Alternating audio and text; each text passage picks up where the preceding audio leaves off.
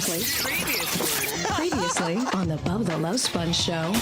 I got a black duck on my Jeep, and I wasn't even familiar that you were even back on the radio. And Chuck and Leslie reached out to me, and they wanted me to let you know that the ducks are the exact right size. I'm thankful for them because they gave us this idea. Chaz Banger said you guys don't know what the hell you're talking about.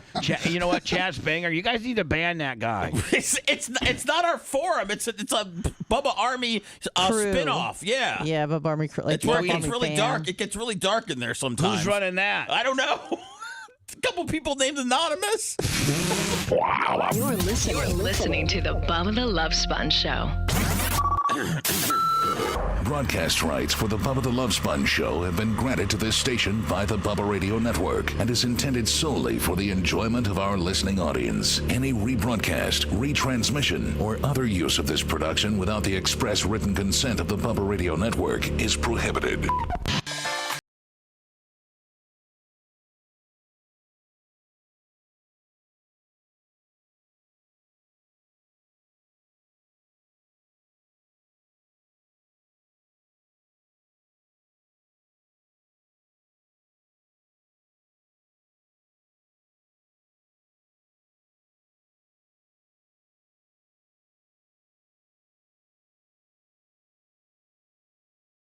Today is the 29th day of February. How is it every 4 years? Yes. Every 4 years.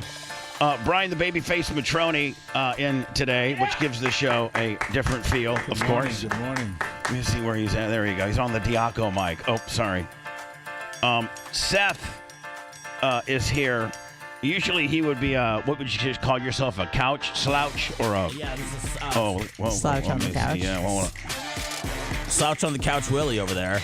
Yeah, like I'm going to have to adjust your mic. Like talk normally right now. What's going on, man? I can't wait to sit in your lap. We're so close. See, it's so, yeah, I'm going to have we have to have the engineers take a look at that. Yeah, because right now I have your pot like all the way up. That's okay. It's just a macho man. It's just a macho man gain adjustment. Should we share your mic? What do you mean? Should I come over and share your mic? Are you kidding? No, please. Okay, all right. Are you kidding me? All right. I'd love to see that. I am glad there is that little bit of a monitor. Like all I can see is just the very top of your forehead. Yeah, you're not the only one that's happy it's there, buddy. Let me tell you.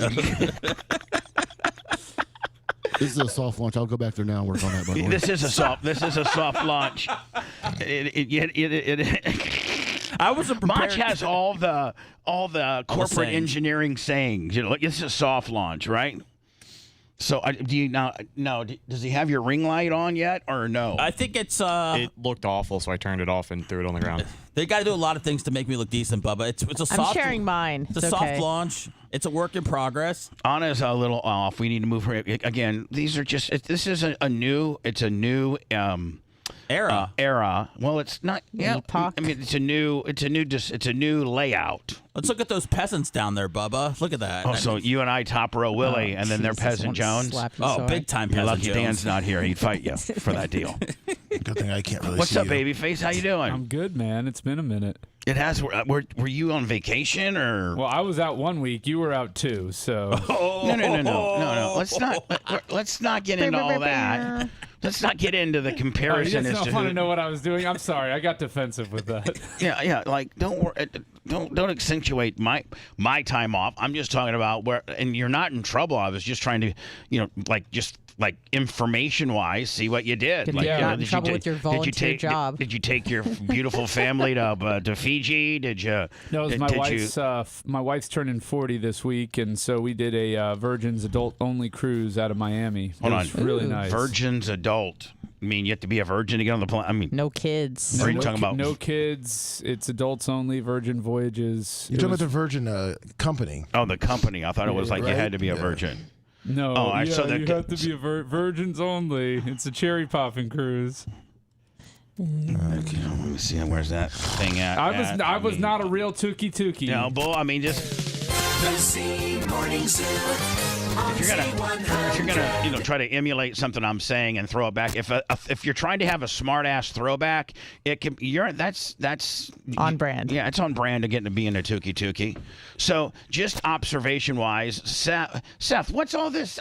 What's all this? I was giving him the What is going on? Joe Gondyak, $50 on the Cash App. This is a soft lunch. Now we got intermittent, not intermittent fasting, intermittent miking. I Say was it. giving him the Dikembe Mutombo finger wag that said, no, don't make fun of Bubba. I was saying it from up here, so I felt important. Oh, okay. But that's my buddy down there. I love Brian. Yeah, I mean, yeah. Now you're lit decently. We could probably light you up a little bit more, Anna. I guess okay. Everybody's. I'm sharing my light with Seth. That's what's lighting him is my light, I feel like. Oh, what do you partially. mean your light? Like No, I think his light is coming from the TVs. Oh, is it? So Seth has no light right now. Yes, because when we put the light on him, it looked awful on camera. Oh, okay. It washed him out. All right, cool. It washed him out. Well, again, this is a soft launch. Even from Seth's quality of his microphone to the lighting, this is a soft launch. But this could be a lineup when Seth is here, when Brian is here, and what other days are you? And are you here on? Yeah, you're here on Fridays with Dan. Yes. With both Yakos. So, but this can now, Seth. When on Wednesdays when you're all by yourself, I think you should just stay up here. I think this should be your permanent spot. And you don't go down there. You said it, not me. No, but I'm just saying, rather than they have to go back and forth. That way you can leave your headphones there. Yeah. Your microphone doesn't have to be changed out. That's your stuff. I want to have a place just where it's my home, and so I'm good just staying up here. Bubba, you've been broadcasting for what, 80 years? Have you ever had someone this close to you on a mic? Yeah, Brent. Oh. The Brent configuration was about this close. Okay. That's about where he was, too, wasn't he? That's about where he was. Is it messing with your mentals and your chickens right now? No, but I keep looking over there a lot. I can see that on camera. A lot. Like the whole show. Joe Gondyak, $50 on the Cash App. Thank you. Hold on. Last day of February, man. We got to drive it home and pull the nose up. Oh, don't worry, I'm here. I mean, we're done. We might as well close out February because we're not going to make another. We're not going to money repellent anymore. Let me undo my second button here. We'll get the Scout Big Go. Can you put on your Italian horn and maybe brown face, and maybe we could do better? It'll be like Dan's here. Yeah, that's what I'm saying. Okay. Be real full of yourself. I got a new car. Okay, what'd you get? Ferrari? Porsche? A Ferrari Nautilus. No, Lincoln Nautilus. The new model. I got to take you out to see it. Hold on now. It is kick ass. Hold on. You got the Lincoln Nautilus? Yeah. Usually I'd probably make fun of the snowflake woke ass, bitch car that you'd be driving. But I got to tell you, I have seen those, and those are bad. I'm a little bit whoa. It's like a that's kind of pimp, buddy. It's like a spaceship inside. Because Is it what you drove in? My friend that I know that I. My mom has that car. Well, my mom, PIMP. actually, to be honest with you, in full disclosure, one of my mom's friends, those old people out there in the retirement, they got all kinds of money. And her next door neighbors just got one of those, Brian. And so when I was seeing her last week, it was outside, and the dude was outside. And I'm like, man, it's a Lincoln Nautilus. Matthew McConaughey is. I mean, come on, man. Well, I was saying my mom has one. It's a cool car. Hold on, your mom's got one? Yeah, my mom has No, the Brian, one. I'm not trying to hate on your skills. I'm trying to say, that's pretty kick-ass. I saw it. I thought my mom stepped her I want to game go up. out during the hot mic and go look at it. Sure thing. So what decided you? Why What did you? decided you to buy the car? My wife. Did she say, "Listen, honey, I just want to be"? I mean, I know you're one way, but I just want to hip you up a little bit. No, the girls are talking that I'm married to a nerd snow, so I need to be. What were you driving before? Well, before that was we're going to get rid of the Volvo lease. We own a car at all times and then lease a car, so we always have a nice new car that we don't have to be embarrassed about. And then my Atlas is going to turn into a beater. Oh, you're kind of like the Diaco deal, but except their beaters are Porsches. Yeah, right. Yeah, their beaters are Porsches. Mine's the lower level Porsche, the Volkswagen. So the Volkswagen goes into the beater division. I'm a great value Diaco. So there's nothing wrong with that. You're a Kirkland brand Diaco. Well, that it's all the Kirkland's same. pretty nice, actually. If they would fix their logo, what are they doing? Who? Kirkland's signature. They've got the worst logo in the world. Yeah. They put it on everything. Cool up your logo a little bit. Yeah, and it's you'll just be fine. like blue and just with Kirkland font. They really need to. Gigantic too. Kirkland signature. The entire. Yeah, they really need to I like it. They need to let me the Bubba Army. Like, we made that the little Alpha A kind of we made it in gold and it's real fancy and everything. Sometimes you got to fancy up that generic logo to make it look better. Yep. And that's what we're all about. Have you heard? I'm sure you have, because I sent you, Gina, and Tom a text, and the one that came back that liked it the most was Gina, and that's my new Bubba Army Trump-inspired Fat Bubba Dunkin' a Donut High-top Willies. High-top gold Willies. It's genius, and man, you got it from the same supplier, didn't you? Oh, yeah, I got it from the same guy, the same people in Wyoming that are making it for Trump. How funny that Trump didn't get an exclusive with them. Oh, well, I mean, that's not the art of the deal, my friend. Actually, I'm not dealing with his manufacturer. I'm dealing with a shoe broker. So that's who I'm dealing with. I'm not dealing with the guy that made his. Well, your shoes look awesome. It's a great idea. My shoes are far, I think, better looking than his. Yeah. Just that tee. I have them right here. I have a and that donut. Yeah, I mean, where the hell is it now? I had it earlier. Seth, is your mic working? Yeah, are sales still brisk, Bubba? How we doing? Sales are very brisk, and don't forget that you can't. Tuesday at 5 p.m. Eastern. Here we go. Tuesday at 5 p.m. Eastern is your last opportunity to buy these. And then I'm going to turn the numbers in, and then we're done. A couple things that have been added since some people may not know about them. By the way, you can go to Bubba Army Shop, Bubba Army Store, BubbaArmyMerch.com. Did you see, Brian, that I got a little press on it too? Yeah, I saw that pen live, and I don't know if anybody else picked it up. So here's the side of my shoe. Here are the tongues. Here is the way they look front on, and then a lot of people were like, they always try to trip you up. Why buy them if the under on the sole had Bubba's fat guy dunking a donut impression, so that when I walked in the sand, it would have that. So guess what? Look what the soles look like. Boom. Got that done. Same sole as the Jordans. Yep. And I got it's gonna come in a commemorative box, a nice box with like those little, I think they call them shoe dust covers. They come like in a little bag that you can cinch up. Yeah. They just don't. They just don't come with like a little sack. Most shoes just come with shoe paper. But, a lot of times if you buy, a commemorative shoe, it'll come with what they call like a shoe cinchable.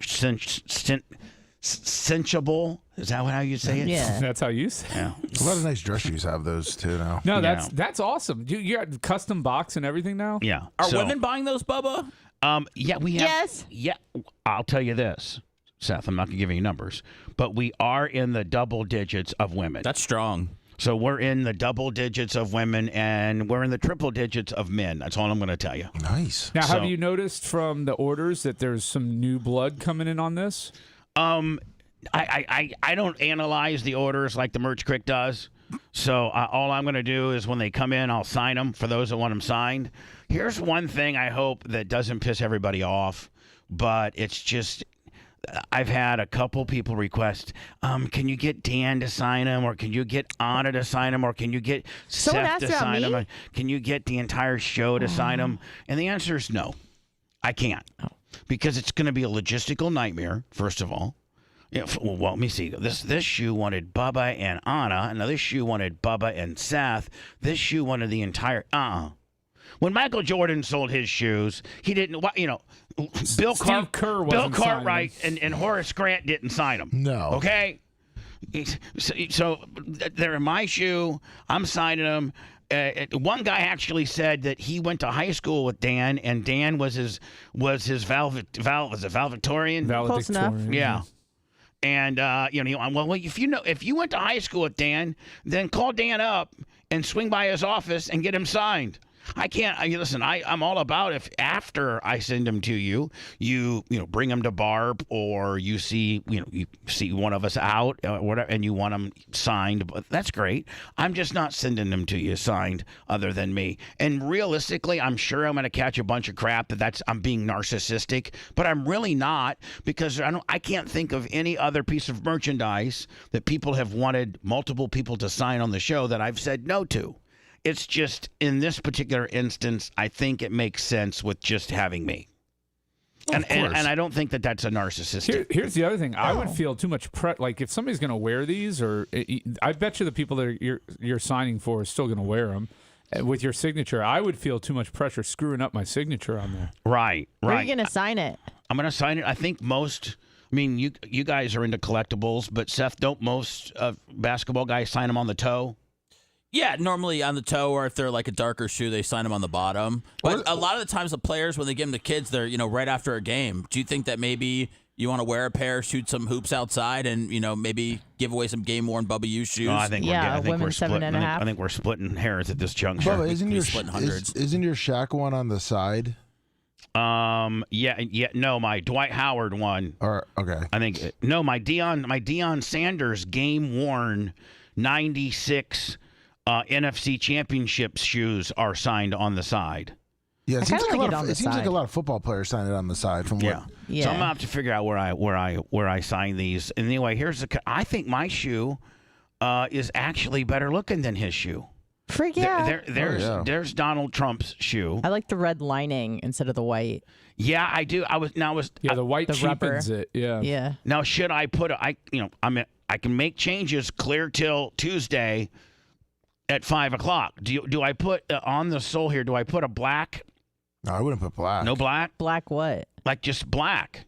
No. What? Just all red, just like that. Oh, yeah. I think all red makes it look even more obnoxious and pops it even more. To be honest with you. There you go. That's what we're going for. It's all about being American, though, Bubba. Right. Nothing's more American than blood red. No black on that. We initially started out with having the white sole with the red deal, and then Macho's like that. That's going to show dirt. Like that's the first thing that people will be getting dirty is that white deal. So if you did a solid red, it'd be less likely to show dirt. May hold up better, and he's right. Hello. Sponjo. Oh. Yes. Matt in California. How are you this morning? Hi, Matt from California. You got me on Bluetooth? Show. Yeah, I'm sorry. I'm driving. I understand it's the law, so I'll deal with it. I got you off now. I'm just driving my CHP office. It's all right. Oh, okay. So 2 questions real quick. Backpacks, are they coming back anytime soon? Are they sold out? Yeah. They're sold out. Yeah. I probably would say no. I mean, Seth's got one he'll sell you. Yeah, Seth's gotta go on eBay though. You know what? Maybe I will bring them back. Maybe a little bit later this year, maybe towards Christmas or something like that. Maybe I'll, order 100 or so of them. But I got, stocking stuffer. I got the shoe, and then what I got coming up after the shoe. Alpha. I got Alpha. I got Alpha Volume 24 coming. So you got a whole spring rollout, Bubba. Yeah, we got a whole spring fashion rollout, kid. Oh, I know. I'm behind. I just got off vacation. I was just in Mexico for a couple weeks. So what part of Mexico? What part of Mexico were you in? We were in Puerto Vallarta, Nueva Vallarta, and then Cabo. Nice. Mm-hmm. All really safe places, I think. Man, port towns aren't too safe. Here's the thing, man. Nueva Vallarta is not too safe. It's all right, but it's the whole safe, it's not unsafe thing. Do you know that the United States has more missing persons per capita each year than Mexico? It's just that the media makes such a big deal about the Mexican abductions, and they don't make big deals about little Rhonda that got abducted in Cummings, Georgia. Yep. Yeah. So anyway, did you have? I mean, are things super cheap down there, or if you're in the resort portion, it's standard freight? No, it's because we stay for so long. There's no all-inclusive or nothing like that. So we're going to grocery stores, buying food. We get a 1-bedroom with a kitchen because we're there for so long. So we go to the grocery store, buy all our do you do like an Airbnb? No. We have a timeshare that we go to about 4 times a year. All right, so it's a 1-bedroom, one bedroom, single kitchen deal. Are you right on the water at least? Oh yeah, right on the beach. Like in Cabo, we can see the arches right there, right out of our hotel room. Oh, nice. I have no idea what that means. The only arch, the only arch I know is the only arch I know. Right there. That is awesome. I only know 2 arches, one in St. Louis, and then all the McDonald's ones. He's like, man, I could really just roll out of bed and get myself a Big Mac. If you saw the arches over there, you would recognize. It's the mountain. Yeah, it's the mountain range. Perfect. Thank you. It's the rocks off in the Pacific. All right, my man. But real quick, one more thing. I don't know why, but I cannot get you on Facebook. I don't know if I'm banned. I have no reason as to why. The only time I've ever mentioned anything to the show was on YouTube whenever I thought Merch Crick farted in the video. And that was the only time I've mentioned something. So on Facebook, you can't get us because you know what? In full disclosure, I do ban people on Facebook quite a bit. I just don't I just don't. What are you looking for, Mach? Well, right here is yeah, just a tad. I'm fairly aggressive on Facebook we got such great numbers. We got 155,000 and we're growing a lot. And I don't need you. I don't need you. If you're gonna be a dick, I don't know what happened. I did not say anything. Like I said, the only time I've ever said anything to the show, because I love the show. I listen every day. I buy the merch. I do everything. I don't know. Just one morning I woke up and I was banned. I went on my wife's Facebook page and went to yours, and it was right there. All right, well, on mine, I can't free get the man, Bubba. Well, I will, but I got to know his screen name, and he probably doesn't want that out. So what about I give you the No, it's on Facebook. It's just on Facebook. It's Matthew. No, hold on. Buddy. Social, please. Don't you understand that the people that listen to the show, some of them are very bad? I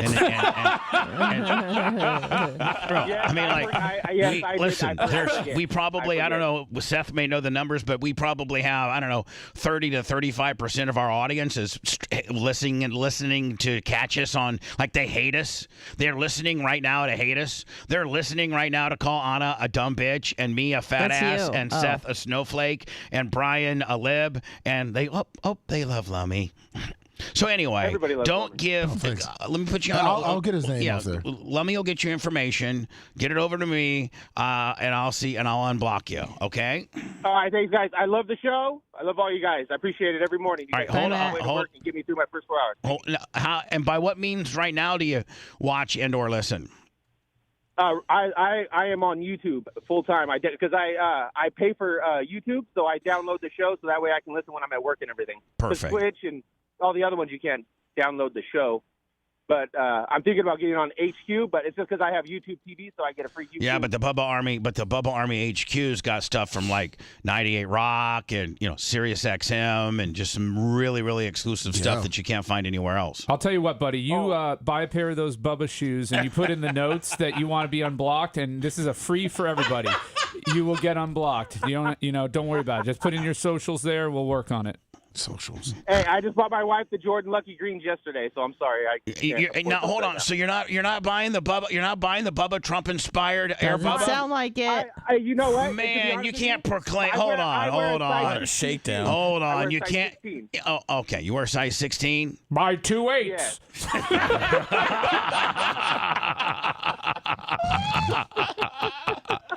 All right. Let me put you on hold. You might want to check out Bubba Army HQ. Okay. Oh no, I'm enlisted on there and everything. I just haven't paid for the services. All right, just send us some money. We got to go.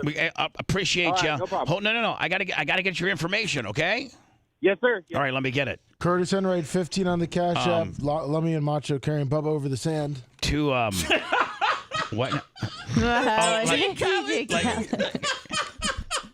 Hold on. Macho and Lummy carrying Bubba over the sand. Could they do that? I don't know.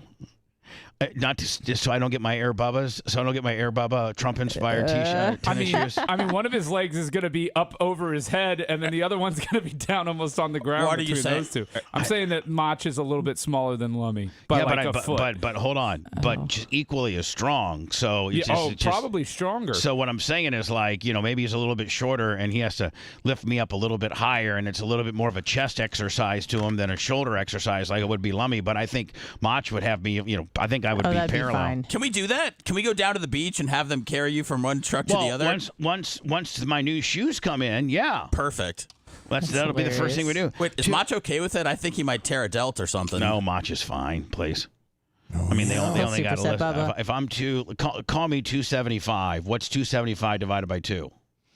That's a good question, isn't it? I don't know. It's 137 and a half, brother. Okay. I don't know. I think Mach. You nailed it, Seth. Good job. Yeah. I was just letting everybody else try. I think Mach and Lummy can lift up, I think they can lift 137. Oh, yeah, that was, remember the tanning bed battery was more than that. God, you are a mountain of a man. So you're all for it, Lummy? Yeah, of course. I would never write the comment out. Just take us a few seconds, and it'll be funny as hell. Yeah. And I'll be getting out of a smart car instead of a Rolls Royce. DJ Caddy or whatever the hell his name is. He gets out of a Rolls Royce or something real fancy. I'm getting out of a smart car. That's the rib on the deal. Eh? I mean, Seth, isn't the whole thing a rib in itself? The whole thing is a rib, and when we go side by side on that, we're going viral big time. Right. Oh, absolutely. You got to recreate it every way you can, though. You got to be wearing what he's wearing, like outfit-wise, too, a little bit white. And here's the thing, but hold on, and we can even replicate it. You know, where they put him in. I have a golf cart, so they could actually set me in the back of my golf cart. And the merch crick can drive. Remember the DJ Khaled or whatever his name is? He was in the back of a 4x4 and was saying, I can be in the back of my golf cart, saying stuff. Yeah. So we can completely emulate, recreate it in a cynical type way. 2 people dead over the last day or so. One of which is Virgil, I don't know if he's a WWE legend or not. But absolutely. Okay, WWE legend Virgil started out. I was gonna get into that. Started out as Ted DiBiase's valet. Then went and had a little bit of a singles career with Vince. Then went over to NWO and was the official bodyguard of the NWO with Hogan and Nash and X-Pac and Scott Hall. He won the Bubba I was watching yesterday. He beat Ted DiBiase at a SummerSlam. Yeah, that was a big gimmick for him. The valet beats the won the $1 million belt. Come on, man. Right. Then so then he became kind of a caricature of his own self because he would go to all these all these card signing / these cons, the Celebricons or Comic Cons where Princess Leia and all these washed up people are there selling autographs, and all these people like Sergeant Slaughter and some other Tito Doink the Clown, Tito Santana, Rick Martel, Junkyard Dog, Coco Beware. They would all have pretty decent lines, and Virgil would be the only guy with nobody at his table. And then somebody took a picture, it ended up being a meme, Virgil's Lonely Table.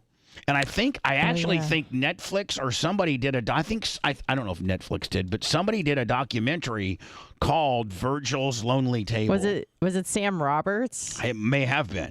With Jim Norton's partner? It might have been called Virgil's Lonely Table. It was a documentary. I don't know how well it did. He died. Lummy, we're looking for anytime anybody dies, yes. We immediately try to go back into our archives and find out if we have had this person on the air. I said she was for instance, one of the most popular deaths was Charlie Murphy. Yeah. When Charlie Murphy died, we had Charlie in on the show, and Charlie Murphy broke the. No, you're thinking of the other comedian. Paul Mooney. Oh, Paul Mooney. That was our big one. Yeah, we had him in the studio. I was talking about the Barbara Walters? Yeah, the Barbara Walters. That was Paul Mooney. All right, so Paul Mooney was in here. He died. And we went and found Paul Mooney said that Richard Pryor slept with Barbara Walters. Yep. And we got some pretty good. I'm looking, as you can see, I'm trying to. It's not coming up. LonelyVirgil.net. Yeah, that's what. Yeah. Yeah. So anyway, we do have pictures. I never had Virgil on the air. Ever, but we did have Hogan talking about Virgil a few different times. So we're gonna put a video up of that, here in the next relatively soon. And the ongoing rib or the ongoing it's just not loading. So I don't know why not. Did it load for you? Yes, sir. Well, there you go. There it is. So Lonely Virgil. Virgil's self-proclaimed wrestling superstar. He wrestled for a time. Blah blah blah. So it shows all the that's sad. So he would just set up I mean, it's like setting up at a remote. They catch you, an hour before anybody even gets there. Yeah, that's gotcha journalism right there. I'm sure Virgil's lines were hours long. Thank you. No, they weren't. They had to turn kids away. They were crying that they couldn't get the auto. Let me. So is there a trailer or I'm looking for it. for Virgil's lonely table? So the one thing that Virgil was known for. And it was kind of an urban legend, but I think Hogan validated it. So did X-Pac. And X-Pac validated it too? Yes. Maybe we in the Virgil tribute, we put X-Pac and Hogan in there just to get two different people saying that he could do it. But supposedly, and I have to be medical about this, supposedly he was so well hung that he could self-fellatio. Wow. Come on, Bubba. God, I wouldn't leave the house. Hold on, Seth. Don't say, come on, Bubba. Dude. That's what he was. He wasn't known for that. Yes, he was. It was him and Lanny Poffo. You didn't. Him and Lanny Poffo, Macho Man's brother, were the two guys in the business that could self-fellatio, and then all the boys would always ask them, "Show us." Okay, first of all, and to they me, did show it a few times. Hulk Hogan isn't necessarily the beacon of truth. I understand that he did claim that Virgil could fillet himself, but I just don't think that. Even if he could do that, I don't think that was something he was known for. I don't think he was just like, hold on. Even X-Pac. What, you're going to call X-Pac a liar? So, Seth, if you could do that, you wouldn't show off to your boys and be like, hey, guys, check this out. And by the way, I would. I'm just saying, I think you would. But here's the thing. As soon as that gets out, then your boys are going to be like, come on. Like, let's say you could do it, okay, Brian? And all of us would be, well, let's make it more like Dan, because Dan, he's a little bit more narcissistic and would want to show us. Oh, God. Be like, hey, Dan, I heard you're so large that you could self-fellatio. You don't think Dan would be like, yeah, you want me to show you? Yeah, of course he would. Nobody scissors my D like I scissors my D. Okay, easy. You don't have to take it to the next level, okay? Penises are dirty, though, Bubba. Yes, they are. Why don't you tell Phoebe that next time she says no to giving you fellatio? That's a good point. But exactly. You don't take that as an excuse. Yeah, but I mean, I'm not going to let. Have you ever heard of Dial antibacterial soap? It does wonders to penis schmegmuck. And Seth, there's from an interview in 2006 with X-Pac, he said, I saw it once. Yeah. So let me make X-Pac sure. X-Pac a liar. Do you think these guys get strung out and lie about Virgil's endowment? Make sure you put the X-Pac one in there. No what drug So anyway, does listen. that? Anyway, here's the deal. It doesn't matter if Virgil could self-fellatio or not. He's dead. R.I.P. And we will. Wait till that rigor mortis sits in. We have two instances where we got one Hulk Hogan and the other one X-Pac, whether they, hey, let's just in a conversation, be like, hey, Hogan, what's the urban legend with regards to Virgil being able to self-flagellate? Yes, brother. So, I mean, like, you don't really know professional wrestling if you don't know that's his kind of his thing.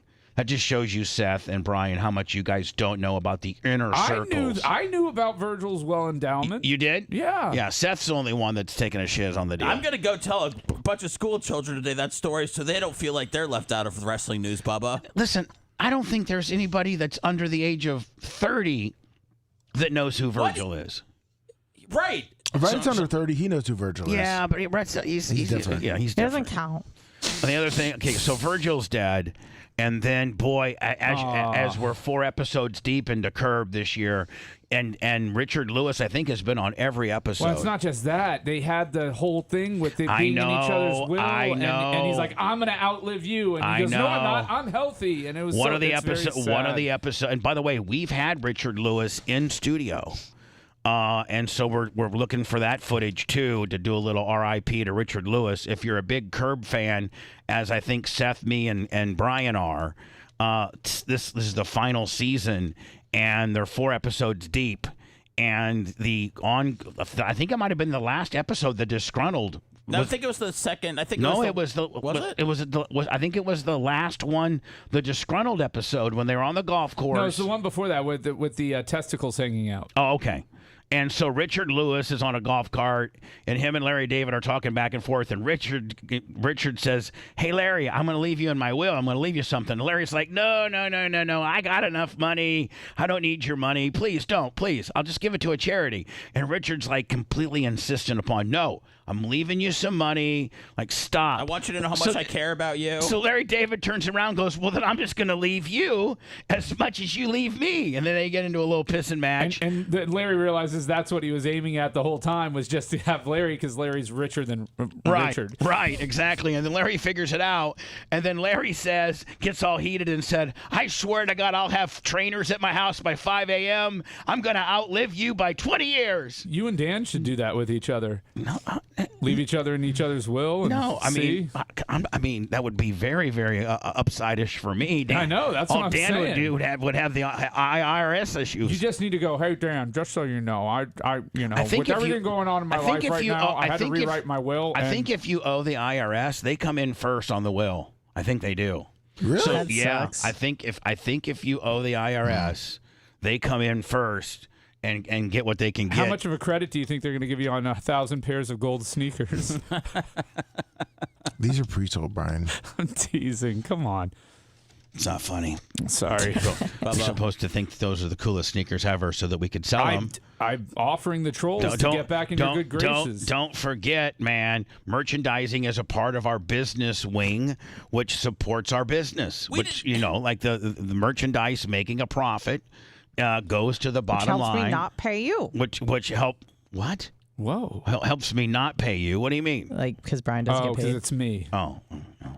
Brian, you know what? Brian wouldn't. Brian knows how thin my margins are, that he wouldn't take a paycheck. No, he really never. wouldn't. Even when I was in here like 3 days a week, I wasn't looking and to here's get the paid. thing. I know what Brian makes. And Brian very, very much thinking Nautilus money. No, he's completely but he's completely opposite of Dan. Dan wants you to know how much he makes. Dan wants to show you how much he makes. Brian, on the other hand, I know how much he makes, and it's pretty impressive. And he buys $20 jeans. But he's very smart and calculated and not a show offer. So Brian makes a good living. He doesn't need my money. He doesn't need my money at all. I got a lot of broke old people I got to take care of. Yes. Eating into my funds. So anyway, Richard Lewis did die. Now I got to think that all the Curb episodes for this season are already in the can.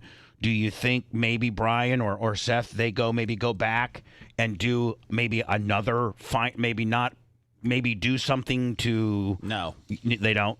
No, they're not going to. They'll just have like an in memoriam after probably each episode now. The last couple of seasons, Richard's had horrible back problems, so he's not able to stand. So if you notice, last season they did a scene, they were at the wedding. This year they did a scene where he was sitting down on a golf cart. So it was really great that they could just even get him on the show because his health has been so bad the last few years. Look at the TV. Oliver Anthony kicks off Strawberry Festival. I didn't mean to interrupt you. Yeah.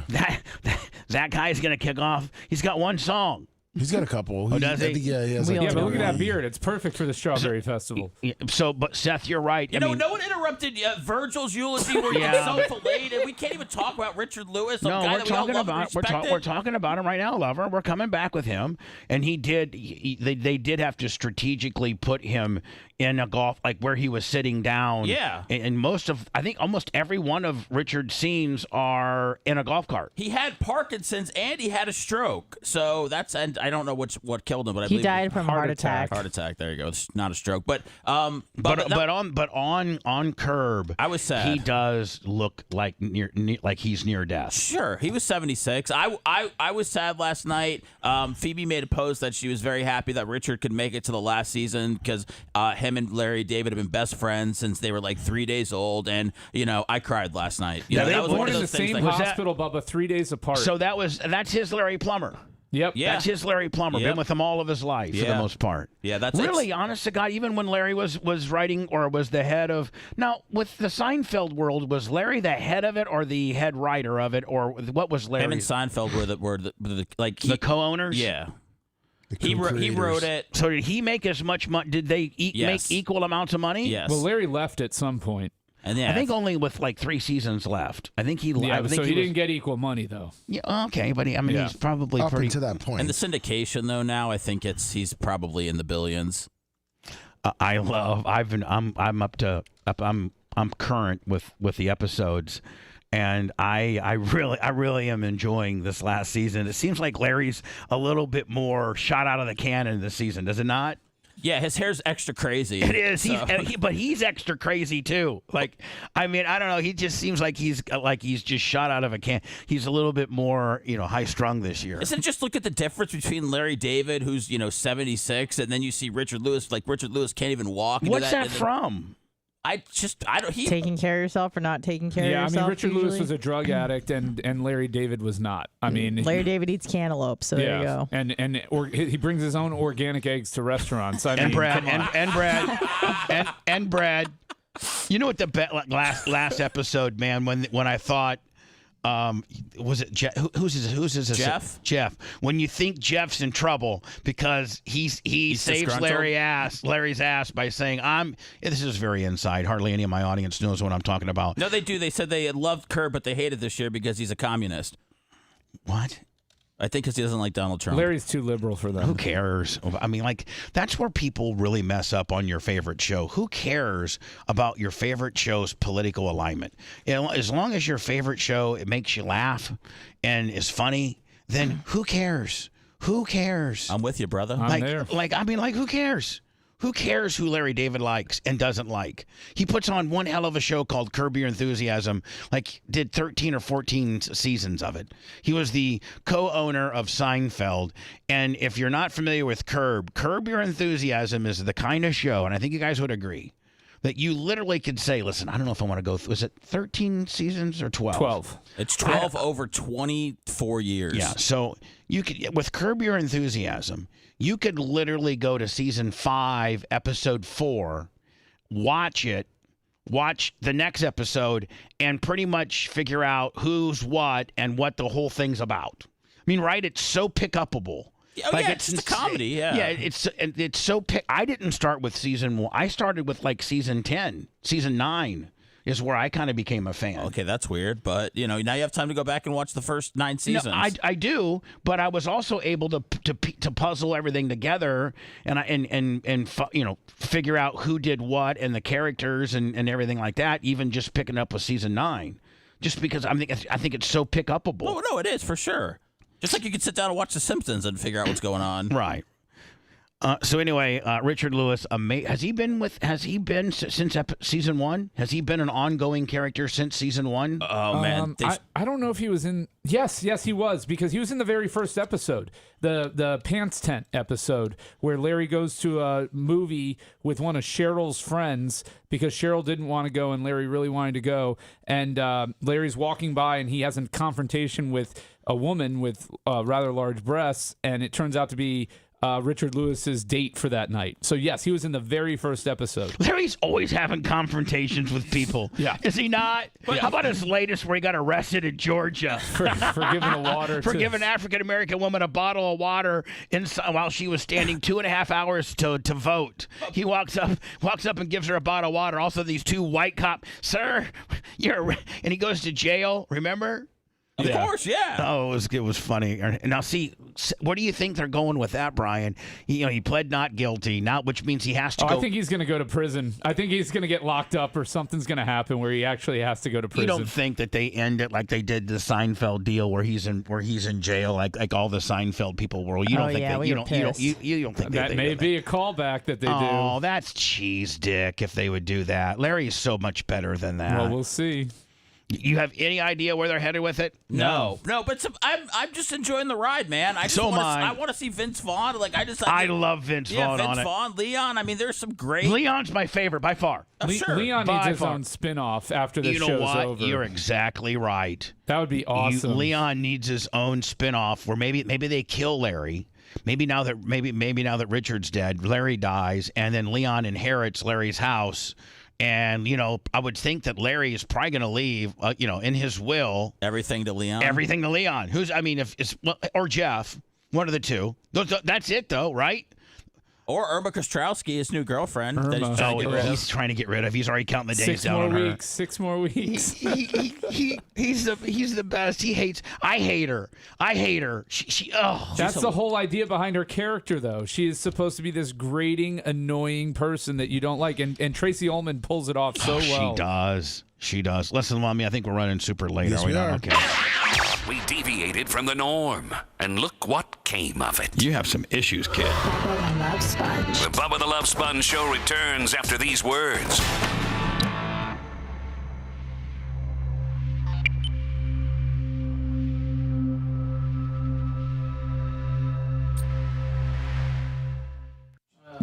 We're off the air. This is a high wire act here. Any sort of wrong movement at any time, this whole fucking thing just could collapse. I'm gonna need some of this stuff cleared off, but that's just for another. This is a soft lunch today. Bubba's having his daily fruiting. Yum. There's, I haven't eaten since 2 o'clock yesterday. Fuck yeah, dude. Look at you go. What is that? With you? With him. Okay, No, I was coming up here to meet with Bubba. Don't be jealous. Look at Don't be jealous, Rhett. Jason. How's the cruise?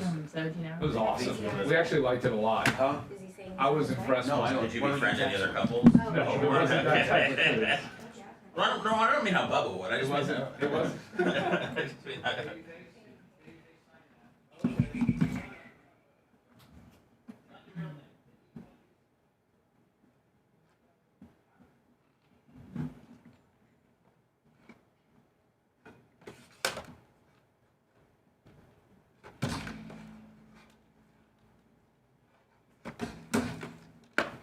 I'm just gonna fucking go back there.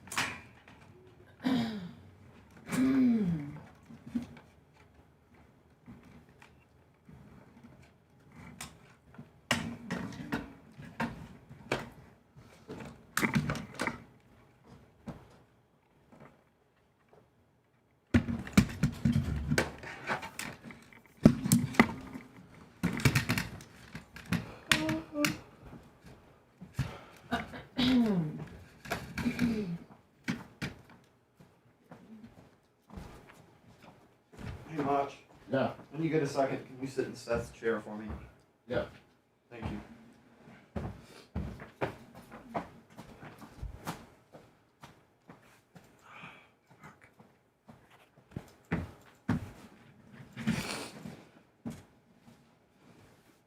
Just kind of sit where you're looking at his computer.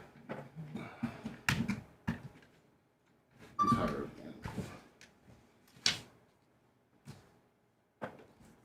Alright, that should be fine. Thank you. Soft launched. That's gonna go to that. Streamlining is what we call it, actually. The mic line switch on your processor was shorty. That's why I swapped you out. Is that why it wasn't going? About loud. Yeah. You were on line level. So I gotta tweak a little bit more, but you should be good on the mics. No, it's good. Thank you, man. I appreciate it. What else did you? What else is bothering you besides that? I'm good. Okay. This stuff we can clean up too. I'm sure a bunch of stuff's bothering Bubba, but I'm good.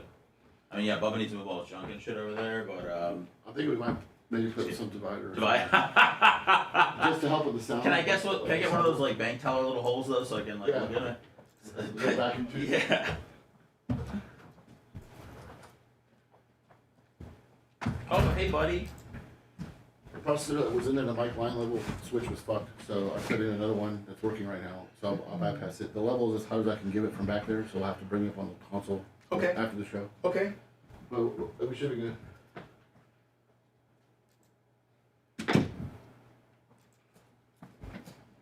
The other thing we might want to do is put like a sound divider in Morning, between Jay the two. Gator.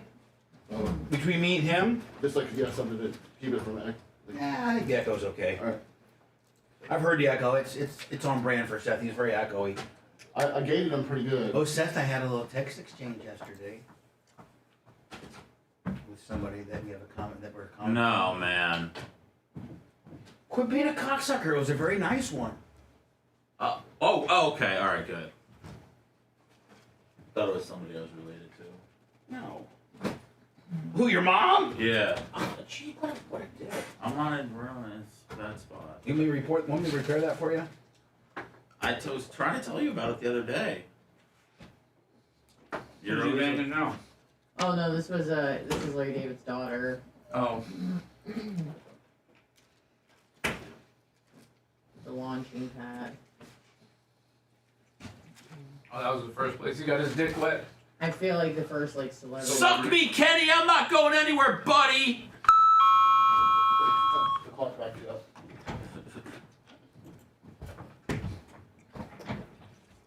And then he went to go bang Ariana Grande. Leveled up.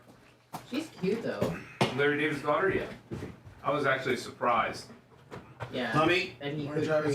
gonna do a skag, Gator National thing. I need that air check. You want it all together? From like Yeah. 1980s, there was a show called Fridays on NBC. It was kind of, or one of those channels can compete with Saturday Night Live, or kind of be Yeah. like a leading type thing, where him and Michael Richards were on it. And Larry David has dark brown hair, and it's still It's like out. white. Mitch, I don't know what you're talking He about, looks man. like a fucking clown. Yeah. Yeah. 1980, like 8 to 82. I have no idea what you're talking about, my friend. She kind of looks like.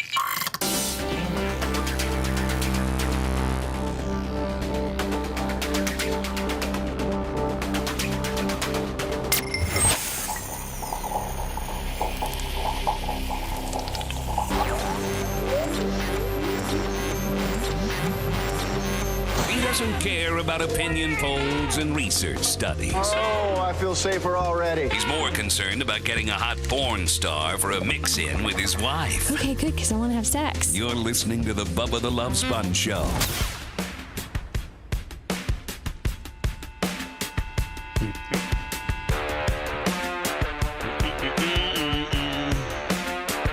Lummy, Scout, and Big Doll, probably the biggest of fans when it comes to Babyface. They're like, oh my God, here's $50 on your PayPal. That's a guarantee to them. And they're like, Babyface Thursdays, bringing in 50 clicks. Cash App and PayPal at the Bubba Army. Appreciate you keeping the show on the air, my friends. So excited, Lummy. Next weekend. In fact, I need to get with my buddy, I think it's Joshua, with the NHRA and see if he wants to do some ticket giveaways next weekend. I think starts Thursday and ends Sunday. I don't know if it's the 45th annual, the 26th annual, the 110th annual, but it's the annual NHRA Gator Nationals in Gainesville. It's the kickoff event for the NHRA season. Awesome. I'm going to be up there with my buddy Randy from Skag. Now, supposedly, Lummy, I'm getting my credentials through Maria, which is Randy's assistant. She's kind of I call her the glue, because she's the glue that keeps everything together. Randy's kind of scattered, running around 1,000 miles an hour, and she keeps him on course. She'll literally say, okay, you need to be here at this time, and then Randy is like, okay, I'll be there. So supposedly she is handling my credentials this year, and I'm not going to get jobbed out, because remember, I got jobbed out. Sure did. I go there. They say they give me this literally I'm going to some nightclub wristband, and say that that's a media credential, and that I'm allowed to go right to the launch line and get. And let me. That's with the content that I'm trying to create and promote NHRA and promote Skag and promote, Tony Stewart and just Ron Capps, all my good friends. I got to be, and I am part of the media, and I need to be, the merch crick needs to be right there by that tire. Oh, she's your camera woman. Yeah, she's my camera woman. I'm the host, and she's my camera woman, and I need to be right there on the launch line. And it seems as though the only time I get to go to the launch line is when from Randy from Skag, one of his cars is running, and then he takes me up there because they let the car owner be up there. And this is for what, the Daytona 500? No, it's not for the Gator Nationals, dude. The Gator Nationals. NHRA drag racing. They would, you know what? Where the real men drive, right, Brian? No, they're all real men, of course, compared to us. I mean, yeah. Seth, you would cry if I took you to the launch line during a funny car or a dragster Top Fuel, and you have never experienced that, it would scare you. I would cry tears of joy, Bubba, for finally being around my people. Real hard-working, red-blooded Americans that love to inhale car exhaust and watch people almost crash out in 8 seconds. Those are my people. 8 seconds. 3.5, 4 seconds at 340 miles an hour. Yeah. Those are your people. That's right. That drive Skag zero turns. Do you know what a Skag zero turn is? Yeah. What? It's something that you smooth out your track with, and it helps you. There's no You're thinking about a skid steer. No, a Skag. A Skag helps you tear down trees. Well, I don't know if Randy makes anything to tear down trees. Remember we saw that one. Yeah, he makes these little. But it's not a zero turn. Yeah, no, a zero turn Skag is a lawnmower. But it can just turn around. It's in Skag. Oh, Dion has one, right? Yes, Dion. Okay. Yes, Dion has a Cheetah. Okay, that's a cool I got one. a Turf Tiger 3. I got a Turf Tiger. I got a 72-inch 3-cylinder Kohler diesel. I got the biggest, baddest Skag that they make. Period. And this looks like it's the 54th. All right. So it's Gator the National. 55th. It's the 54th NHRA Gator Nationals. Go to I'm assuming NHRA.com to get your tickets. If in every ticket, even if you're sitting on the last row down by the finish line, which is by the way a good seat, but every ticket. If it's just a regular general admission, grandstand ticket, every ticket allows you to go down to the pits and interact with the drivers. It's probably with regards to professional racing, it's the most accessible. If NASCAR, if you go to Daytona 500, that ticket's only going to get you to your seat. That's it. It doesn't get you down to the garage. Doesn't get you down there so that you can go, talk to, Kyle Busch or Kyle Larson. No, but NHRA does. It's just a regular old ticket. You can go right on down there as close as you want and say hi to Ronnie Capps and say hi to Tony Stewart. Everybody.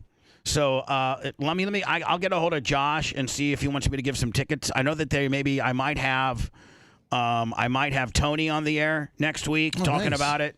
I might have Matt Hagan on the air next week talking about it. I might. I got to see who drives for Randy now. Randy went from being a sponsor to buying 3 teams. That's how vested he is. That's awesome. In NHRA. I love Randy. I met him a year ago, and I'm excited to go up there next week. I just hope that She is losing her mind.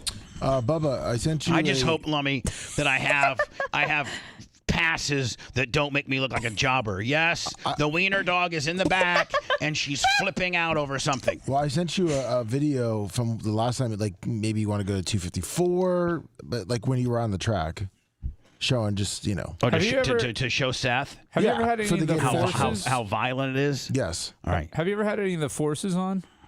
I think I've had 254. Yeah, about that. I think I've had I know for a fact I've had Brittany Force on before. I think. Here we go, Seth. I don't know if you can handle this, and you know what? This footage doesn't do. Rhett, can you shut your dog? Can you shut your dog up? It's bad. It's bad for the radio chain. It's for the audio chain. I can just see this radio say, "Hey, we were going to syndicate Bubba the Love Sponge, but the time I listened, there was dogs barking." Who got behind you to shoot this film, Bubba? Hold on. That's not your head? That's his head.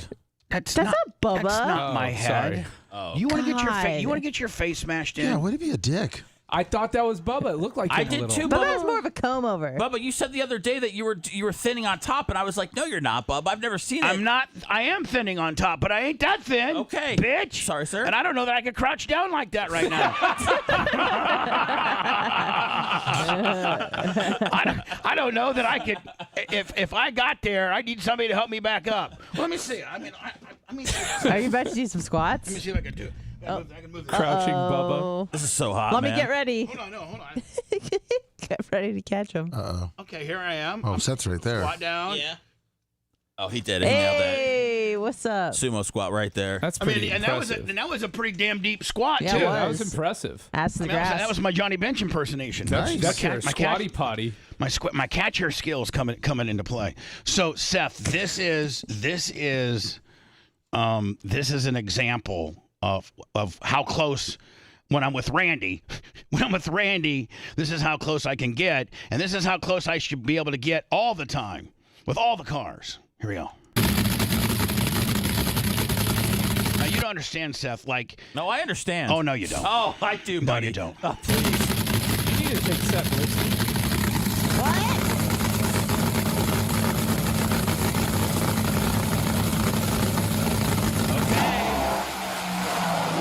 Seth, it literally, if you feel like your heart's coming out, you're coming out of your chest. Who? If you're driving or just standing there? If you're just standing That's where Seth every minute right of his here. life. Seth's every minute of his life is like a like a nitro dragster launch. You understand every how This is Seth when he leaves the house. Trying to get the hell out of there.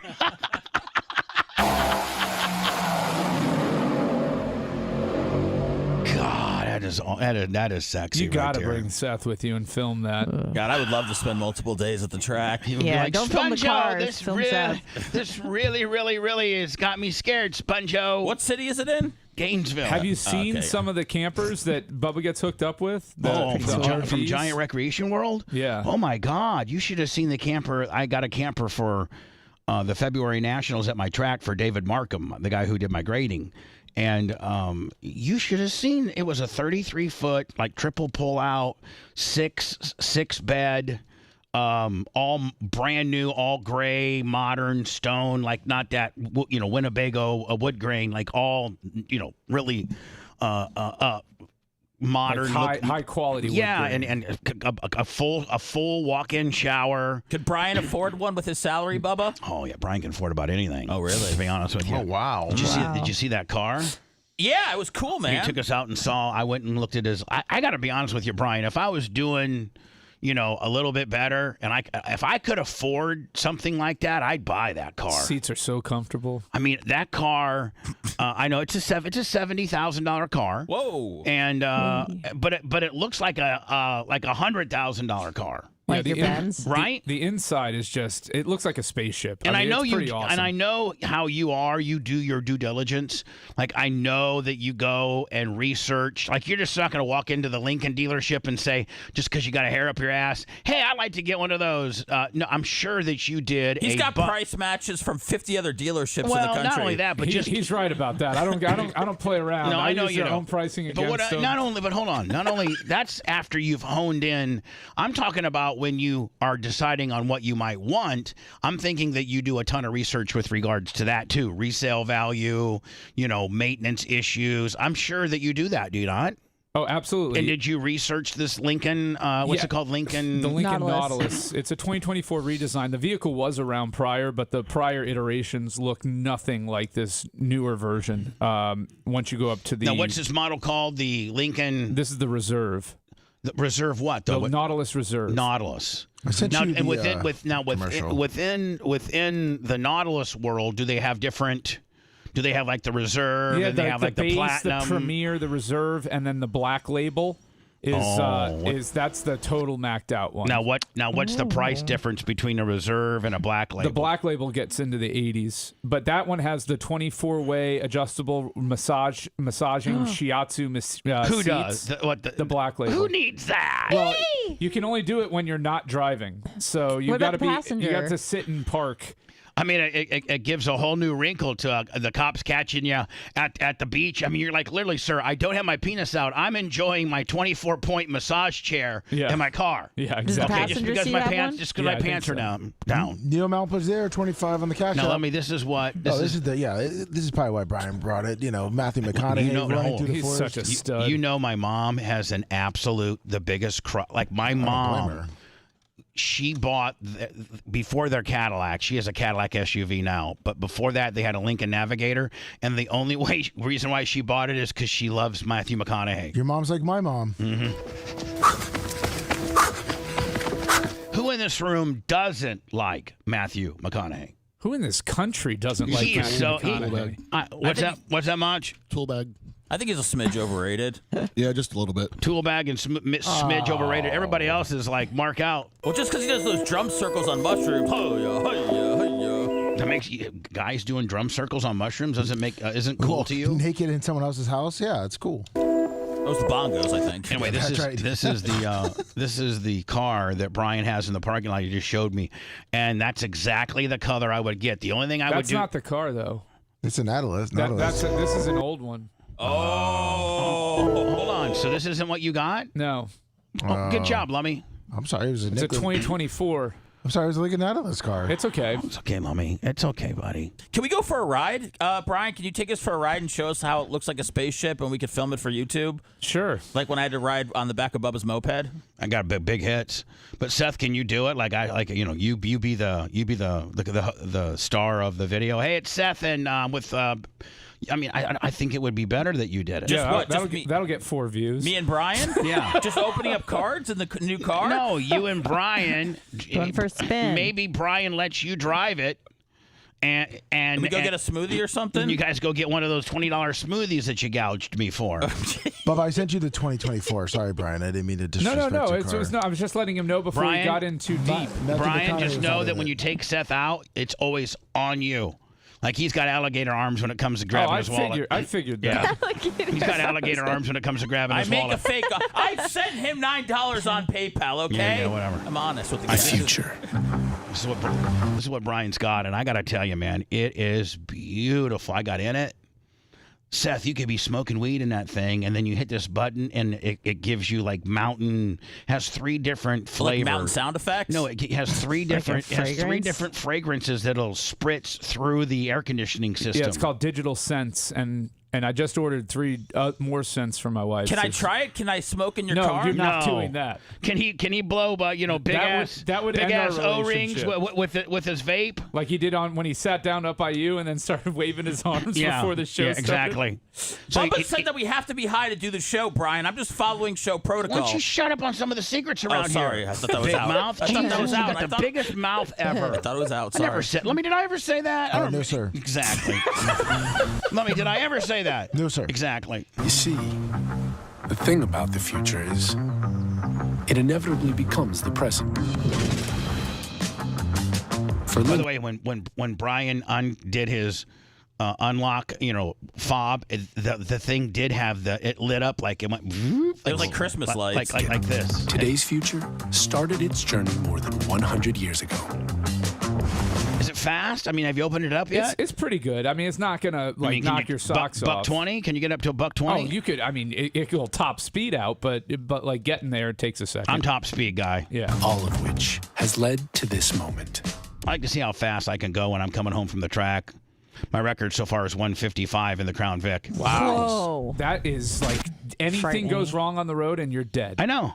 I almost died 2 weeks ago from flipping the water truck, so there you go. Suck it. Skirt with death all the time.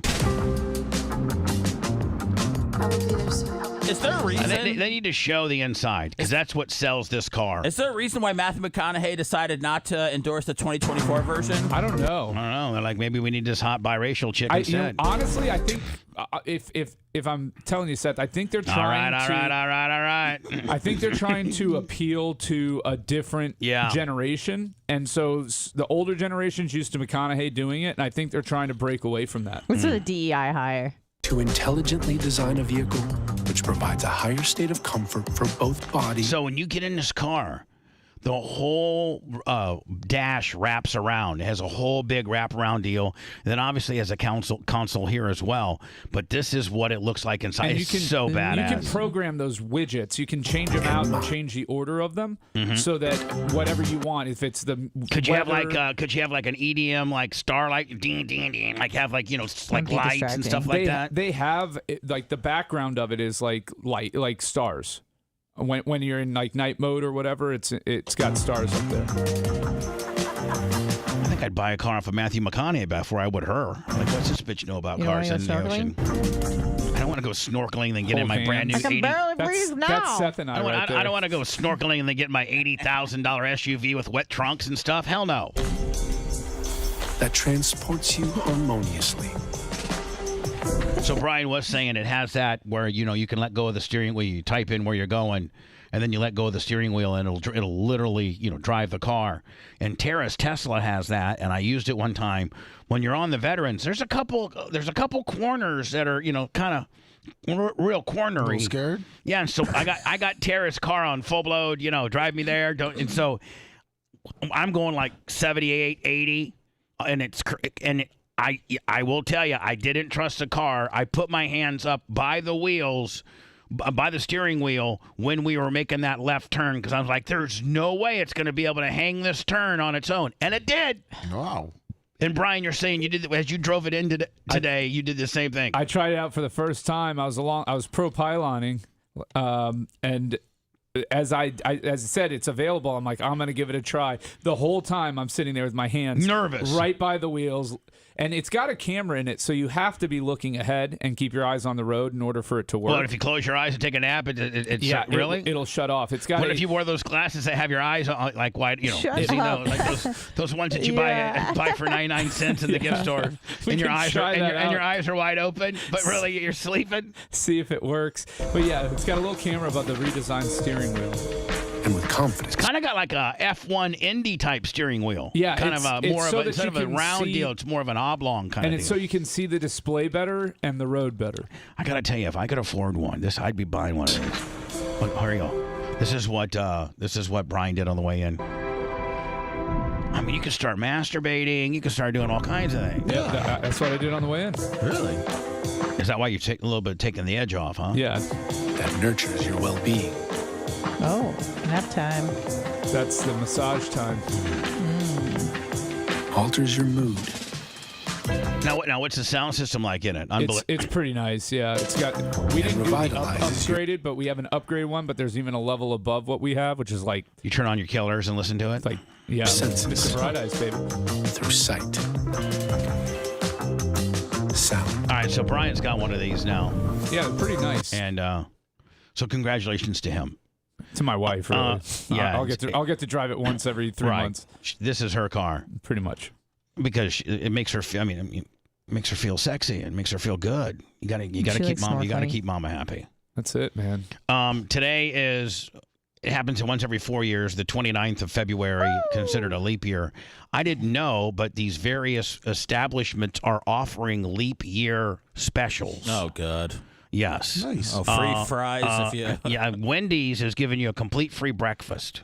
On Thursday, breakfast will be on Wendy's. The fast food chain announced on Monday that customers can get a free Cinnabon pull-up. Hey, and have you guys had those Cinnabon pull-aparts? Hell yeah. They're really good. A new menu item during breakfast hours at their local Wendy's. There's no prior purchases. I don't think you have to do anything on the app. Like, you could just go and get it. I think you literally just go there and they'll be like, well... Oh, Lummy, my back. Oh, no. Oh, Lummy. Welcome to Wendy's. How can I help you? Yeah, it's leap. I went with that leap year gimmick, of the free cinnamon bun pull-apart, Willie. Can I get that? Yes. Is there anything else you want? You want the triple-decker egg, bacon, nader, tater tots, wedge fries, anything like that? Nope. Just the free stuff. Orange juice, bottle of water. No, anything? Nope. Just the free stuff. And there's 4 of us in here, so I need 4 of them, please. I wonder if they would if there really was no, but I wonder if I got to think that the rule would be that they have to give everybody in the car one. I don't know what their rules are, but I don't think it has to be anything. They may make you go inside to get it. Krispy Kreme announced Monday that customers can get a dozen original glazed donuts for $2.29 with the purchase of any. Yeah, that's what it gets you. See, Crispy. So far, Wendy's is the only real cool one because it says you ain't got to do nothing but just roll up in there. Yep. Well, Krispy Kreme, they're like, okay, you got to buy a regularly priced item. No, I'm sorry, you got to buy a regularly priced dozen.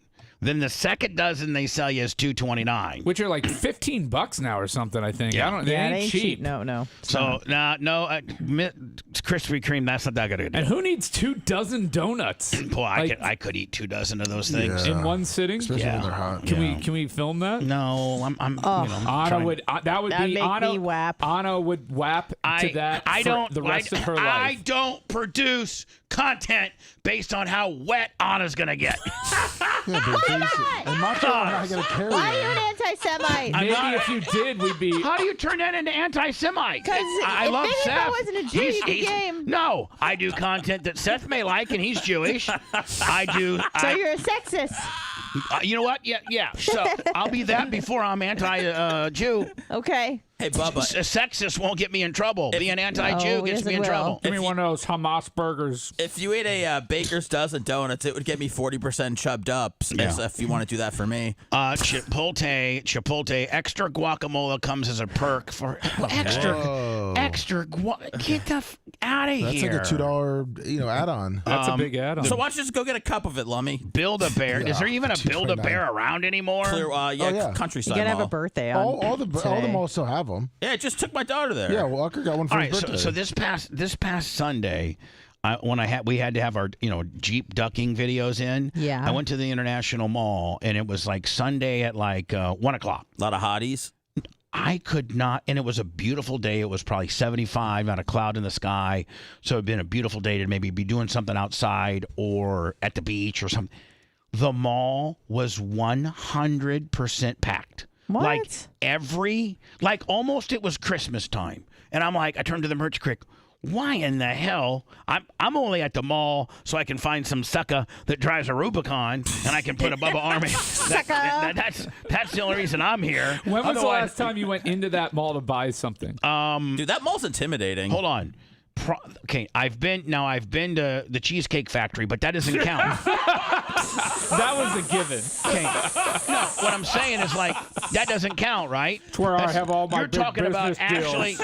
You're talking about actually going in the mall. It's a shop to actually buy something. Yeah, because the mall before the mall has like Restaurant Row, so I've been to that a few times. But as far as going inside I'm mall, gonna venture to guess it was the last time you went to buy Heather something from Louis. Yeah, Yep, you're that's right. what I was gonna say too. and it was with Cowhead. I took Calta. What? Yes. What? An 08? Yeah, 07? there's There's a footage. Louis There's footage of that, Yeah, there's Lummy. a Louis in there. Lummy, there's it's footage of not me Louis. taking International. Calta to the Louis store, and him just could. I think my bill was like $4,000, and you could just see him be jealous. Yes, you could see him be jealous, knowing that he needed to take that away from me. I gotta find that footage would be interesting. He don't you grabbed the think? purse from Bubba and he screamed. Bubba screamed like Minnie Mouse. And then there was this guy. There was this homosexual salesman, and he was always the salesman that I used. I loved the guy, but I was being probably somewhat inappropriate. I asked him if he had to sleep with me or Calta, who would he sleep with? And he picked Calta. Oh, that sucks. That's the man, last time you went there? Maybe that's good. I lost that. That was the last day he worked for me. No, it was not. Were you rolling heavy then? No, I don't Like your think body? I don't No, think that was so. like 06, 07. Oh, When you we look stopped good? by the studio. He was like, know, it Bubba was- was like 250, 260. I think it was. Oh. I don't know what it was. No, he was cut and looking good. Yeah. Nice. I think I need to find that footage though, because you can just see Calta's eyes as I'm ordering all this stuff, because I got a lot of money and I'm rich, and he makes $86,000 doing afternoons, and I make $2 million doing mornings, and you could just see him. Do we really have to watch thinking- footage to know that he hates you? No, but don't you think? No, but don't you think? But don't you think that would be interesting to see the forecasting that he was doing? Foreshadowing. Yes. Yeah, the I do. foreshadowing. I do. I would like to do a play-by-play on his face when you're buying a $4,000 Louis bag, and I'd like to see what everybody thinks. I need to find that footage. I just had it. I was looking at it somewhere. I need to find it. When I return, I'm running a little bit late. I didn't know it cost this much to go to Disney World. Well, it's more affordable for Florida residents. Like $10 more affordable? No. If you get the 4-day passes and everything, We don't want that. You can save a lot of money. There's ways to do Disney cheap if you're a Florida resident. This is for all the jobbers from outside the state and country. Well, but what's the percentage of Disney's business? Florida domestic. 70% out of state, out of country, probably 80. Yeah. No, way high. So 70 to 80% is not people that live in Florida. Maybe even more. Yeah. Really? Yeah. And so these prices are for those people. Yeah, the suckers. I'll do that next. Hold on. Yep, they phoned that break in. Me, me, me. The Bubba the Love Sponge Show returns after these words.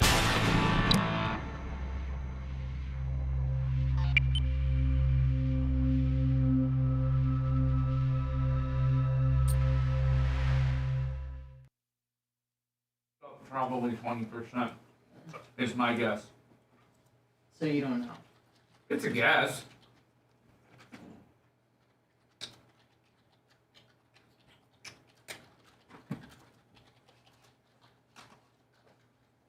Under 10%, this article says. Oh, damn.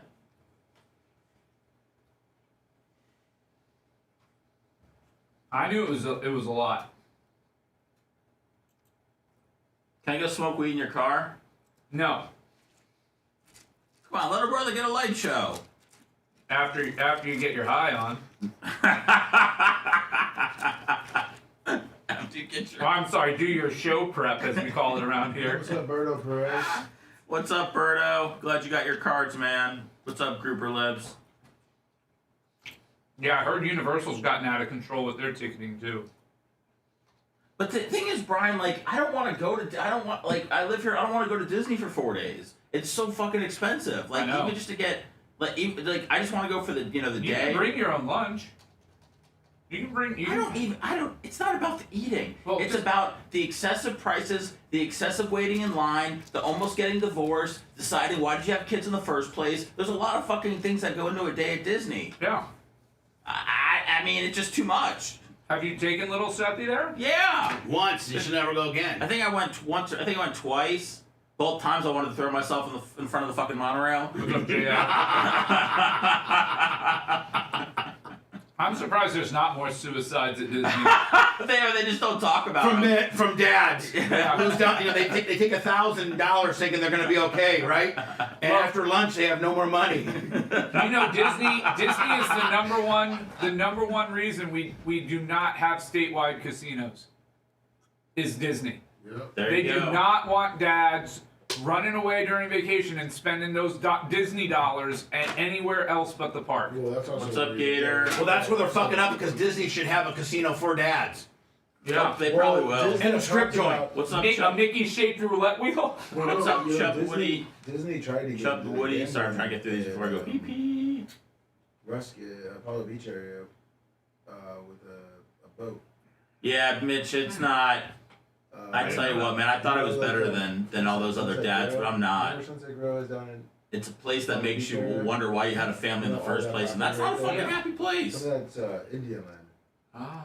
And Disney was trying. Oh, Jay Bowler, fuck yeah, man. I think mine was like testing at 85% yesterday. No. Yeah, why would we? So that Disney kind of got pissed off because they wanted to put like one of those paddle boats. Yeah, we're doing Bubba breaks today. The paddle boat could stay on land. We got some good stuff. Babyface got some Donruss Elite Football 2022, good product, and we're gonna do a little basketball. Because if you look, they started building all those like little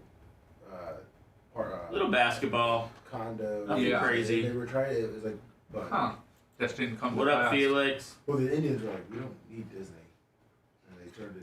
Yeah. This was like in the early 2000s. Oh, I forgot about the Gators thing, Steve. The Gator ate the fucking poor girl at that resort. Oh yeah, the Gator that pulled her in. Yeah. Yeah. Don't think that family didn't get paid. Well, they got paid, but I mean, there's signs everywhere that says "Stay away from the water or the pond. Don't go in. Don't go near." They still got paid, but. Oh shit, are they, Matthew?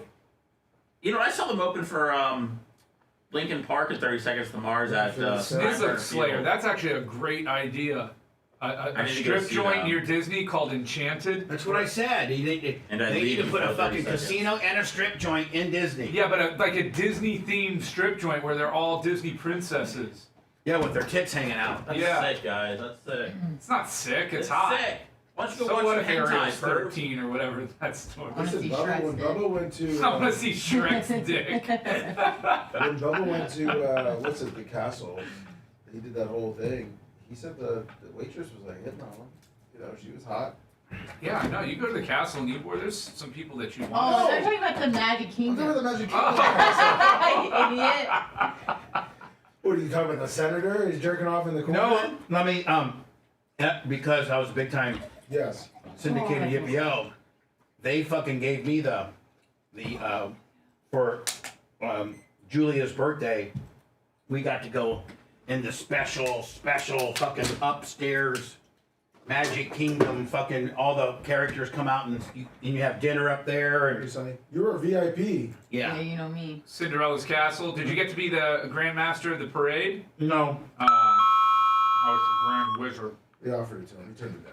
David Slave, 68 months.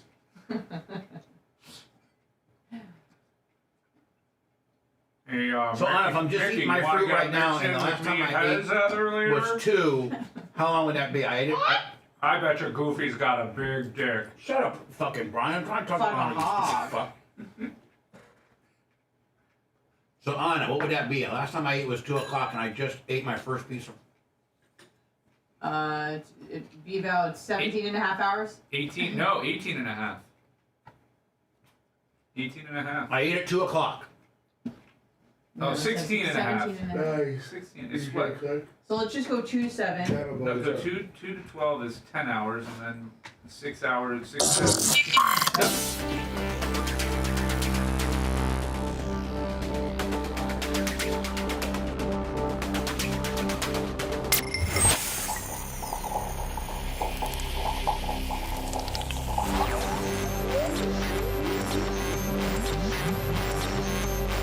What the hell are you doing? Strap yourself in. The emotional roller coaster is about to start. We will give nothing back to the academic community, as well as provide no public service of any kind. I promise you. Now back to the Bubba the Love Sponge Show. The Bubba the Love Sponge Show is sponsored by BetterHelp. Again, this show is sponsored by BetterHelp. It's BetterHelp, BetterHelp.com. And a lot of us during the New Year's time or in our lives wish that we had more time.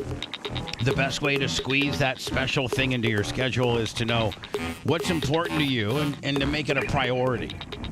If you're thinking about starting therapy, give BetterHelp a try right now. It's entirely online, designed to be convenient, flexible, and suited for your schedule. All you got to do is fill out a brief questionnaire to get matched with a licensed therapist, and you can switch therapists at any time for no additional charge. Learn to make time for what makes you happy with BetterHelp. Visit BetterHelp.com/BTLS. That's going to get you 10% off your very first month. That's BetterHelp, BetterHelp.com/BTLS. Thank you. Disney, thank you. Whoever, it might have been Seth, and I don't think he has a cough mic. Was that you that coughed? I'm sorry. It was me, and I hit my cough button, and my mic wasn't even on. You wouldn't believe my board now. Seth, look, stand up once. Yes, and sir. Just look at my board I have for everybody that's on the air. Look at that. Oh, my God. Bubba, Lummy, Diaco, which is also Brian, Anna, Ratton, The Couch, Macho Man, Seth, Alexa. Look at that. I think we should get rid of a couple people today. Bubba Survivor. Alexa. No, I have to have her up at all times because I just have her up when I have questions, and if I don't have her, don't sit here and pick at my board producing skills, okay? No, I was just trying to say, if you're getting rid of somebody, I didn't want it to be me or Anna. No, I don't need to get rid of Alexa. I just let her ride. I just keep her on all the time. She's locked in. She works for cheap. She does. Yeah. She said the price is right. I wonder how Alexa makes money for. Is it Google that owns Alexa, or is it Amazon? Amazon? Is it Amazon? Yeah. So here are the prices if you live outside of the great state of Florida. Now, if you live inside Florida, Brian's saying if you really, really dig deep down, you can really find some. Like Brian, where would a large portion of our audience is in Florida? If somebody wanted to take a family to Disney or one of the properties at Disney, Magic Kingdom, Epcot, Hollywood Studios, and Animal Kingdom. Yeah, those are the 4 options. Yep. Now, do they have a ticket where you can go to all 4? No, so they do have park hopper options to add. That's probably not worth it though, especially with how long it takes to get through the parks. If you're going to make a day of it, just make a day at one park. Which is the best one? I sent you. Does it kind of really rely on how old your kid is? Yeah, how old your kid is and what you guys are looking to do. If you want good food and to drink and to have a couple good rides, or actually they've gotten some better rides now. Epcot is a good choice. Magic Kingdom, obviously for the little kids, is the best choice. But Magic Kingdom doesn't really have any really kick-ass rides, though, do they? They got Space Mountain and Big Thunder Mountain. That's about it, and they're fun. But I mean, Disney doesn't have other than Tron. Well, they have Tron now. They have Tron, which is the motorcycle style, the Tron motorcycle style. Yeah, which is like coaster. 26 years ago. Yeah, but it's fast and it's a fun ride and it goes in and out. So when's the last time you went? And where did you take your daughter? So we went. When was the last time we went? It was probably like early last year or the end of the year before. We went Magic Kingdom and Animal Kingdom. And see, the key is to get when the Florida resident passes, so you can get a four days, but it doesn't have to be consecutive most of the time. It's just you got to use them within like 3 months or whatever the time period. The key is to go. Here's the key. The key is to go take your kids out of school for a day or two and go in September when everybody up north are going back to school, and go like on a weekend in September, or even like a Monday, Tuesday of September, when the most of the world is back to school and back off their summer break.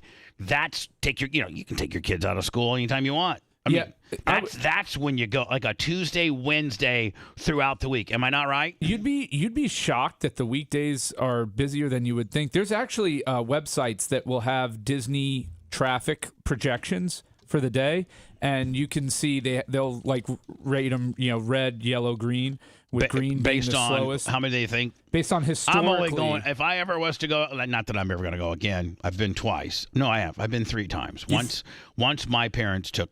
No, I've been 4 times. Once my parents took me when we were guests of Uncle Bruce. Nice. As kids from Indiana, and we're thought like, oh my God, this is the greatest thing ever, because you can see, we just see this on TV. And then I went once when I was at XL 106.7 as some kind of promotion for something, and then Heather and I took the kids there twice. So I've been 4 times, and I'll never go again. Like, why would I go again? You'd be a creep to go again. Right. Please. There are a lot of adult Disney people, and it is a weird breed of human being. They need to be checking. Hold on. People. Any single men, maybe not chicks, but any single men over the age of like 20 that are 18, any single man over the age of 18 that's going by himself to Disney, they need to check your hard drive, buddy. What's even funnier is when they have kids and then they leave them home to go by themselves. Yes, I know people like that. What? I swear to Hold God. on. So you got a kid, and you're not taking the kid to Disney, but you're taking your adult self to Disney. Sometimes Daddy needs a day They need out. to take your kid away from you immediately. He went with his adult, dragged for his birthday. He wanted to go to Disney and dragged his adult male friend who is not a Disney person, and it was just 2 dudes for 4 days. I would tell you this Disney. right now. My best friend in the entire world, like Larry Plummer, Sumo, Tom Bean, I would have to say a hard no on all of those guys. No, we're not. I'm not going to Disney with you. No, we're going to look like a couple weirdos. Back in the day, you wouldn't have shut down Terry though, if he asked. No, if Hogan I got to would do a deal over in Orlando. it would be a Hogan We'd be wouldn't staying in the castle. Hogan wouldn't be going to Disney on his own accord. It's because they're paying him $25,000, to do something. Then I would go. Yeah, you'd go because he's getting paid. Well, I'll cut you in if we wear the ears, brother. I would go just to support him. I would go because you guys don't realize how cool it is when you are ultra VIP. Let me tell you about this, and none of one of you will ever experience this. That's not true. I've had a fast pass before. None of one of you. We're on the way up. They do VIP tours, private tours. You're not with Hulk Hogan. You're not letting me finish. All right, go ahead. If you could let me finish my thought, then you'll understand what I'm talking about. Nobody in this room, nobody in this building, maybe not even anybody that, well, I know some like Dion and Tony and some people like that, but you don't know what it's like when you're with Hulk Hogan and you go to the Lightning game. Guess what you do? You literally pull up to the back where the players park. They let you in through there. You walk in the back, like where the Zamboni machine is and everything, and somebody from the Lightning meet you there, and they take you down to the locker room, and you meet the players, and then they take you to PR, and they give you this commemorative jersey, and then give you the microphone and have you go out and say hi to the audience. But, that is something you can't buy. Like when we used to go to the Buck games, when Hogan and I would go to the Buck games, we would drive, and I go, Hogan, do we got tickets? Nope. Well, I don't got nothing. What do you mean you ain't got nothing? I don't have nothing. No parking spot, no nothing. But just watch. So we pull up to the players' parking lot, he sticks his big old head out there, and everybody marks out to him. Hulk Hogan, oh my God! He's like, yeah, brother, I'm supposed to be going to the locker room here in a few minutes. Like he just lays some flim-flammy bull crap on and then every security guy just expects that he's supposed to be there. What a cheap bastard! No, not what a cheap bastard. What a cool. I mean, Brian, how cool would that be for you, literally, to be able to walk up to almost any event in the world and get scam your way in, and get players act like, not just scam your way in, but just get totally like, It's one of the great out ironies to. that the more money you have, the less you have to spend. Right. Like nobody in here will ever get to experience that. Yeah, that's pretty awesome. I guarantee you, Brian, as much of a Lightning fan as you are, when you go to the game, you might get a park that real fancy season ticket holder garage, which is right across, right there in the Pam Ioria garage, which is pretty damn cool, by the way. I've parked there. $2 an hour. Yeah, well, not when you got a Tom Bean parking pass. Okay. But that's the best it's going to be for any high roller that I know. You can't, Brian, you couldn't pull up your Navigator, or I'm sorry, your brand new Lincoln. What's it called? Not the Navigator. Nautilus. You couldn't pull up your brand new Nautilus where the players, because there's a guard that stops you there. There's a gate. And stick your head out and go, hey, man, I'm Brian, the babyface Matroni. And they're going, hey, just wherever you can find a spot. It's kind of crowded in here. Just, maybe park by Vinny LeCavier's Testarossa. The show is a little more successful, maybe. Oh. Wow. Maybe the show being successful is contingent of you not being here, you son of a bitch.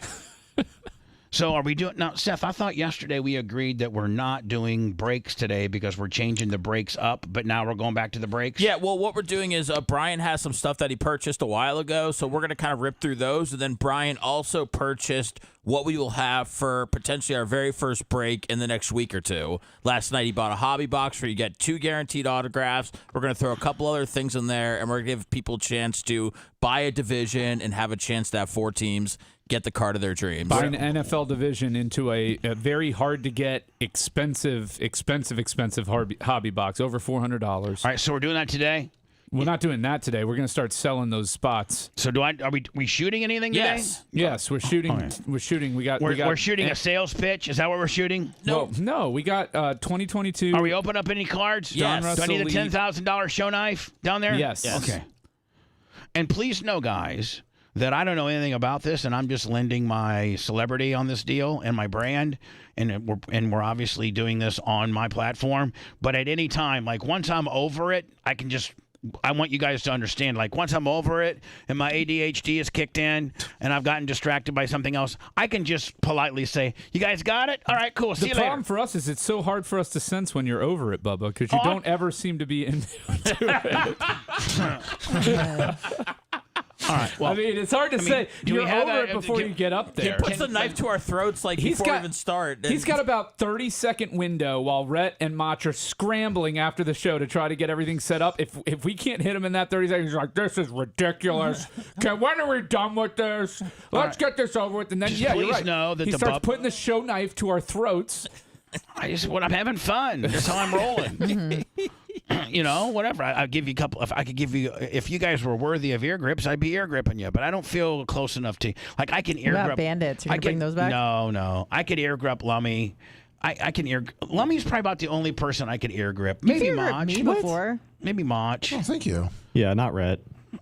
I think I've ear gripped you before, have I? Plenty of times. You do it a couple times a week. Okay, thanks. Bubba, we were going to auction Not off. Seth, though. Seth would be Don't touch me, man. Would be really freaked out over. Just don't touch my ears. Not to interrupt, but do you guys want to record on the bar like you have been, or the new $10,000 podcast table? Oh, that's a good idea, right? Brett, that's a great. Seth, what say you, F boy? Well, I think we go to the table. Let's start using it. So. And we have the fancy chairs that are my sister's. $10,000. I know a guy that could have built that for $5. I know a guy that could have built it for $3, apparently. Wow. Rhett, is it a lot easier for you to tape that up on the new podcast table? It doesn't matter. Damn. Okay. Oh, man. Yikes. That was the worst. You're in trouble. That was the worst that you've ever done to me. Is you didn't say anything. You just stood up and stared. And sat back down. And then sat back down. And if you knew what my mind was thinking, was like, I just want to punch you in the face. Oh, it showed in that glare. So anyway, back to our 14th fragmented thought before we got into the VIP status of Hulk Hogan going to the Lightning game. Magic Kingdom now for all you saps that don't know how to go onto Google and find, how to beat the Disney system, which I'm sure you can probably Google, and there's all types of. Lemmy, you sent me this Florida, website. Yeah. Well, that's just technically through Walt Disney World. So Disney will even tell you how to beat them. Well, that's a Florida pass. It's the Florida residents. But I think if you go to other, there's other third-party aggregates or whatever that maybe offer even better deals. Am I right on that, Brian? Or is it all? Does Disney have it all locked down? Disney's got it locked down. Back in the day, you could go to travel agents and to AAA and stuff, and then you still may be able to get a little bit of a discount. Your best bet is to do the Florida resident stuff through Disney. But you better be a Florida resident because they check your ID. You have to put your ID in. How about your kid though? What if your kid's 6? He ain't got an ID. No, he's good. All right. Kids get grandfathered in, but everybody else that's getting in under that Florida resident. So how much is an annual pass? So hold on now. I heard an annual pass really isn't that much. Is it and if you go 2 or 3 times, it pays for itself. I think the cheapest they have is they call it their Pixie Pass or something like that, and I think it's $600 for the year, but per person. But that's not bad if you go a lot. But there's blackout dates, so there's a lot of dates you can't go. Yeah, like during spring break or like Labor Day. Any holiday. Yeah, it's any. Now, any it's spring holiday, break. the entire month of December. Here we are in February. I associate spring break in Florida with the second week of March, but they're saying now spring break is here. Well, it starts depends. certain colleges and stuff. It just depends where you're at. Hillsborough starts March 11th. And Pasco's March 18th. What about private school? Because I think that Dan's not going to be here. Oh, by the way, Seth, you want to be here on Monday because Dan's not going to be here for the big debut. Yes. In fact, I'm not even giving you an option. I'm giving you a directive. You need to be here Monday for the big rollout. For the big Orlando rollout. Yes, sir. You can buy a Florida annual pass with no blackout dates for $1,500. $1,500. Yep. That's how much it is with no blackouts. Oh, screw that. First of all, having blackout dates does me a favor because it means you're going to be packed, and I don't want to be there anyway. What? So I'm going to buy the pass that has blackout dates because you're telling me the dates that are super busy, and that's when I don't want to be there. Real like quick. Seth said, he's been there twice, and each time he strategically tried to figure out how he could throw himself in front of the monorail and kill himself. And I said, you know what? You're like the average dad that goes to Disney. You got 2 kids and a wife, and you budget $1,000. Disney sucks. And you're down a G-ball by lunch. By the time the kids have you fed the kids lunch. With the $12 waters and the $14 cheeseburgers and the $40 to park and the Mickey Mouse ice cream ears. Let's not forget that. Let's not forget it's going to cost you $179 a head.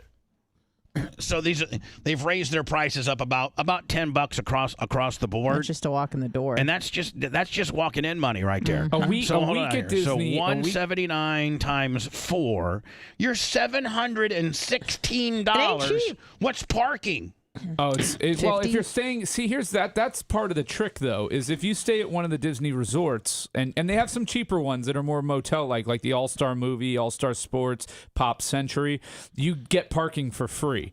So you can save some money there. Plus, you also get the early entry or the late stay into the park included if you're staying at one of the Disney resorts or one of their select partner resorts, which are through Marriott. You can get the Swan, and the Dolphin. Yeah, I know a lot about Disney. I got a 6-year-old daughter. Napa Mike, $100 for the babyface factor. Thank you. PayPal, PayPal Cash App at the Bubba Army. That's how we stay on the air. What now? Real quick, buddy. This seat's going to be open on Monday. You got a certain babyface here who can fill it for the absentee Dr. Dan, not realizing what a big day Monday is for you. Then Jay offered to come in. Oh, don't worry about that. I'll get the whole show, buddy. Hold on. Oh, Jesus. No, that's going to be way too many people. 5? No, it would be me. 6 with Jay. Yeah, 6 with Jay. At 9 o'clock? I told Jay to come in. Dan texted me yesterday and said, hey, I can't make it in Monday. Jay will cover me. I texted, and because in my head, I'm like, well, no, I'll just have Seth come in. And I said, have Jay come at his regular time. So that's where we're at right now. Well, you could have Jay for an hour, or you could have me for 4. It's up to you. Having Babyface with a big Orlando debut on the big stick. Well, baby, that could. Whew. Okay, we'll have that you could be in. big. But at one time, Brian, realize that Jay is going to be here. Well, if you want, I'll fill. I said I would fill Dan's role. I'll leave when Jay gets here. You don't have to leave. No, but I will. I don't want you to. But if it's too many people. Yeah, but that you two sometimes get heat, and heat's good. All right. You guys are wired. Do you not get heat with Jay sometimes? Or do you get less heat with Jay just because you respect Jay more than you do Dan? I get less heat with Jay because he's more calculated in what he says. But is it not true that you just have a genuinely higher regard for Jay than you do Dan? I love them both in different ways. Okay. Nice answer. I think I nailed it. He's a good lawyer. All right, so you're $719. I'm sorry, $716. Now is that with tax too? You got to probably pay tax on that. Oh yeah, there's that's plus tax. All right, times 0.07 plus 716. So you're $766.12 for me and my stupid ass toothless Indiana family to come through here. Mm-hmm. That's just to get into the door. And let me see if they have Google and see what the food prices at Disney. Can you bring food into the park? Yes, you can bring your own food. You can? Yes, you can bring your own food. Hold on, like in a backpack or in like a cooler or what? Yeah, you can. Well, they don't allow like full-size coolers, but you can bring like a cooler I want to get one of backpack. those coolers that you can you can drive. Have you ever seen those kind of coolers? Yeah, they won't let you bring that in. Oh, okay. No. And so so you're $766 just walking in. And and parking's probably again, you're almost a G-ball before you buy that first $14 water. But here's the thing, Bubba. If you're coming from Terre Haute, you're not coming to just do one park one day. So you're going to get a multi-park day pass. Man, you better bring $3 or $4 grand. No, $9,000 is a week for a family of 4 at Disney. $9,000 easy. Bubba, I sent you some of the prices for 2024. $9,000. $9,000 family of 4 week at Disney. That's actually not terrible for a whole week. Huh? What? Are you kidding me? That doesn't include getting here, though. I used to be rich and I wouldn't drop $9,000 for a family vacation. And that was flying my plane privately. If you scroll down, it starts showing you like breakfast and different. Just keep going down. Well, you get the Disney dining plan if you're going to do that. Is that where you meet the characters during breakfast? Well, no. The Disney dining plan just is like prepaying for all your meals at Disney at the parks. Breakfast $12, breakfast for kids $7, lunch and dinner for adults $12.50. That's not bad. That is not accurate at all. It's a quick service restaurant. But that's no drink. That's it nothing. says not including a drink. Yeah, that's no drink, no sides or anything. It says what it is. Yeah. But I don't even think it's $12.50 anymore. Like chicken tenders and fries. This for is an adult. 2024. Yeah, I recall the prices being even at the fast service being higher than that. Yeah, you know what? I've talked too much about Disney. I'm not going, and I would suggest you not to go either. Is that our message on Monday also, Bubba? No, we love Disney. Disney's the best. Gonna look see if we can get him for a client. Lummy, supposedly McDonald's has shrunk by like about 20% the very famous and infamous fish fillet, which at the end of the day, man, is there, except for Anna. I'm a big McDonald's fish fillet fan. It's great. I've always loved the fish fillet at McDonald's. The steam bun makes it. It really. The steam bun is the entire thing. Seth, are you? Is that different than the other buns they use? Are you a Filet-O-Fish McDonald's guy?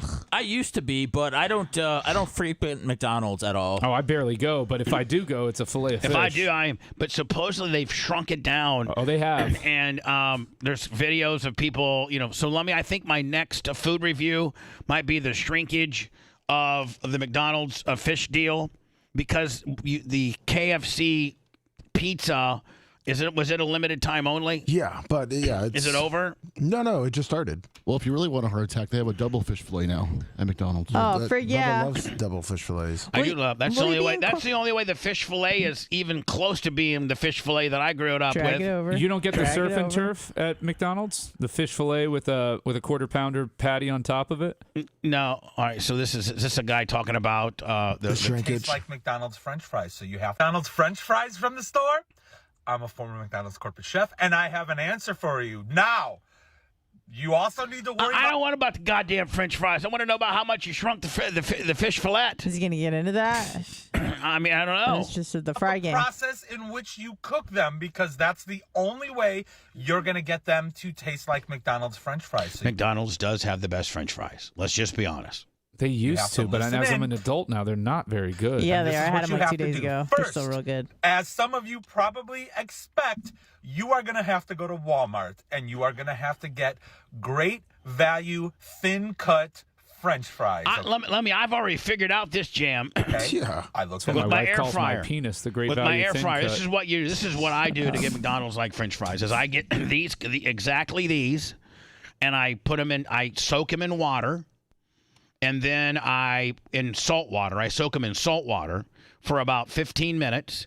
Then I use a strainer and strain out all the water, and then put crushed sea salt over all of them, and then kind of keep flipping them, then put them in the air fryer, and then spray them down with a little bit of spray butter, like the spray Like Pam? yeah, but it has to be spray butter. Okay. And then you kind of toss them again, and they're just like McDonald's. They're better than McDonald's fries. Nice. the McDonald's website. They're Bubba fries. Can you cook some up for us so we can all try them right now? Yeah, I'll do my. I think Monday would be a little too much for Orlando. Now we're eating fries and stuff like that. We don't Air wanna be- fryer Friday. Ingredient statement, and they are almost identical. One interesting thing, though, is there is no deep fryer cooking instructions on the bag. So you are going to have to do a little R&D yourself. I would recommend deep frying at about 360 to 370 degrees. This guy's all about fries. I think this whole thing's fries. It says it right at the top. Yeah, so nothing about the McDonald's shrinking the fish sandwich by 20%. But Lummy, I am going to do a video about that, a food review. Next week, I'm going to try to get 2 food reviews. Would you be interested in doing any sort of dessert items? No. Okay. Who still orders McDonald's, though, with their prices when you could get, like, equivalent better food literally almost everywhere else? I do like a McFlurry. I like McDonald's. Ugh.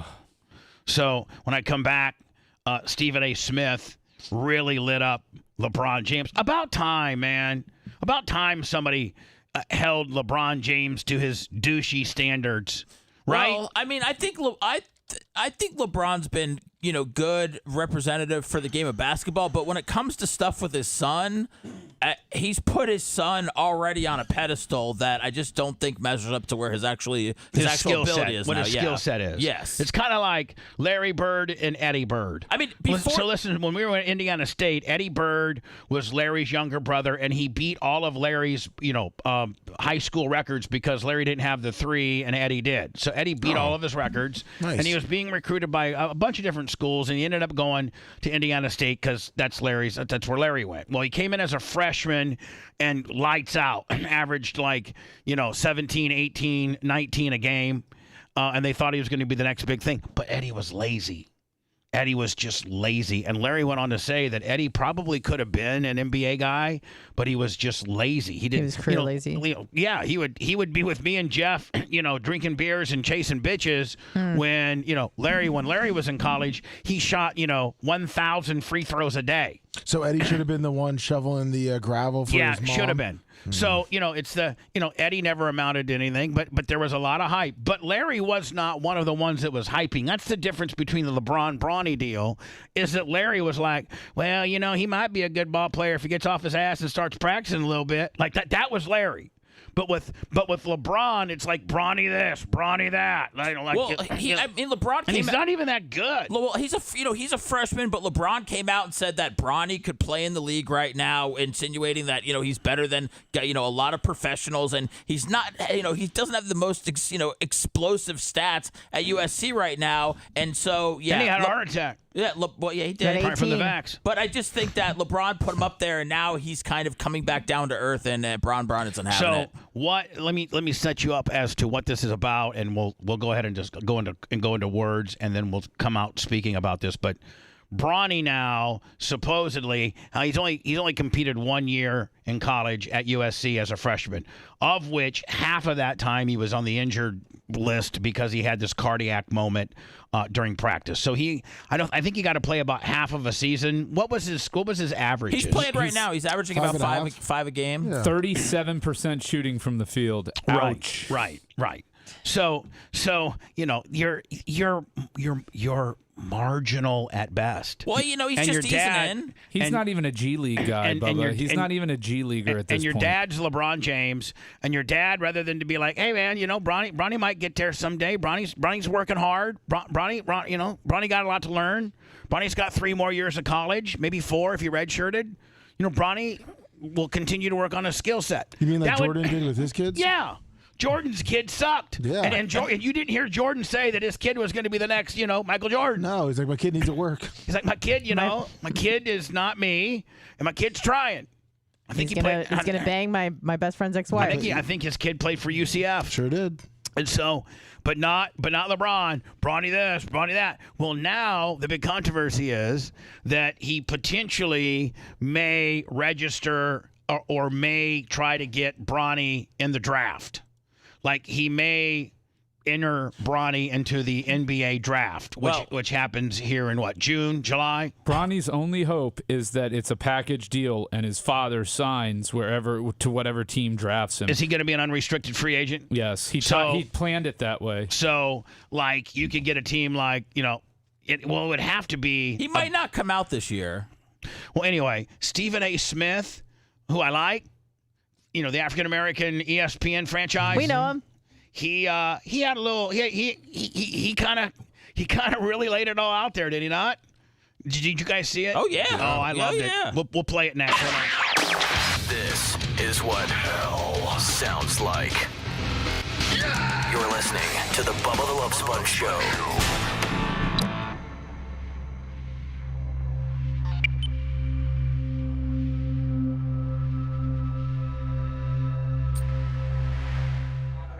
Not a surefire NBA. I know, but when LeBron started saying, I want to play with my son and all that stuff, it could really put a lot of pressure on the kid to have to get to the NBA now, and he's clearly not ready, And you're right, if he leaves the Lakers, he's going to force whatever team he signs with to draft him. I get he wants to play with his son. I just think his son needs...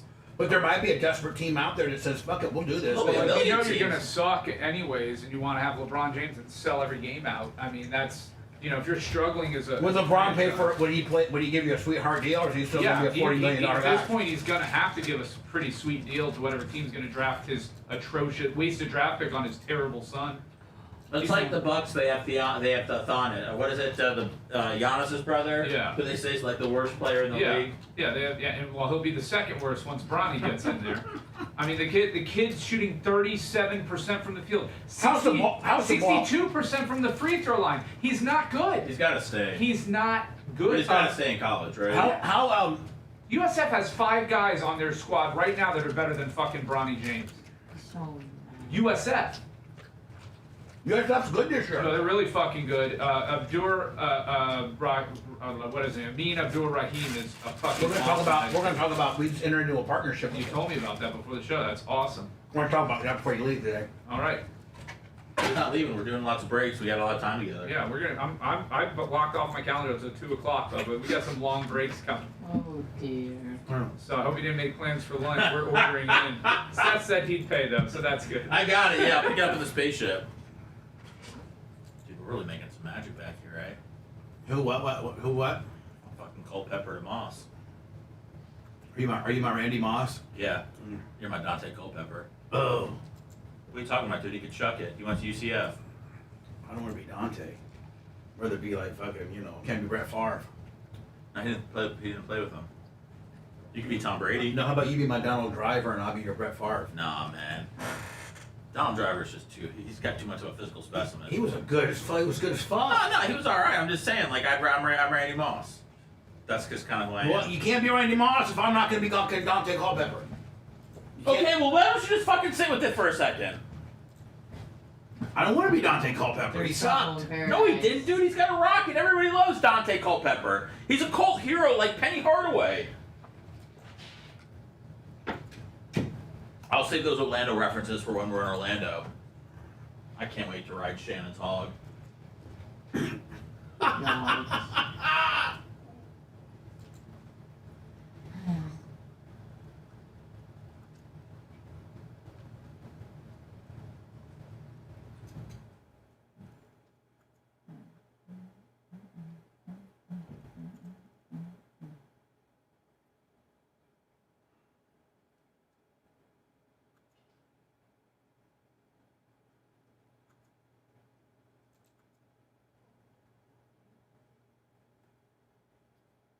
Good morning, Permagrom. Good morning, fan in Orlando.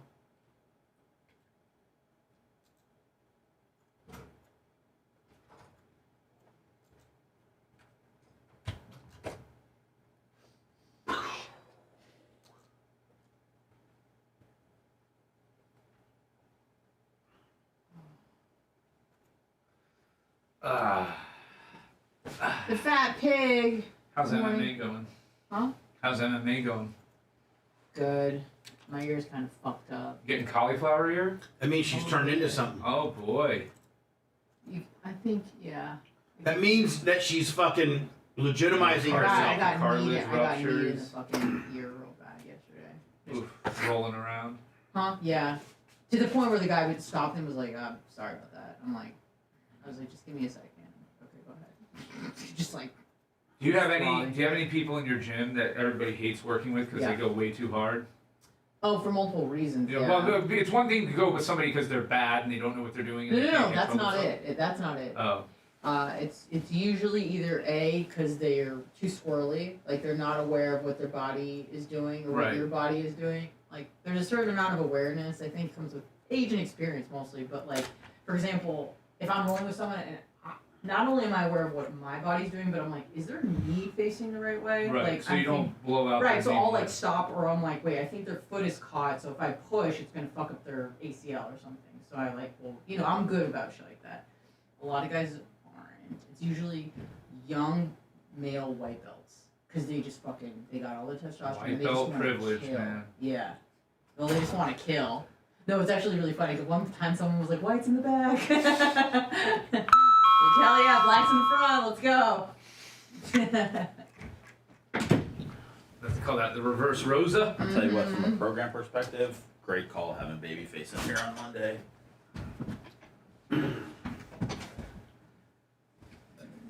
Mix it Did up. Babyface give you that 20 on the house? Oh, every time he says something good about me, I pay. Yep, just send him 20 on the PayPal. Did you get this, or is that someone else? No, I didn't. Okay. Yeah. I thought I hit mine in, but I think. How old's that shirt, Lummy? I don't know. Old. Like really old, right? To match the box of the shoes. I know, but the box of shoes will be shinier. Yeah, there we go, Crazy Horse. Culpepper did have a gun. It's not that old. I have it. So what, like 3 years old? We're gonna get full time. We're gonna get full time, Mike.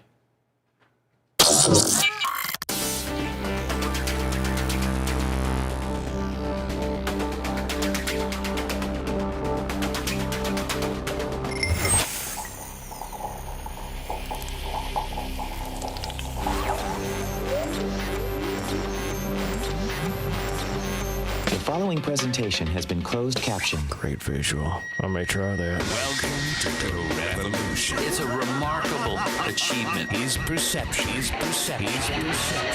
becomes your reality. Check this out. Bubba the Love Sponge. You only have until Tuesday, 5 p.m. to order those Trump-inspired Air Bubba all gold with the red sole Fat Man dunking a basketball shoes. Bubba Army merch, Bubba Army store, BubbaArmyShop.com. They're $149.95, and you can get them autographed. Just say I want them autographed. No additional cost. Lummy, I'm telling you, they're selling quite briskly. That's awesome. And here's the good thing: I don't have to over-manufacture. Like, just however many I sell, I sell. I'm going to tell you this, Lummy. I don't think I'm going to sell. Donald Trump only offered 1,000. I don't think I'm going to sell 1,000. You think half of it? But I think I'm going to be, respectable, maybe over half. Nice. February is Heart Health Month and in the United States, and more than half the population would still benefit from blood pressure support. Super Beat Heart Chews are the #1 doctor, pharmacist, and cardiologist recommended way to support healthy blood pressure. And they even promote heart-healthy energy without the stimulants. Paired with a healthy lifestyle, the antioxidants in Super Beats are clinically shown to be nearly 2 times more effective at promoting normal blood pressure than a healthy lifestyle alone. 40,000 5-star reviews and counting. Super Beat Heart Chews support healthy circulation, so you not only get blood pressure support, but you also get productive, heart-healthy energy without the crash. Support your heart health with Super Beat Heart Chews now. Get a free month supply of Super Beat Heart Chews on all bundles and a free full-size bag of what, Lum Lum? Turmeric. Yes, that's valued at $25. With your order, of course. You do this by going to BubbaLovesBeats.com. Again, this exclusive offer is only at BubbaLovesBeats.com. Thanks. Don't forget, Monday will be our debut in Orlando on a real radio station. Now, we're in Orlando now, Florida Man Radio. Us. And then, of course, the great Don Miller. Love that guy. The swaggiest black guy ever. Love him. He's going to... Listen, people of Orlando, they know about me and Shannon Burke. You've been exposed to our brand and our style for years. When I was, I've been on, I think, 6 or 7 different signals in Orlando.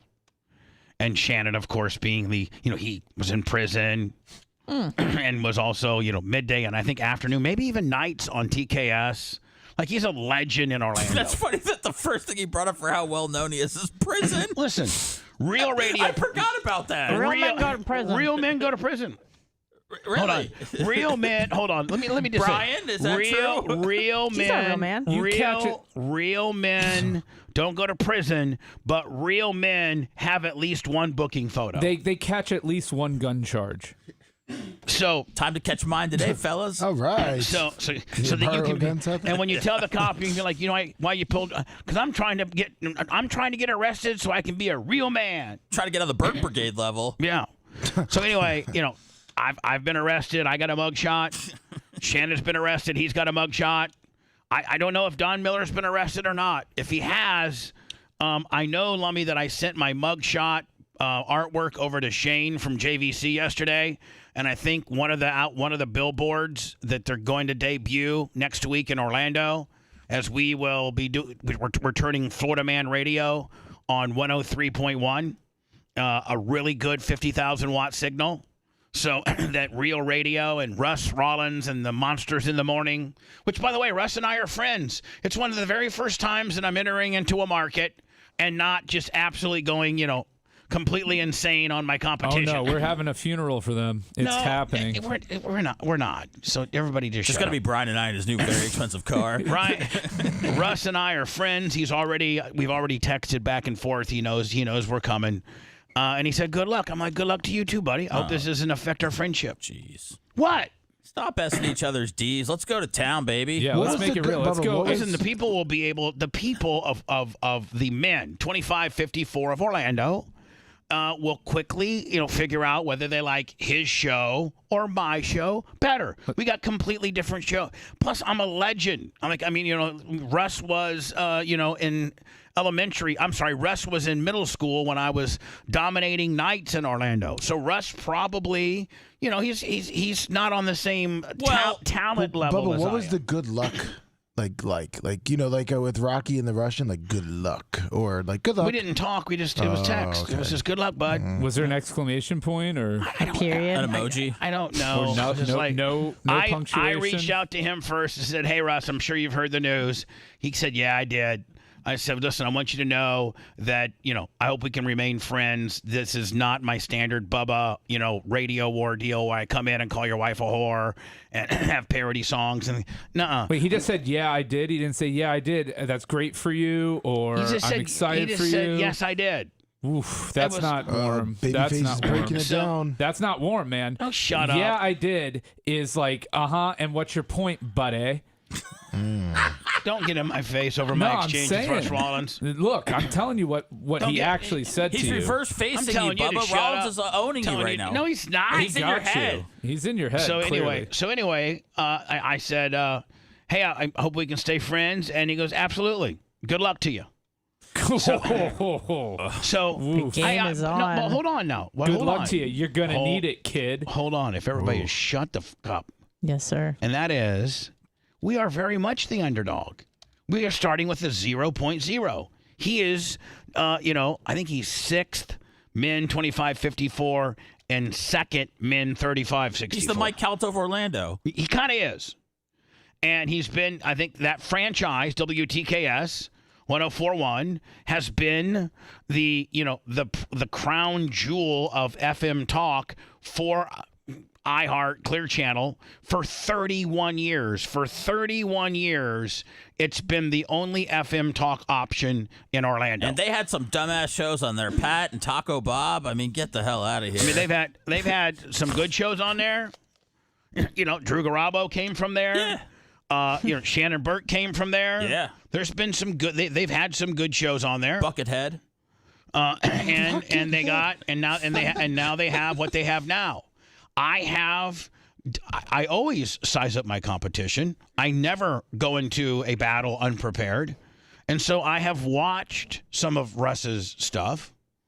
And all I'm going to say is this, and because he's my friend, is that my stuff is way more polished, way better looking, and I think we got a better flow. And I think that the men of Orlando finally now have an option. I may not be their cup of tea, but I very well might be. So you saw his stuff and are saying, good luck. You're going to go live on live with him on Monday, right? No, I'm not. I would. You don't but have a hair on your ass. Brian, you obviously don't know anything about radio because I would. I have no problem with doing it. He's not going to. They won't allow him to do it. They won't allow him to do it. You just get through. See, Brian knows. But see, Brian, now I look like a chronic. What about I just do a good show? What about I just roll out here? It's way easier to be controversial. I'm joking. I'm joking. You think he's not ready to be on the show on Monday, Bubba? Are you regretting the decision? He's just really trying to shove things up my ass right now, and I'm not feeling it. I'm not trying to shove anything. Enough up there right now. You're trying to counter program me just to be snarky, and I don't like it. I have a plan. I'm not deviating from my plan. Stop trying to be a smartass. You don't know this like I do. So just please. I've entered 0 markets in my day. Right, exactly. So, and the only reason you're entering this market is because you're riding my nuts. Okay, so and Dan took the day off. You're a nut riding. You're a nut riding opportunist. So please, just let me have my own radio war, and you add to my show, because making my show making my show funny and better adds to the overall cause. We don't need to be calling people up and saying that's so 90s. It's not. How about we? Because I think collectively we put on one hell of a show. I think we look better. He has a visual aspect of his show as well. I think we are processed and sound better. Does he have any babes on his show? And I heard for the most part they're very liberal, snowflake, and woke. Oh, maybe I'll start listening. Yeah, maybe yeah. Maybe I'm on the wrong show. Maybe you are. I'll call Russ up for a draft pick right now, and I'll give me Savannah, and you can have Brian. Oh, Savannah on the show? Every once in a while, because she works at Gatorland or something. Yeah. That's like me. I'm on here every once in a while. Right. I'm like the Savannah of your show. So anyway, Monday we start competition against Real Radio 104.1. Don't forget Don Miller is going to be on our middays. The Shannon Burke. Is going to be the afternoon drive. We got Bill O'Reilly, and this is going to be, unlike any. Lummy. Yes. Let me write this down. All right. Let me write this down. Oh yes. 250 on the PayPal. That's not what Russ. See, Russ Rollins hasn't figured that aspect of radio Begging out for yet. money? Yeah, he sure hasn't. Wow. What? Wow. Anna. What? Ouch.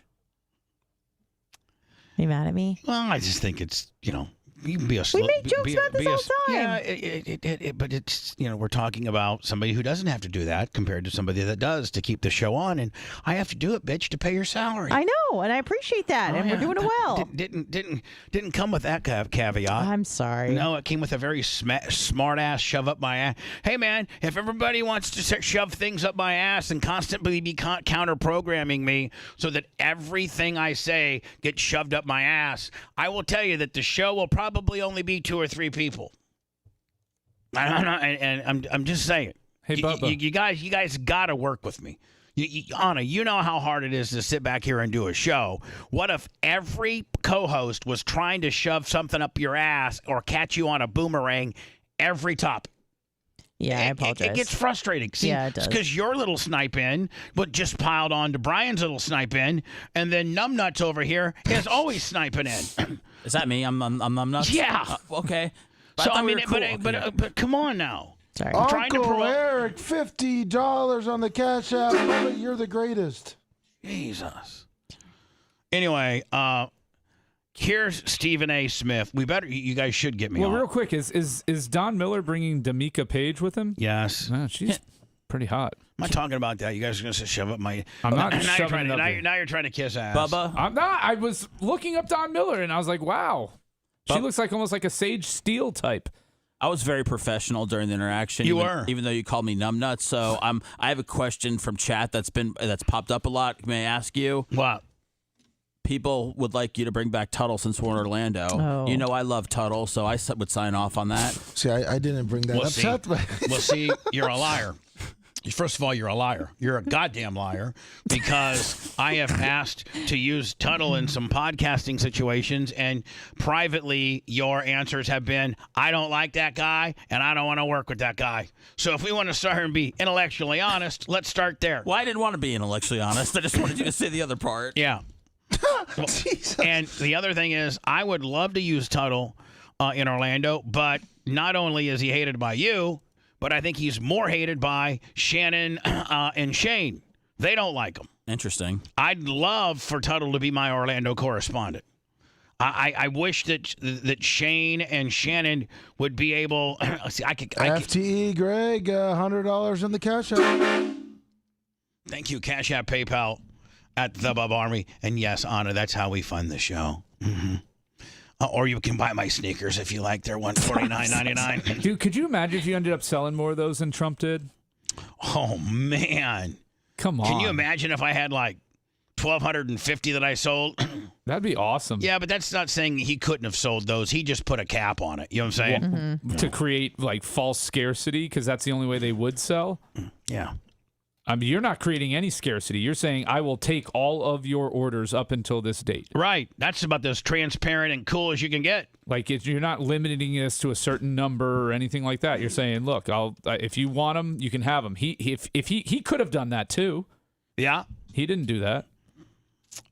Here is Stephen A. Smith's reaction to LeBron putting over his son Bronny so much to the point where LeBron has somewhat intimated that he thinks Bronny might be ready to play in the league. And then so a lot of people, a lot of sports enthusiasts who know a little bit about LeBron's deal are saying that this is just a tricky way for LeBron to be able to play basketball with his son and make a franchise draft his son because they're a package deal. If you draft, and by the way, I think there's only 3 rounds in the NBA. Two. Only yeah, 2 rounds. So there's only 2 rounds. So you pick. I mean, unless you've traded some draft picks and stuff, each team is afforded 2 picks, a first and a second. Now, if you've traded a couple guys over the year, maybe you got 2 number 2s, maybe you got 2 number 1s. You know, there's that all changes. But for the most part, there's only what? How many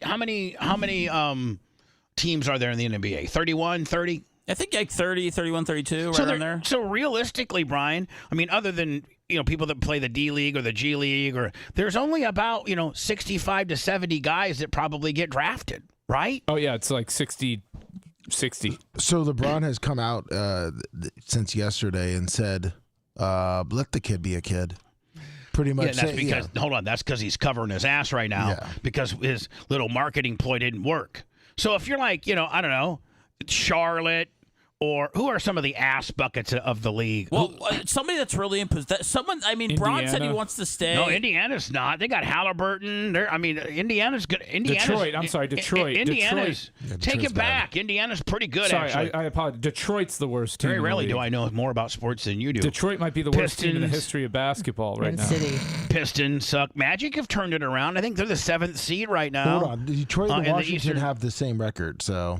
All right, so the Wizards, formerly the Bullets, and the Pistons. They're 9-49. So if you're Detroit, it doesn't have to be a bad team though, Bubba. There's a team, Oklahoma City Thunder, who are building a dynasty right now that have about 10 first-round draft picks over the next couple of years and a ton of money. So when you talk about burning a draft pick on Bronny James and possibly bringing over LeBron to win a championship, there's teams that are actually don't totally suck that have the infrastructure for it. Bronny has no bearing on whether you win a championship. So you're buying LeBron services, and LeBron, quite frankly, when's the last time he won a championship? They won it in the bubble. So whatever COVID was, 2020. All right. So, but before that, it'd been a while too, hadn't it? I mean, he's got what, 4 or 5? It was the Cavs in 2016, I think. Yeah. And then I mean, Miami. so outside of COVID, it's been 8 years since he's won a championship. I don't know. LeBron is an instantaneous. We're a championship. Gonna win the entire thing. Addition to your team. He is, but they got they have a bunch. Well, Bubba, I mean, when you he's a ball hog. Bubba, you deplete all of your assets when you trade for an Anthony Davis, and then you have to sit around and you have to change out pieces over the next 3 or 4 years. You bring guys in like D'Angelo Russell, you ship guys out that aren't working. LeBron is an amazing basketball player. He's a top 10 player right now in the league, but he is a horrible GM. So that's what he's been doing with the last couple of teams he's been on, is he's been trying to put the pieces around him, which he sucks at. And I get that he wants to play with Bronny. That's something he wants to accomplish in his career, and I get that. I just don't think it needs to be next year, because they said LeBron wants to play another 3 or 4 years. Yeah, now see, if that's the case, then it absolutely can't be next year, because Bronny sucks. But, I mean, for real. So, listen. That's what Brian would write on the scouting report. It's right. This guy sucks. The guy sucks. He's averaging, what, 4 points a game? He's pretty awful. He's horrible. I mean, he's awful he's mediocre by college standards. He sucks. NBA, he's not even close. So LeBron's trying to position himself with, again, maybe the Oklahoma team, maybe whatever, for whatever team. But LeBron's also currently a $40 million a year guy. And so LeBron's going to have to be like a $15 or $20 million a year guy. Or these guys, a lot of these, like Oklahoma, probably wouldn't be able to get him under the cap, right? You can always they can always make it happen when you're adding superstars. All right. So Stephen A. Smith had quite a long monologue about this, and not too many sportscasters call LeBron out. Like, he's kind of off limits when it comes to calling him out, because he's such a brand ambassador, and he's just become so powerful that if you could almost get your ass canceled if you're the wrong person and call LeBron out. I don't know. He's kind of like Tom Brady was 10 years ago, where if you call him out in a negative light, people are going to pay extra attention to you. So most people just do that because they know they're going to get clicks. He's still a guy that, gets people's attention. That this is all his fault. I don't think he's off limits. All of it. Here we go. What do you make of LeBron's comments? That this is all his fault. All of it. Let me be very delicate. I'm not joking around. I'm not playing. I'm going to be very serious. I'm bi-coastal, and I'm out here a lot.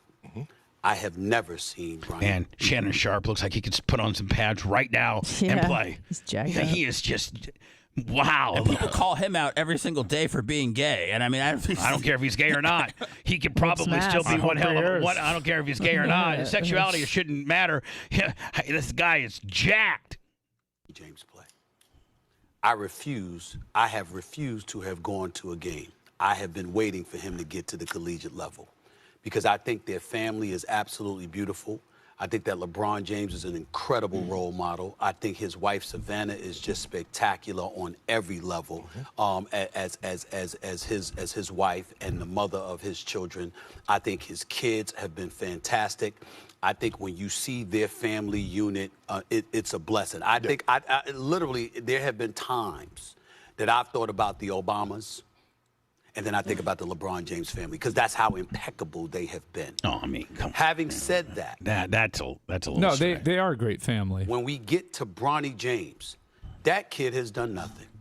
The kid has done nothing but work hard, try to get on this game and all of this other stuff. Any attention that he's warranted has been because of his daddy. I want to play with my son. I want to stay here until my son gets to the NBA. We've seen interviews with Savannah and LeBron, and they were asked about Bronny. 25 from Mushroom Mitch. Let me Thank PayPal. you. PayPal. What did Thank you, buddy. she say? I just want my son to be healthy and happy. Right. LeBron, I want to be in the NBA. That's what we want. There's not a crime in that. No crime in that whatsoever. You can want that. But when you're LeBron James and you've put the word out that you want to be with him, and you put the word out that you want to play with him, and you put the word out that you'll be willing to go to any NBA team that picks him up, knowing the power of LeBron James, how influential he can be. Probably, arguably, the most influential, still the most influential player in the league, by far. Yeah. Yeah. Now you got to wonder, what team would draft Bronny James in the second round? Does LeBron get mad if you don't take him in the first and you take him in the second? No, he just wants to play with him. He doesn't care where it is. Because that's the only way his son's going to get drafted. What about a free agent? What about a non-drafted free agent? Yeah, I don't know how that works. I mean, that's possible. I mean, they could sign him as a free agent. They could put him in the G League. You could go to LeBron and say, "Hey, LeBron, here's the deal. We don't want to waste a second on a guy. Your son doesn't score out to a second rounder, but we'll do a free agent signing. He's going to be on the team, but let us draft somebody that potentially has the skill set of a second rounder. Let's not waste a second rounder on your son when we will absolutely lock him in as a free agent. We'll do the deal now. We'll do the deal with your deal, right?" I mean, I'm sure he would go for it. I mean, Brian, I think you could probably put in his deal, my deal is contingent upon my son being on the roster. Well, he has to declare for the draft first, so I guess the risk in that is another team poaching him, at 60th or whatever, and him not going through as a free agent for that other team. And by the way, yeah, that's true, but that would be the only risk, is a team screwing it up like that. Well, yeah, because they want LeBron. By the way, Pippi, and they keep their mouth shut. Pippi, right? Short Stroker in chat asks, has there ever been a team that had a father and son combo? I only know in baseball the with Griffies. the Griffies, yeah. Yeah, that's But only yeah, one, I think that's it. Yeah, I think so the too. NBA has been tough because they've only allowed high school players recently. LeBron James at age 40 or 41, right? And if that's the case, and the sheer fact that question would be asked brings in the question, the legitimacy of Bronny, because now you've got people looking at LeBron James and wondering what kind of influence he will wield to manipulate his son landing in the NBA. That's LeBron. That's not Bronny. That's not USC. That's not the high school he was playing against. That's not some of his contemporaries, Bronny's contemporaries. That is LeBron James. LeBron did that. And so when you have a mock draft that's put out, they ain't supposed to do their job now? They do mock drafts every year. They've been doing it before Bronny James came along, and they're going to do it when he's going. Every single year. He was a part of one. That's right, and he was a part of one. And now you're going to tweet, even though you delete, and please, I don't even know why people delete it. Once it's there, it's there. Yeah. But you're going to tweet about folks needing to leave your son alone and letting them. You did that. LeBron. Yeah. LeBron tweets out, which in a post that he deleted, can y'all please just leave the kid be a kid and enjoy college basketball? Yeah, that's what society was doing until you made these statements. That's what the world was doing. They were letting your kid be a marginal USC ball player. That's what we were doing. Nobody had any thoughts of him being part of a team.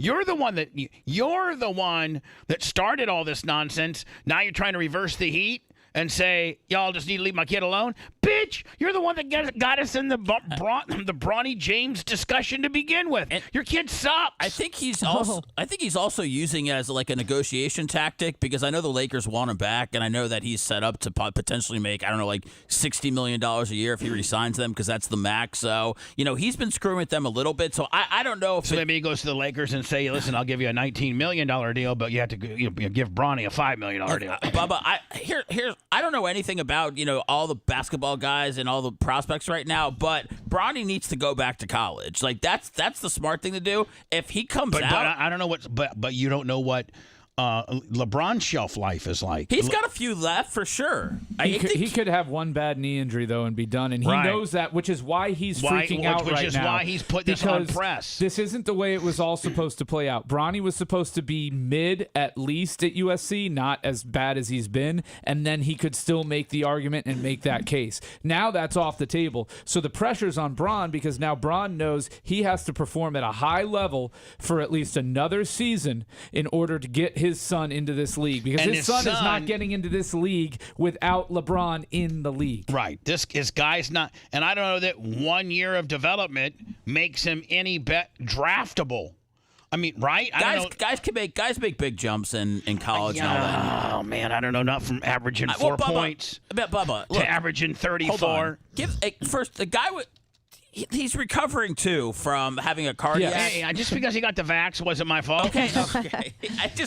I would give him a pass this year. Again, I know it's very loud right now because LeBron wants to play with him, as soon as possible. But, USC's got some good players on their team. I don't know if they're all going to come back, but he needs to come back, have a full offseason, be healthy, and then let's see what the kid's all about, He might rise to the top or his team might crumble. Not. Probably not. Usually a guy that's, that has this sucky of statistics can't usually turn it around and be an NBA quality second rounder when you've started this low.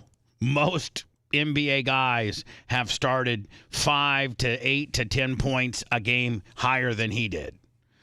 You can just watch him and tell him that he's not that good. I mean 62% from the line from a guard is atrocious. Not from the line. From the free throw. That's his free throw line. Let me percentage. tell you something. The magic number, and I know some basketball coaches and things like, if your shooting guard, if your point guard and your shooting guard isn't over 85%, he's out. Those, most of the greats are 90 to 95. Oh, not 90's a really good percentage. I think Larry Bird was, 90, 91? Yeah, 90's are exceptional free throw percentage. Hey, Alexa, what was Larry Bird's free throw shooting average? Alexa, good morning. No way, it was 90. Oh, she must be on the B side. Good morning, and happy right, Leap Day, which occurs every 4 years, making February 29th the rarest birthday of all. If you know anyone who was born on this day, make it's sure not to wish 90. them Alexa, be quiet. It's not 90. What is it? 88.6. Still, No, I'm just saying 90 is upper, that's Seth Curry type shooting. Right. But JJ Redick. Your guards need to be in the 80s. 80s. All day. He's 20 points short of where he should be from the foul line. And your centers are usually, now not Shaq, because he was 45 or something like that. But, most good centers are above 60. You're in the 60 to 70 range. Yeah, that's not a guard. Guards are 80s, forwards are 70s, and big guys are 60s. The best ever. Isn't that, Brian, kind of how it goes? Yeah. The best ever is Stephen Curry. Stephen Curry, 0.9096. So hold on. Steph Curry. That's his gay alter ego. Stephen Curry. So Steph Curry is just a tad over 90, right? Yes. Does it give the top? Does it give the top 10? Does it give? Yes, it does. All right. What's the top 10 free throw shooting percentages all time in the NBA? Steph Curry, number 1. Steve Nash, Mark Price. What are the numbers? Okay, Steve Nash, 0.9043. Okay. Mark Price, 0.9039. Damian Lillard, 0.8973. 89. Milwaukee Bucks. Chauncey Billups, 0.8940. Ray Allen, 0.8939. Rick Barry, 0.8931. Rick Barry with the underhanded one, by the way. Remember, he threw granny style. PJ Stojakovic? Oh, Pejo Stojakovic? Yeah, 0.89. And it looks like Calvin Murphy, 0.89. So. And then Larry? Larry was 0.8857. Oh, what was he on the? It doesn't give him He's the 13th. 13th, okay. Yep. Hello, you're on the air. Good morning, Bubba. It's Beach Metal Detective from Shaq. I was just wondering, you talking about LeBron and Bronny playing basketball together. Have you and Tizzy ever raced together? And if you hadn't, would you like to? I did race Tyler one time at New Henry in late models. It was the only time he raced, and it was not fair. I had a motor that was about 150 more horsepower than his. We only had 2 motors. We had a National Late Model Series motor, which had about 650 horse, and he had a crate. It's the only 2 motors we had, and he had a crate motor, which is about 425. And in the first, we were literally starting side by side each other, and in the first corner, I doored him and sent him up the hill. And you kicked his ass. And I finished 3rd in the race, and he finished 5th. Oh. So Cute. that's the only time, but it was not fair to him. I had the more powerful car. So, hello. Hey, Bubba, have you seen, hold on. I no way, shape, or form have near the skill set he has. He is an unbelievable race car driver. He really, really is. He can drive anything. I spent, the majority of my, the last 18, 20 some years honing his skill, giving him the right equipment, buying a racetrack, trying to, continue to hone his skill. And now I am no longer needed. So we no longer speak. It's going on 3 years, and it's really, really, really quite tough. Yes, go ahead. Hello? Yeah. Have you checked out Larry Bird's grandson? Yeah, Indiana State with his goggles on. Is that Larry Bird's grandson? I don't think the Indiana State guy is Larry Bird's grandson, is it? I thought he's in high school. No, Larry Bird's grandson's like in 7th grade. But he has goggles and he's tall or something like that. But find me. He's in high school. There's highlights of him on YouTube. All right, Liam Campbell, I think it is. We'll find it. Okay. All right, buddy. Thanks. Yeah, Larry Bird's grandson is like in 7th or 8th grade, and he's pretty good. Anna, I hope this doesn't make you mad, but when we come back, we're going to get a little sportsy with it, just because there's a lot of sports going on. Yeah, So sure. if you could just sit there and not act miserable or look miserable. No.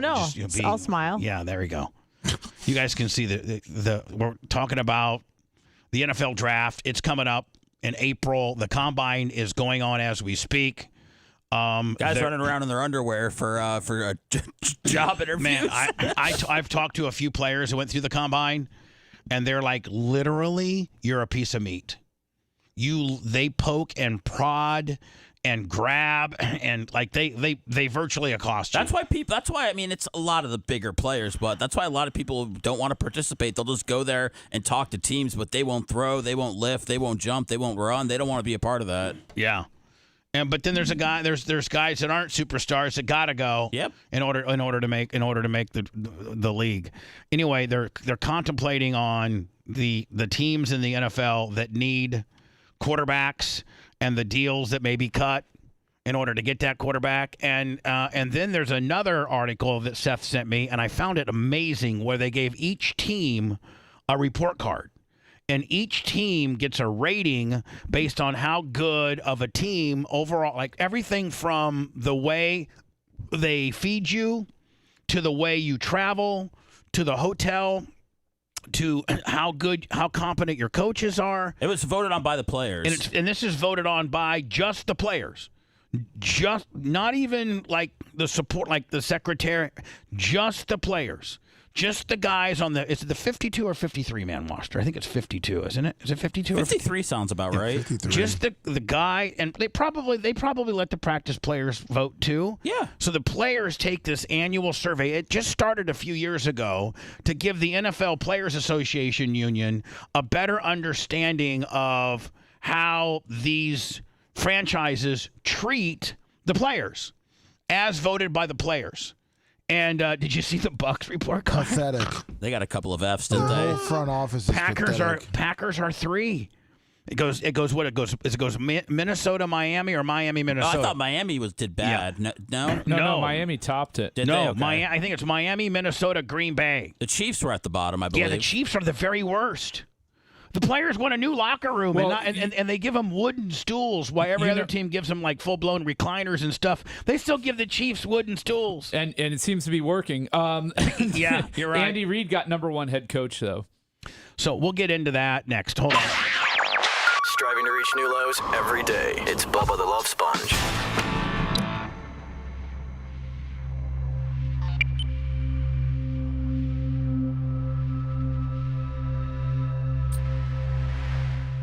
Bud Stools is a pretty good motivator to go out there and win 3 out of 5 NFL championships. Well, your fucking players don't like it, so eventually that's going to catch up to you. God dang, that's As long as Kermit the Frog's happy about it. It's true. You gonna share that fridge? I don't. Oh, no. Rebecca told me yesterday that No. It looks like it's really cold though, and I like my water really, really frigid. And that way I don't have to go all the way to the kitchen and disturb you. And if you wanted to live, No, I think I saw some room in there. I thought the childcare. No. $90 a day. Yeah, that's pretty nice. Do you think maybe you could just think about it? It's free. I'll think about it. Do you want to see how this fits? No! a big black cock is born. It's not even close to black, okay? But it is a big shot. I said it was the worst possible outcome. Drafting Baker Mayfield was the worst. They were going to raise their prices no matter what. I know, but drafting Baker was the worst possible outcome for them. I mean, not drafting, signing him. Fucking bomb out with Trask and move on. Now you're stuck. Now you got to re-sign Baker, and guess what? You get to be 9-8 again. But guess what? Whoop-de-fucking-do. Without Mike Evans. They would have raised their ticket prices $400 instead of $500 if they did Baker. Yeah. They got the Are you Glazers gonna got keep paying him like a sucker? Yeah. The Glazers got a bad grade. All right, chat. It's just you and me finally. What's up? You get to be alone. You guys get to ask me all the inside dirt on everybody here. I'll tell you. Why am I not wearing a sports jersey? Because I'm not a tool.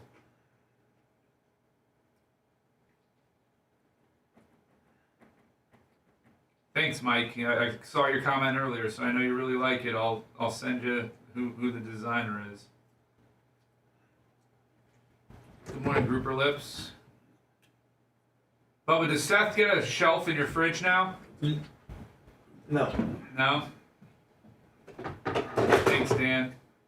Part of the Wolf Gang. Kirk Cousins, that's a good question. I wouldn't mind him here in Tampa if his They're legs- saying Cousins might come here. I wouldn't mind that, quite honestly. No, my wife and I share clothes. Yeah, it's we have one closet. I don't charge a retainer. I'm contingency fee. Regina charges based on the case. RB. Self-immolation is not my cup of tea. I think there's better ways to bring about change and make change. Nobody wants Russ Wilson. Dark Match Steve says if I replace Dan on the show, he'll burn himself alive in the parking lot of the BRN. Thanks, Organic Gene. What's up, Rob Green? All is good. I wouldn't, Justin Fields. That's gonna be a sore subject with Seth. We'll see how he takes it. He's a big Fields guy. Good morning, Big Lunger. The Jared Mayo hire's okay. I would have gone with the Tennessee coach if I was New England. Who's that, Vrabel or whatever it was? But whatever. We'll see how he works out. Good morning, Cracker Chris. And John Kostika, how you doing, buddy?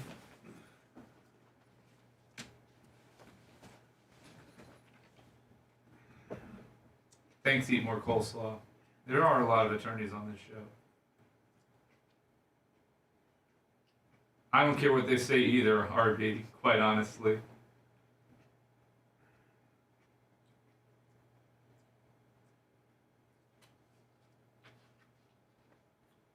Thanks, Stumpy. Love you guys. Love you all. Yo, Brian from Philly, slinging them CDs out the trunk. Semi-autoglass Travis. Show How you content.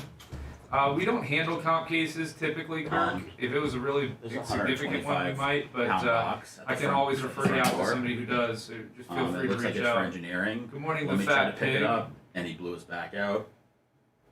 That's a good question, BJ Click. That's been really quiet, and this is part of the problem with the NFL having contracts with every single one that's like major that. media outlet. I don't know is if they we'll get to order control the $125, narrative. I really piece of hate that. equipment, But Lunlow Yeah, tried it to is pick a it up, and sweet. he's in It is a serious sweet Lincoln, pain. Brian. I like it a lot. I'll bring that up. Okay.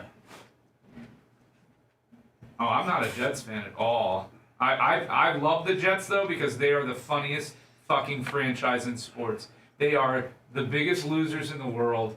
I mean, Hey, get your Garrett Wilson rookie cards though. Oh yeah. No, I love Brees Hall. We got one to sell. I got a nice Brees to sell. Do we? Yeah. I got up Jay Gator lights. The Lightning in the playoffs. I'm not even sure the Lightning are going to make the playoffs at this point. I'm hopeful that they will, but I do not have high hopes. They're almost on the out looking in, Bubba. Yeah, they've had a rough go. They were together for a while. They were hot. Yeah, prior to the All-Star break, and that came to a screeching. They've been horribly. They have a losing record since the All-Star break. And I don't know how they're supposed to add pieces to their team. Like, there's literally nothing left in the trade. All they could do is dump Stammer, and they're not going to do that. Yeah. Although he's not producing like last season. It's pretty clear the core is Cooch, Point, and Hagel. That's the new core. Hagel stepped up. No, listen, I know. I think that you don't bring him back more than $4.5 million a year. You don't waste your money. He's not. He's on the downside of his career. What? Were you expecting something? If you want to be loyal, that's fine. You're going to be like Pittsburgh's been the last 7 years, and you're going to be like Washington was the last 7 years. Because he's at the front door. Just let everybody go.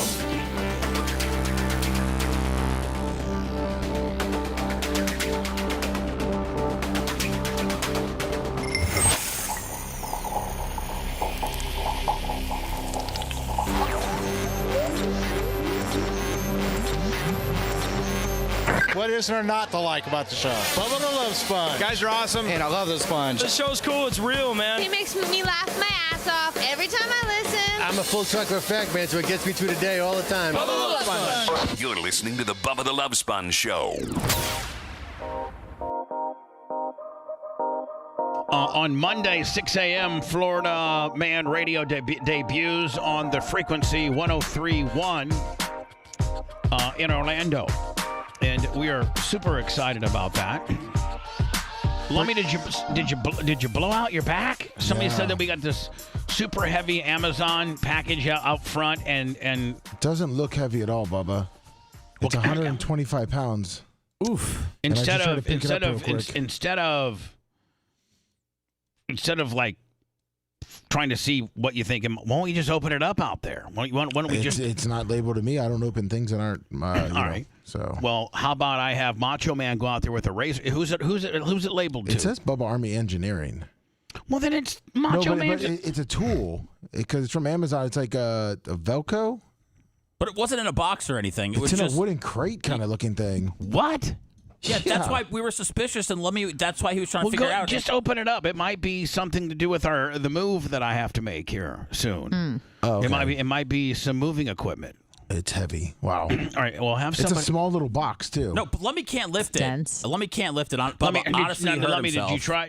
Seth comes in here like a little tattletale and says, "Lummy blew out his back." He's hurt. I mean, I'm just was looking out for him. Are you hurt for real? Because Bubba, if you went and looked at it, you would think it's this little wooden crate box that weighs 20 pounds. So I tried to pick it up, but I just tried to pick it up with my arms. You want it? And when I went out, I was like, "Oh!" You want to make a work comp claim?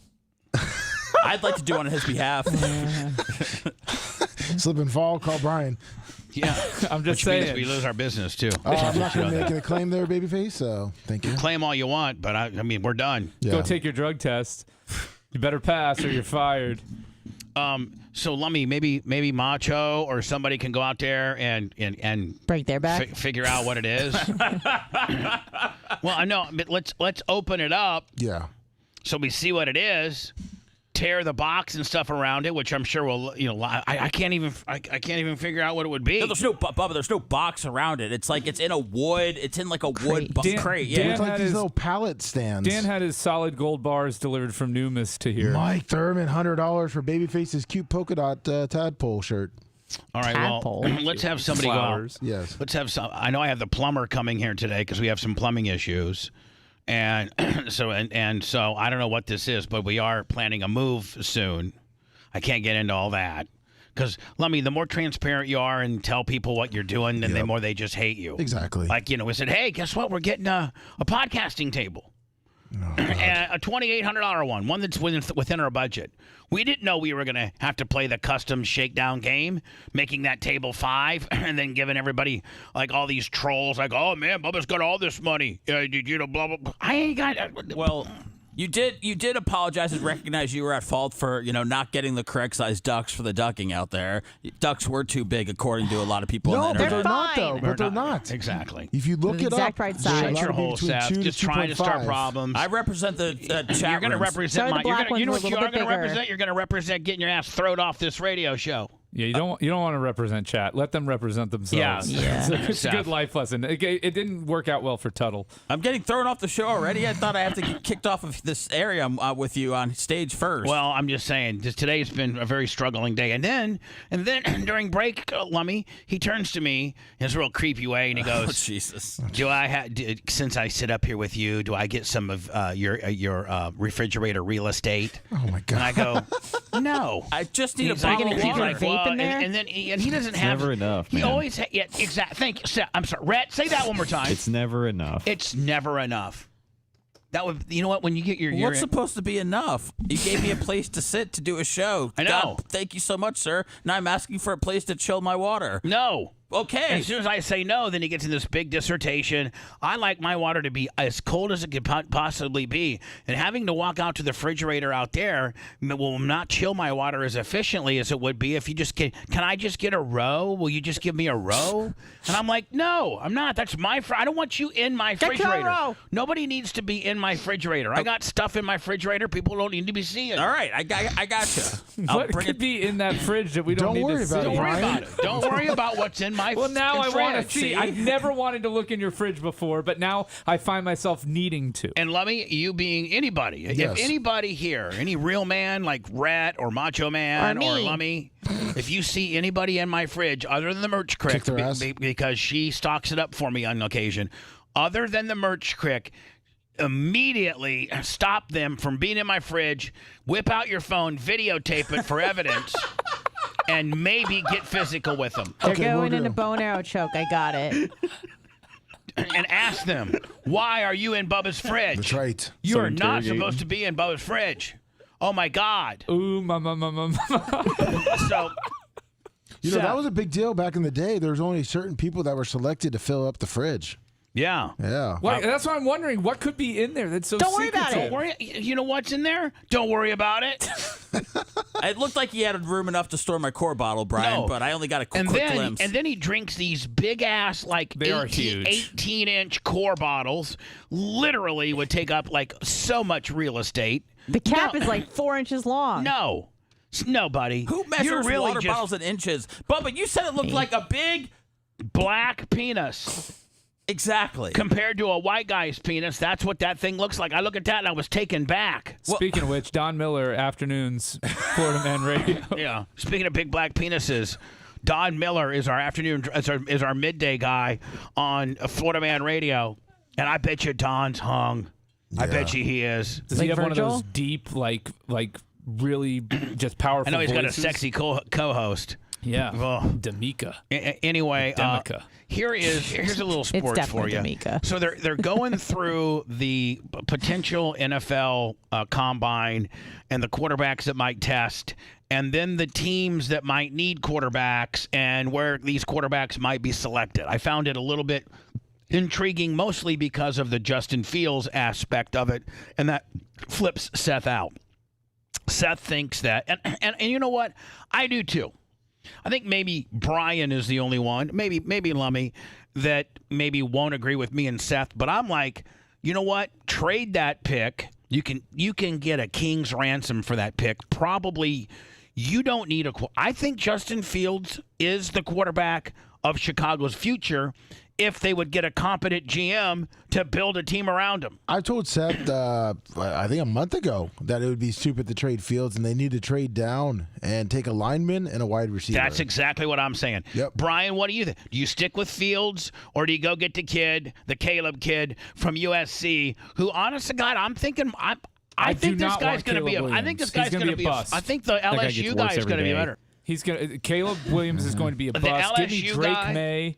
The LSU guy and the guy from North Carolina are both better. I'll take Bo Nix over Caleb Williams. Yeah. Guy from Oregon. Yeah. He's 27 years old. He's ready to play in the NFL. What do the Bears? What do you think the Bears do? I think the Bears should stand pat with Fields. I think you trade that. What you think, but what do you think they're going to do? Oh, they're going to Bears this up somehow. They're going to trade both Justin Fields and the draft pick. Yeah, for a third rounder. We're going to give you. Yeah. We're going to give you a number one. We're going to give you the first pick, and we're also giving you throwing in Fields, and if we can get your third rounder, second pick, and a tight end. And a tight end. It's got to be a Kyle Pitts. We just had Jimmy Graham in here 2 years ago. All we do is get Packer retreads. Last year we had Robert Tunyon. Yeah, by the way, from Indiana State. I think they could trade Fields to like New England for their first and second round pick, and then trade for Desmond Ritter. So hold on. So, I think they get Kyle Pitts. No, I think they can trade with Washington. So let me ask you. And get Sam Howell. Well, let me ask you what. Let's say the Bears are we're getting rid of Fields. What can we get for him? Let's do this a couple different ways. One, what do you think he yields? What do you think the Bears could get if they're in the mindset of getting rid of him? And they've all but drafted the kid from USC. Have they not?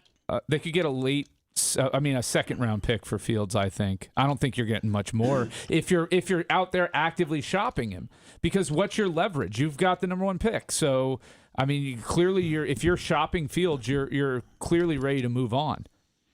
So you keep the pick. You got to keep the pick because now at this point you're just shopping Fields. And I mean, Seth would know better. What do you think Fields would get on the open market?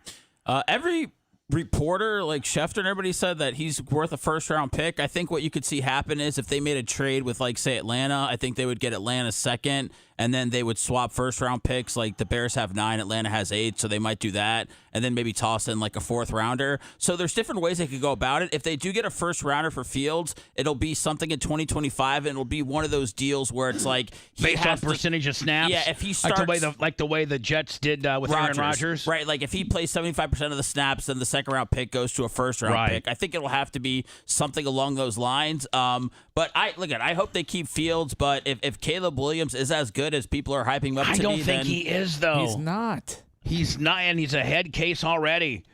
Remember him when he was throwing out earlier on that he wanted to go to a team and have ownership? That wasn't true. Didn't he say, though, he didn't want to play for the Bears? Like, literally said he wants to pick his team? Yes, he does. Yesterday he said he would be very happy to play for the Bears. Yeah, because he realizes that it's going to happen. And he said he's been watching a lot of tape of Michael Jordan and Walter Payton. All right, so if you look at the draft, it's looking like the potential people to take quarterbacks would be at 6, the Giants, but the Giants have said that they're good with Daniel Jones. I don't know if people believe that or not.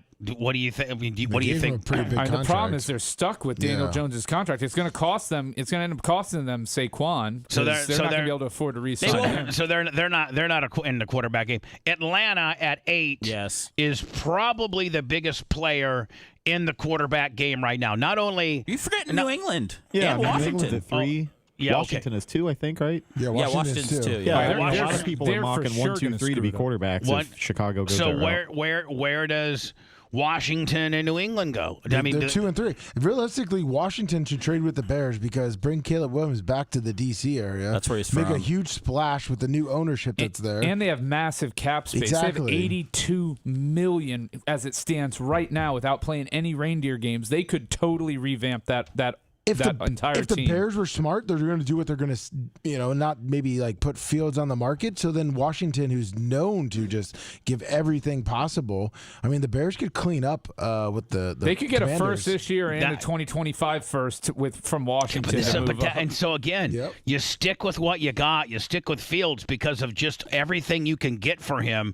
You can make that team instantaneously better. And he's not an ass bucket. Well, let's ask the Bears fan. But we're treating this guy as if he was a Jameis Winston, and he's not. He's a good ball player. What would they you just want? have not.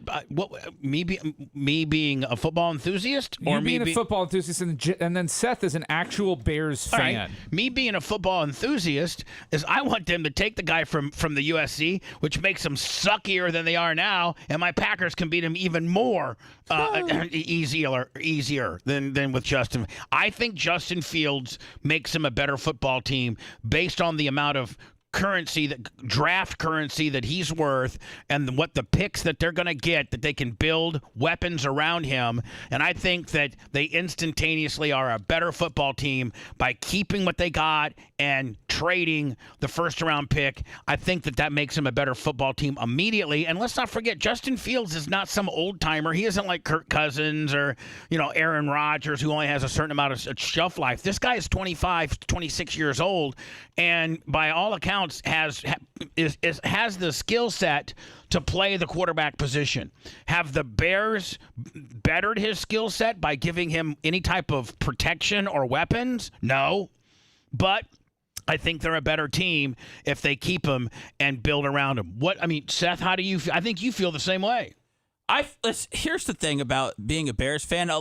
People are looking at Justin Fields as a finished product, which he's not, and people are looking at Caleb Williams as the next Patrick Mahomes, which he is not. So that's kind of how people are going about this argument. The Bears already passed on Patrick Mahomes when they drafted Mitchell Trubisky. So if we somehow passed on Caleb Williams and he was great, it's something that I could live with, because I already have to live with the Bears passing on the greatest quarterback of all time. So I would go, and the Mitch Trubisky trade. Right. So I would just go ahead and I would ship the pick. I would draft Marvin Harrison Jr. I would enjoy the riches. If Justin Fields sucks this year, get you an offensive lineman. Yeah, if Justin Fields sucks this year and you want to, use a pick next year to draft Shador or Carson Beck from Georgia, there you go. Go ahead. There you go. You wait till next year when Shador is available and the hype that comes with that. But you would have enough draft capital to move up and get a quarterback if you wanted one, if Fields was not your guy. If Fields is your guy, though, because you're looking at Shador next year, right?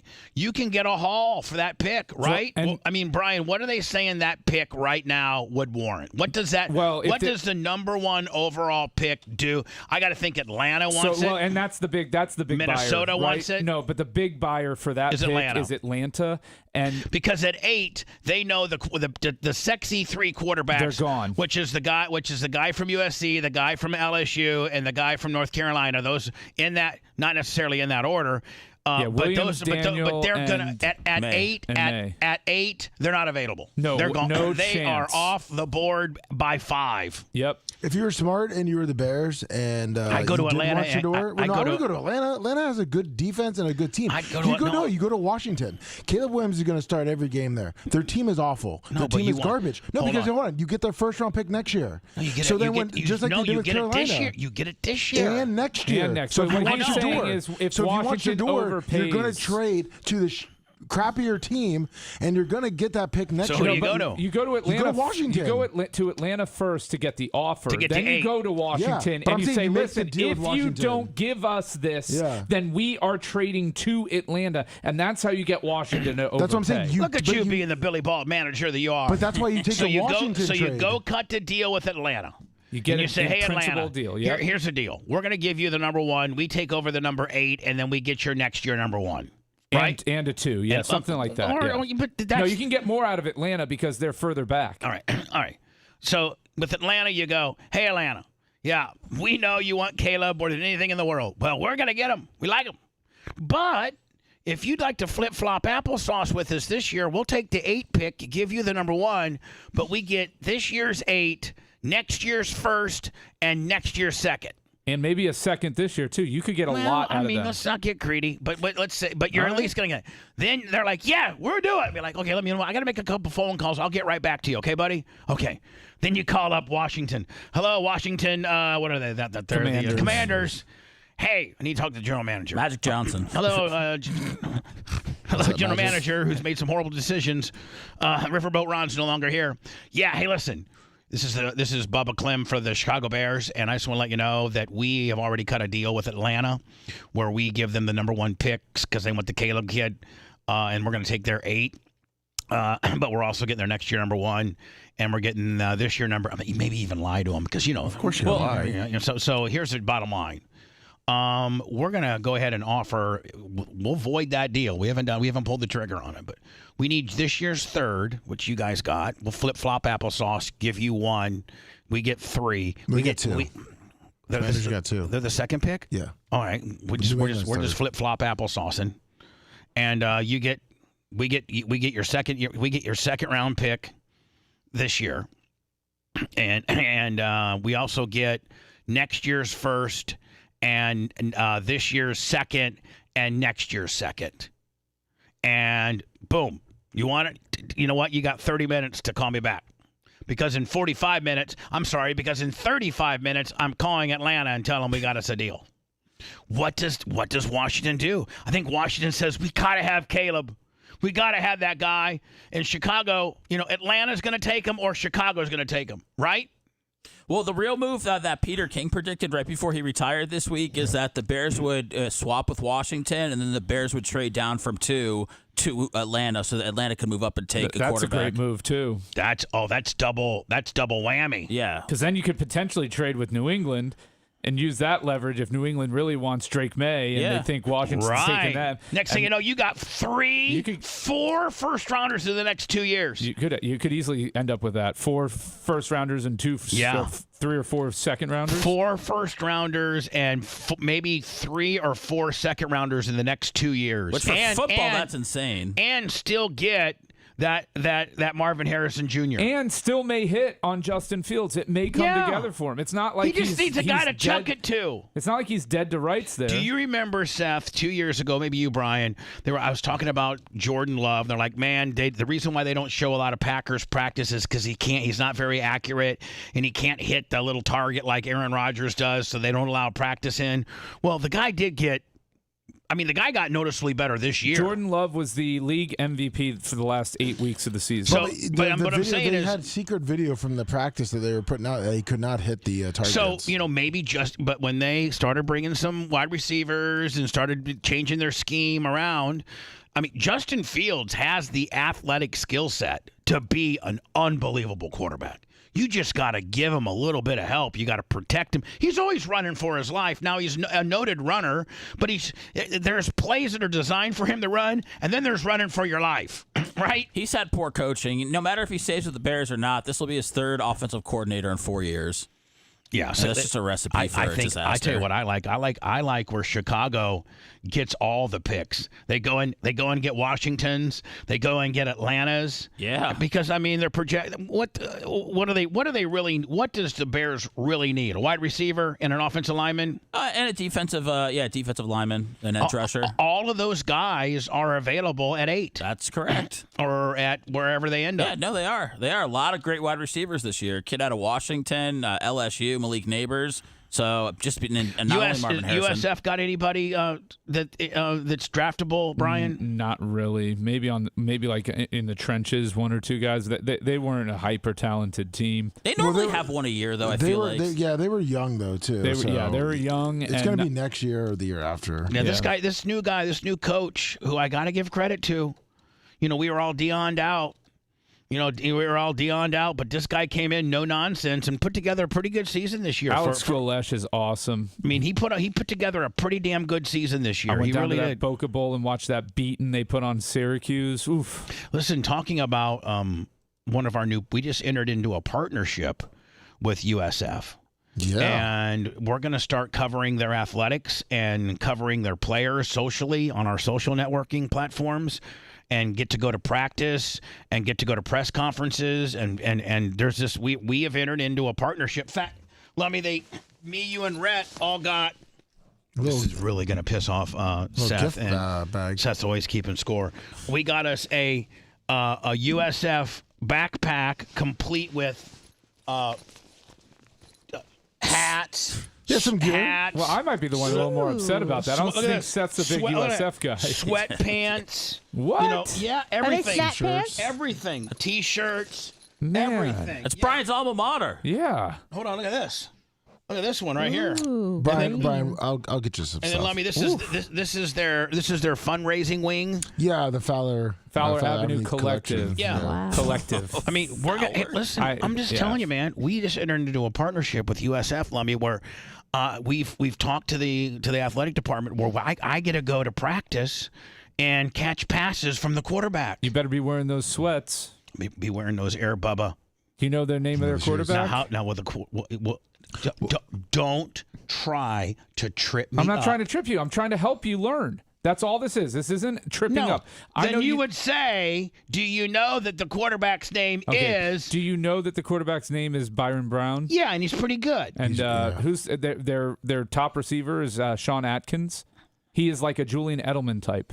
Well, I'll be rubbing elbows with these guys, and if you play your cards right and stop being a dick, maybe you can too. Honestly, Bubba, wasn't trying to be a dick. Sorry about the way I presented it. Yeah, you presented it me to fail. I did not present Why it don't for you to present fail. me to do well on a partnership that means a lot, that could really create some unbelievable content? I can help you with that partnership. Can I pitch you on an idea, Bubba? What?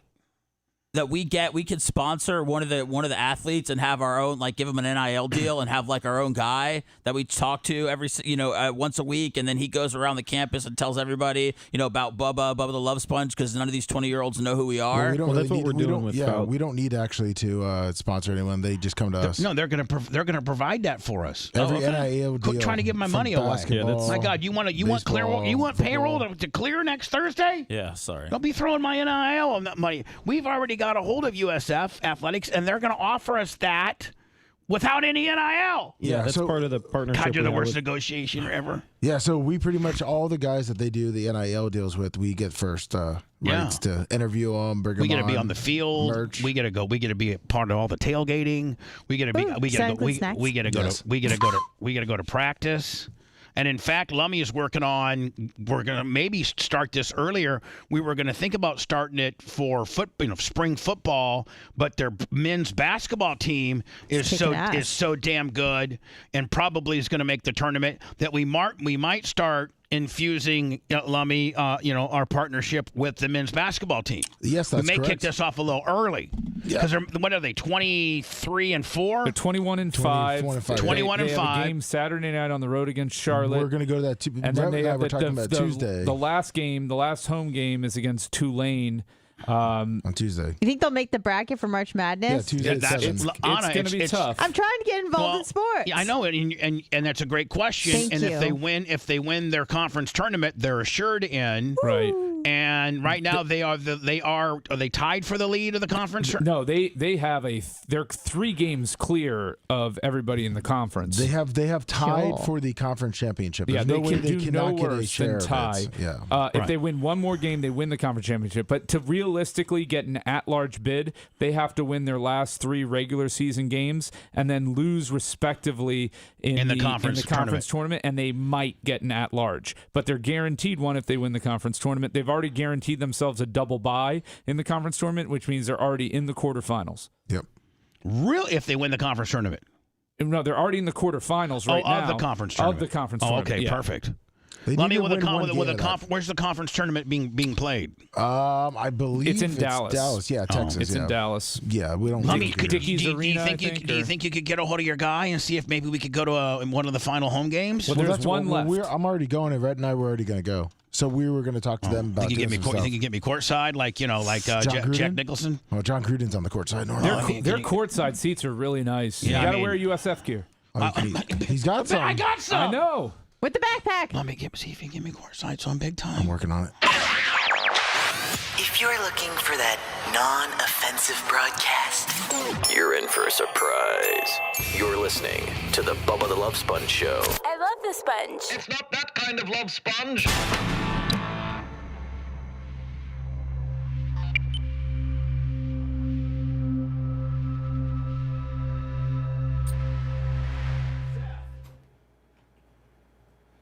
I was just kidding. No, I know.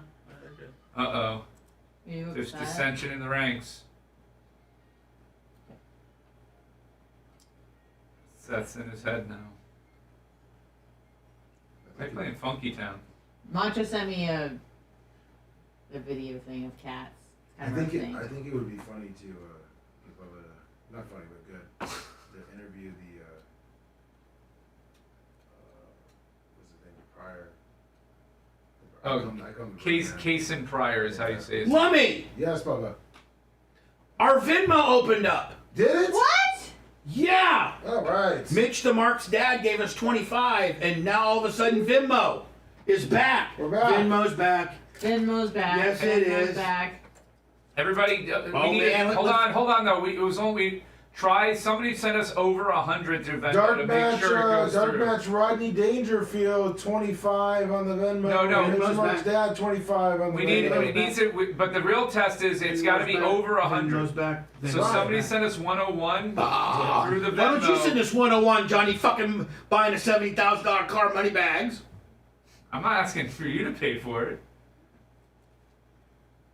So yeah, somebody sent us $101 to make sure the Venmo works. I could probably spare one. Well, it works. Hano throws in one. I'll I'll throw in $1 if five. anybody else wants to cover the next 100. No, it's got to be over 100. It's got to be 101, and then Hano will Venmo you the $1 back. Yes. But why is Brian being so negative? We got our Venmo back. God damn, he's just. Do you want me to choke him I'm gonna have to have a out? private talk with him about Choke him out? starting out a little bit more. I mean, you might want to get that air check for our USF people. Of course, yeah, I'm going to get it. Maybe cut out the negative Brian stuff. Yeah, I'm going to cut that out. Asking you to name the quarterback. Come on, Brian. Brian, you're gonna be Brian, you're gonna be fucking pretty jealous when I'm courtside sitting by motherfucking John Gruden. I will be.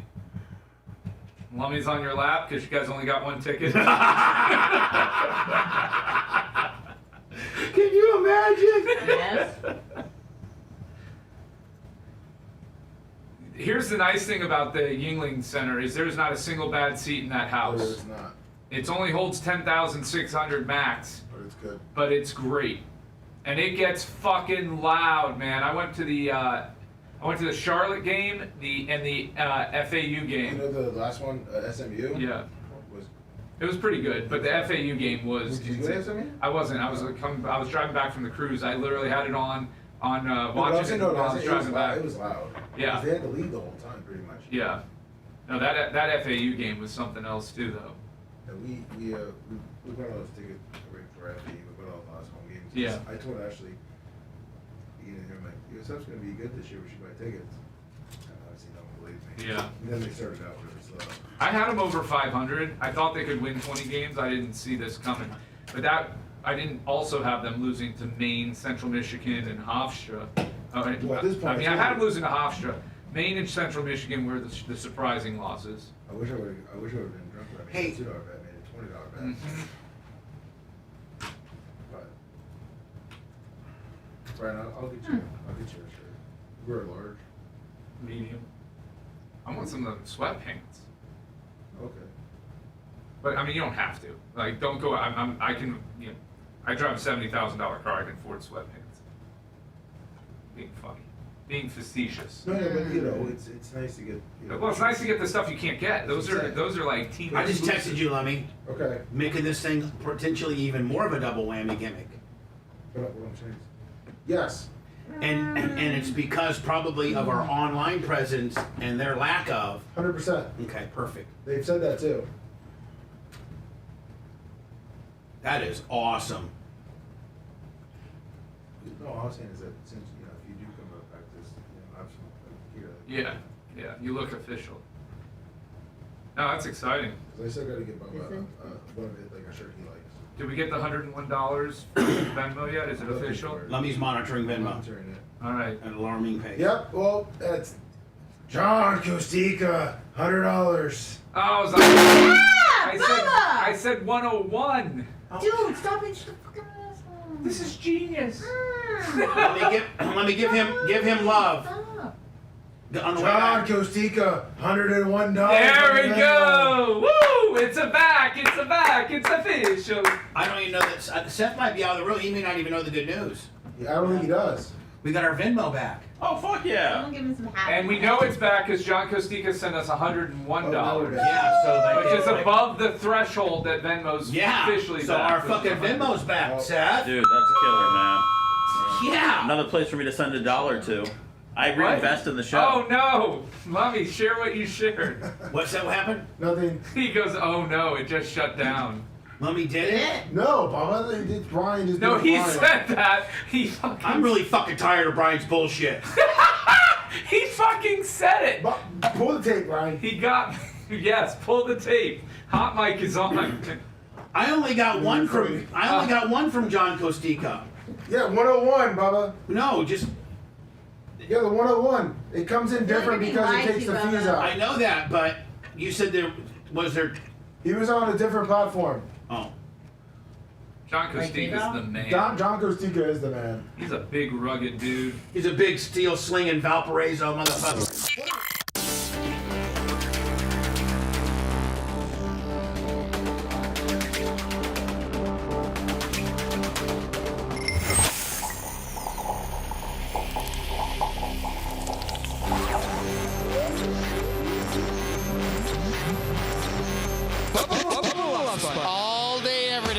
FT. Full tractor effect. You're my savior. I listen to it in the morning and at night. It keeps me awake all night driving that big rig down the road. Bubba the Love Sponge. We love you, brother. The Bubba the Love Sponge Show. Unbelievable news, Lummy. Yes, the Beacons. They're the Deacons? The Beacons. The Beacons. What a stupid name. Exactly what I said.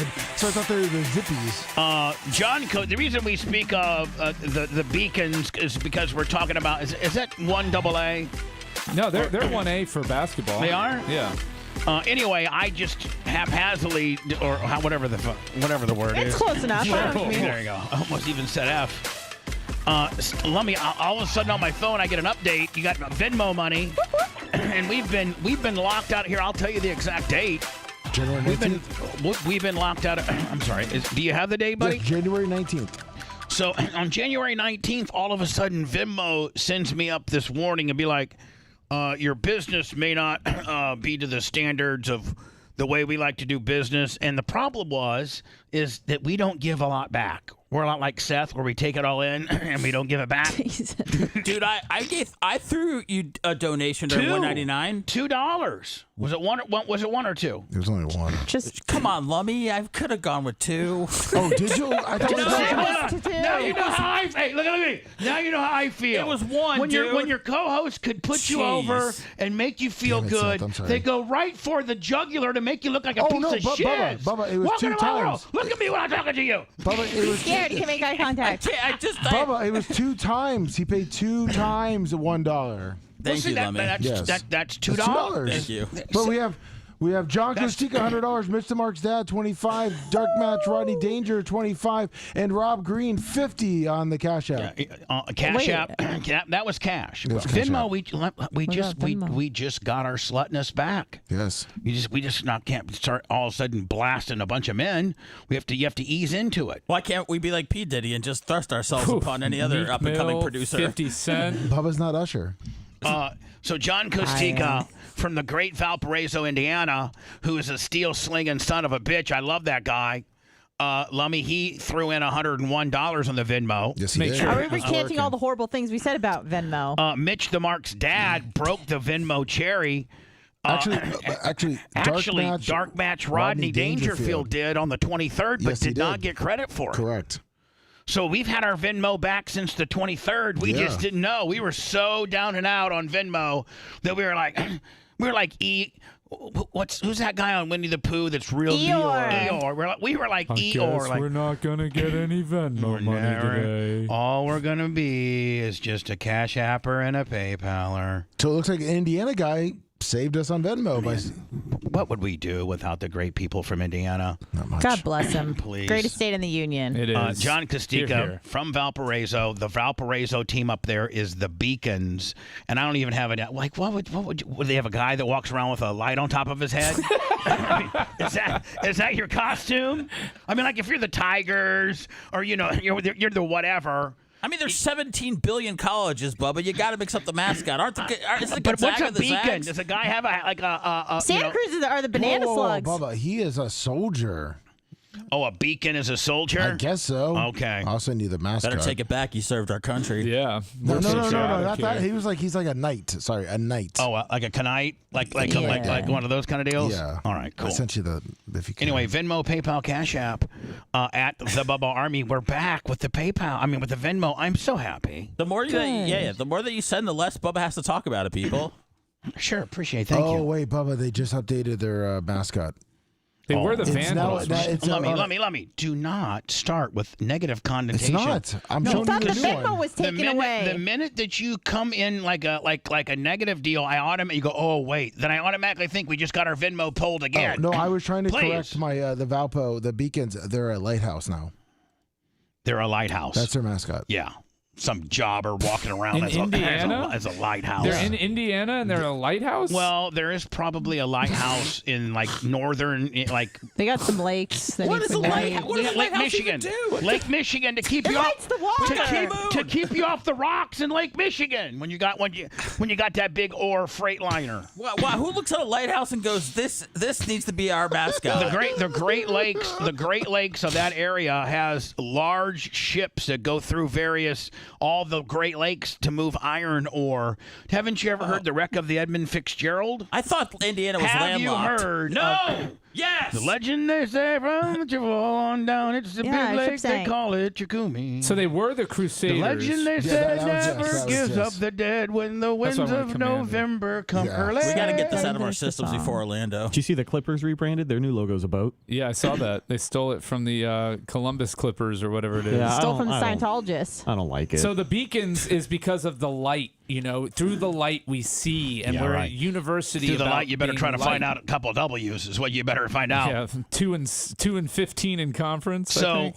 back over to the NFL, and supposedly now they have this. I don't know how long they've been doing it, but they take all the players on the team, and probably including the practice team too, but not coaches, not administrators. About 70% of the roster. We should do it here. Oh yeah. we got to come up with the top. Like we will go based off of what they have: cafeteria food, treatment of families. All right, The locker room. You guys are really pissing me off now. I'm trying my just hardest. reading the I got a plumbing leak here. Okay, so I'm trying to fix that. We can smell that. I know. I'm trying to get this, the poop smell out of the building, and you guys want free lunch, please. Well, NFL players want free lunch, Bubba. So free childcare apparently because they don't make enough. Yeah. I'd give So A's anyway, everything. they come up with this anonymous report, and they rank all 31 teams. And the best team to work for as a player is the Miami Dolphins. The second place team was the Minnesota Vikings, and this involves. I got the list here, like facility, travel, training, head coach, ownership. How they treat your family, or I guess how much. That's when they put your family in there. It's probably how much they accommodate your family game day or traveling. The Packers were third.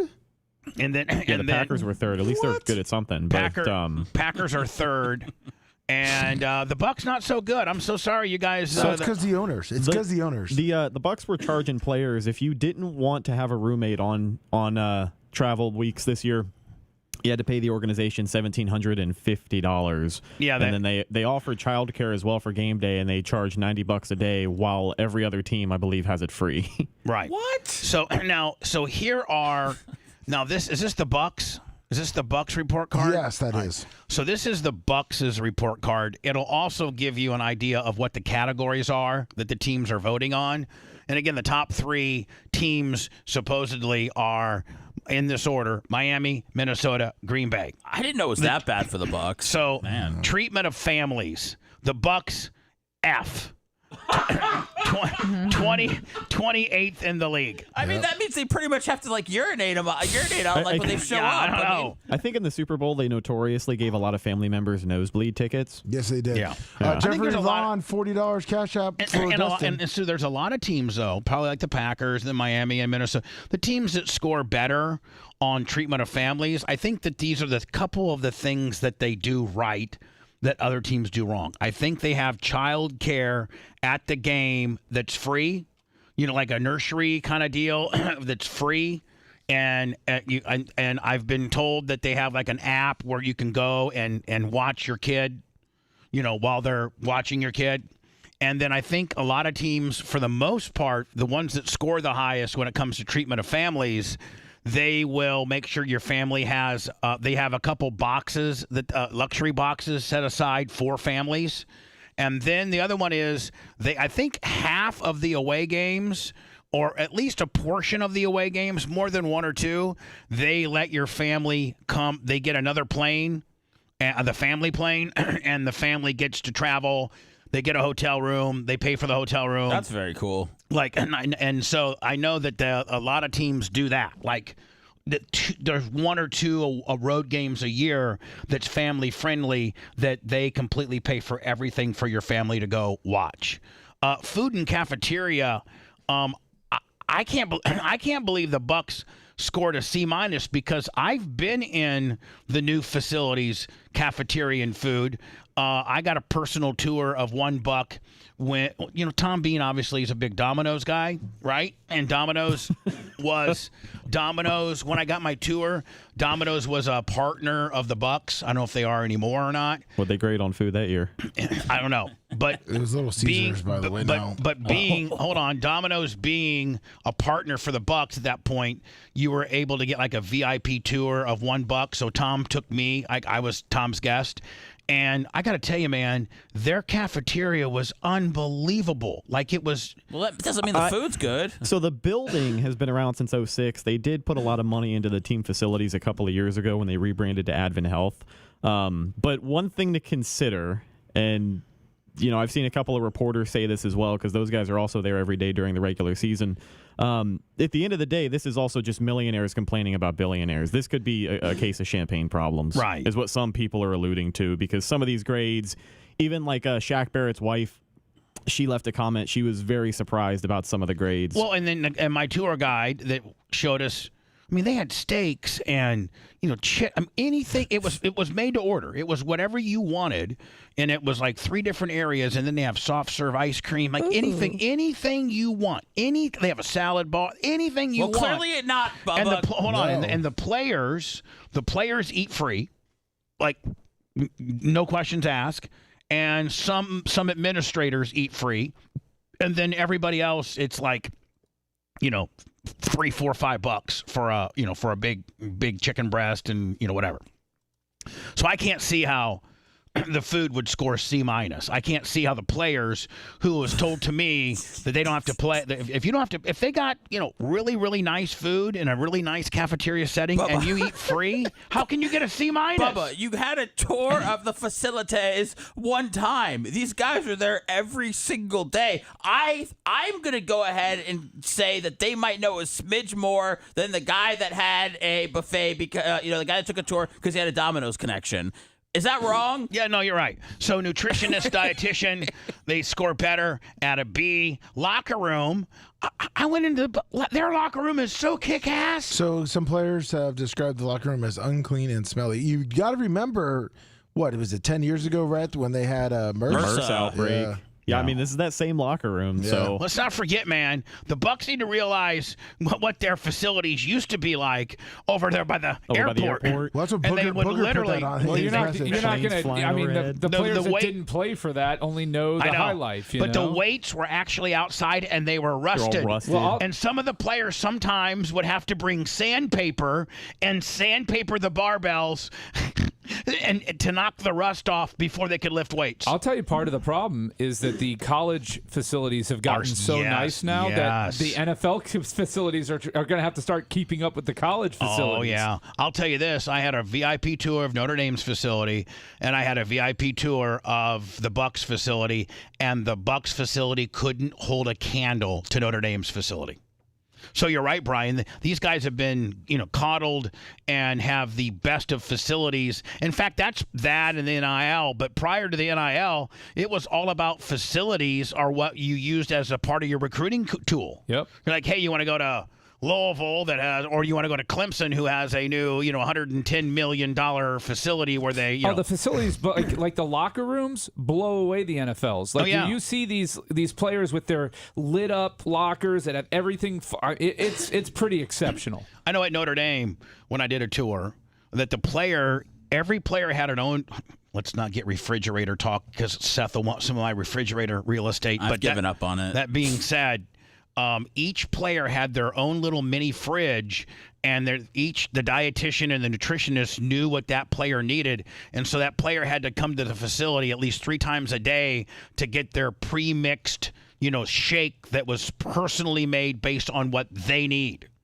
So it was even that, that tuned in.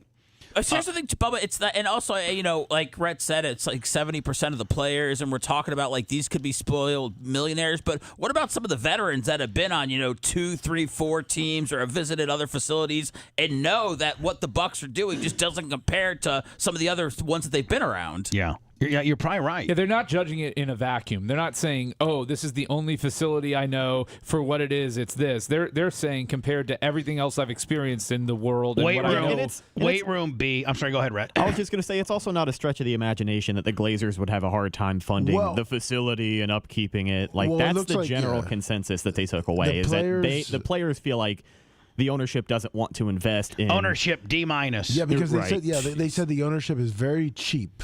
Team travel. Yeah, go figure. F. Team travel F. They said they have to sit in small That's an planes. ownership issue. Team travel, treatment of families, and ownership are all. Yeah. And quite honestly, I'm surprised that that ownership didn't get an F with a 29th rate. I guess that's what the players graded it. One guy gave an A. Well, they probably just like their Super Bowl ring they got from 2 years ago. Exactly. Yeah, they keep raising ticket prices. But what Brett said, and I'm sure that all these players talk to other guys on other teams and know what their travel is. But I've never heard of having to pay $1,750 if you want your own room. That's ridiculous. That was it's actually reported guys. yesterday. Yeah, it's for a lot of the rookies and second, third year players, but it's still just ridiculous. But it's kind of ridiculous for the players to have a problem with that too. They should. Well, I mean, if you're a rookie, and you're just a special teams player, you're on the bottom third of the roster, meaning you're not a starter, but you're a special teams player. You've been in the league 1 or 2 years, and you have to, you have to bunk up with a guy when you're on the road. They only spend one night there. They get there. Most NFL teams get there Saturday noonish, and they spend Saturday night. And then they usually fly back right after the game. It only takes one night to be gay, Bubba. Yeah, but I was going to say, P. Diddy offered to pay for all of the Bucs rookies' room if they would let him share it. I don't think Bubba knows about Diddy, but yes, it's okay. I know about Diddy. Okay. Sexual harassment claims. You know what? As a matter of fact, I know so much about Diddy that how about we speak about Diddy? We bring that up. Oh, thank God. Talk about that story next. How about that? I got time to Google it. Sure.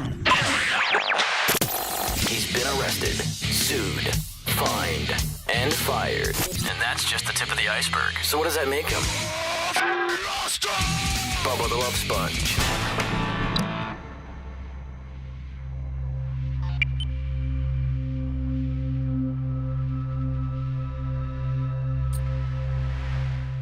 He was banging guys. The producer said that the producer that filed the or accused him, just said that he saw shit going down, that he was drugging girls and shit and bringing sex workers. Oh no, the stuff online is that he's a DLB, and is that a down low? Down low, brother. Oh. And Meek Mill. Meek Mill, and then they're pulling up these old interviews of people talking about P. Diddy. They have 50 Cent on the Breakfast Club, and he's like, "Yo, man, I met him and yada yada," and then he's like, "Man, I'm gonna take you shopping." Yeah. He goes, "You don't fucking say that to another man. You take a woman shopping. You don't take a man shopping." And he's like, "And you've been living by 50 Cent rules ever since." Yeah. There's a lot of smoke. Let's just put it that way. There's a lot of smoke out there right now. Maybe that's why he had Tupac and Biggie killed. Dude, honestly, man, like, what if they found out he was gay and he killed him? Fuck yeah. Because at least, what did I spell? How would you guys rank fast food pizza? I would have Domino's number one. Number one all day. Well, and this isn't me being biased. Domino's number one, probably Marco's number two, Papa John's number three, Pizza Hut number four, Little Caesars number five. Question: do you put Jets in there? No, they're not big enough of a chain. Because Jets is number one. Because they're not big enough of a chain. They're not a national brand. They're the best. I'm not taking you shopping, Dark Match Steve. Unless it's for that gasoline that you're going to immolate yourself in the BRN parking lot if I become full-time. Man, that'd be extreme. That would help the ratings. You want to make a splash in Orlando. First day on the market, somebody burns himself for some sort of political statement. Maybe we could deep fry the Koran. Really get some... some really fucking...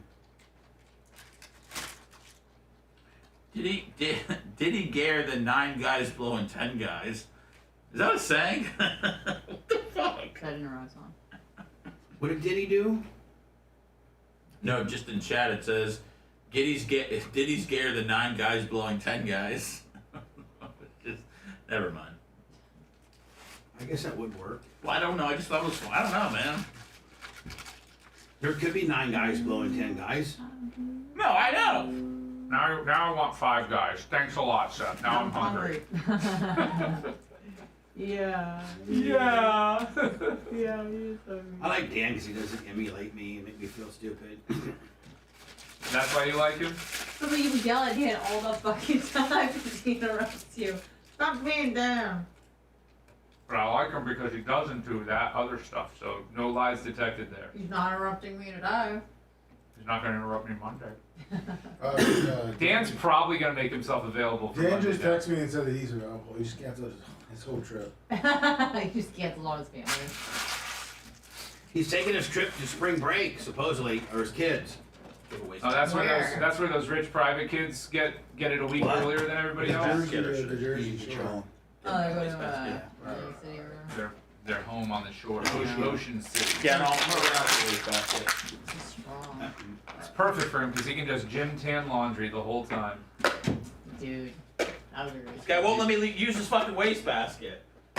Bubba won't? Go get your own fucking wastebasket. He's got a point, Seth. Get your own fucking wastebasket. There's certainly enough room. There's enough room over there for it. Let me. There's enough room for him to have his own He just wants the wastebasket. one that he can't use. Just tell Anna about it, and she'll fucking empty it. Forbidden tree. Mm-hmm. He just wants that fruit of the forbidden tree, Bubba. He's just constantly, never satisfied. Say it, Lummy. Never satisfied. Just as Itachi, 70 months. I'm just so. Is our Venmo still up? Brandon the Quad, 75 months. Yes, it is. Let's see. Let's check. Is Brandon the Quad okay? Yeah, he's great. Is he back home? He's back home. He called into the show yesterday. Flood City, 57 months. He's back to jerking it twice a day. Fuck yeah. Okay. Dale racing through 18 months. What was wrong with him? Something wrong with his stomach. I'll get the exact diagnosis. His phone was breaking up. They had to pump a bunch of semen out. Jesus, Brian. God, Brian's such Fucking a Rod dick. Stewart, bro. Brian's gonna dick himself off this show. Because I made a fucking semen joke? Yeah, you did. I'm a quadriplegic man. Yeah, and a quadriplegic man who happens to be royal in the Hall of Fame. Yeah. Nonetheless, first one If you will. Way to attack a handicapped person, Brian. Jeez. Oh, I was relentless on it. trying to get- Remember on that Thursday night at Barb? Iowa's offense works about as well as your left arm. Put yourself right on over. Nets Faucet 9, 47 months. Thank you all for all the resubs. Florida Moonshiner, 44 Are we going to months. use the podcast table for the break-in today? Oz 83, Yeah, I think we 36 should. months. Street Glide Street, 31 months. Sounds good. Dave the Slave, 68 months. Cooper Lips, 67 months. Where's this at? Twitch. We're still on there? Something that you don't know about. Yeah. CBJ, All that is. I got to bring a fridge and a wastebasket. I should have resubscribed. I can't fit all that in my backpack.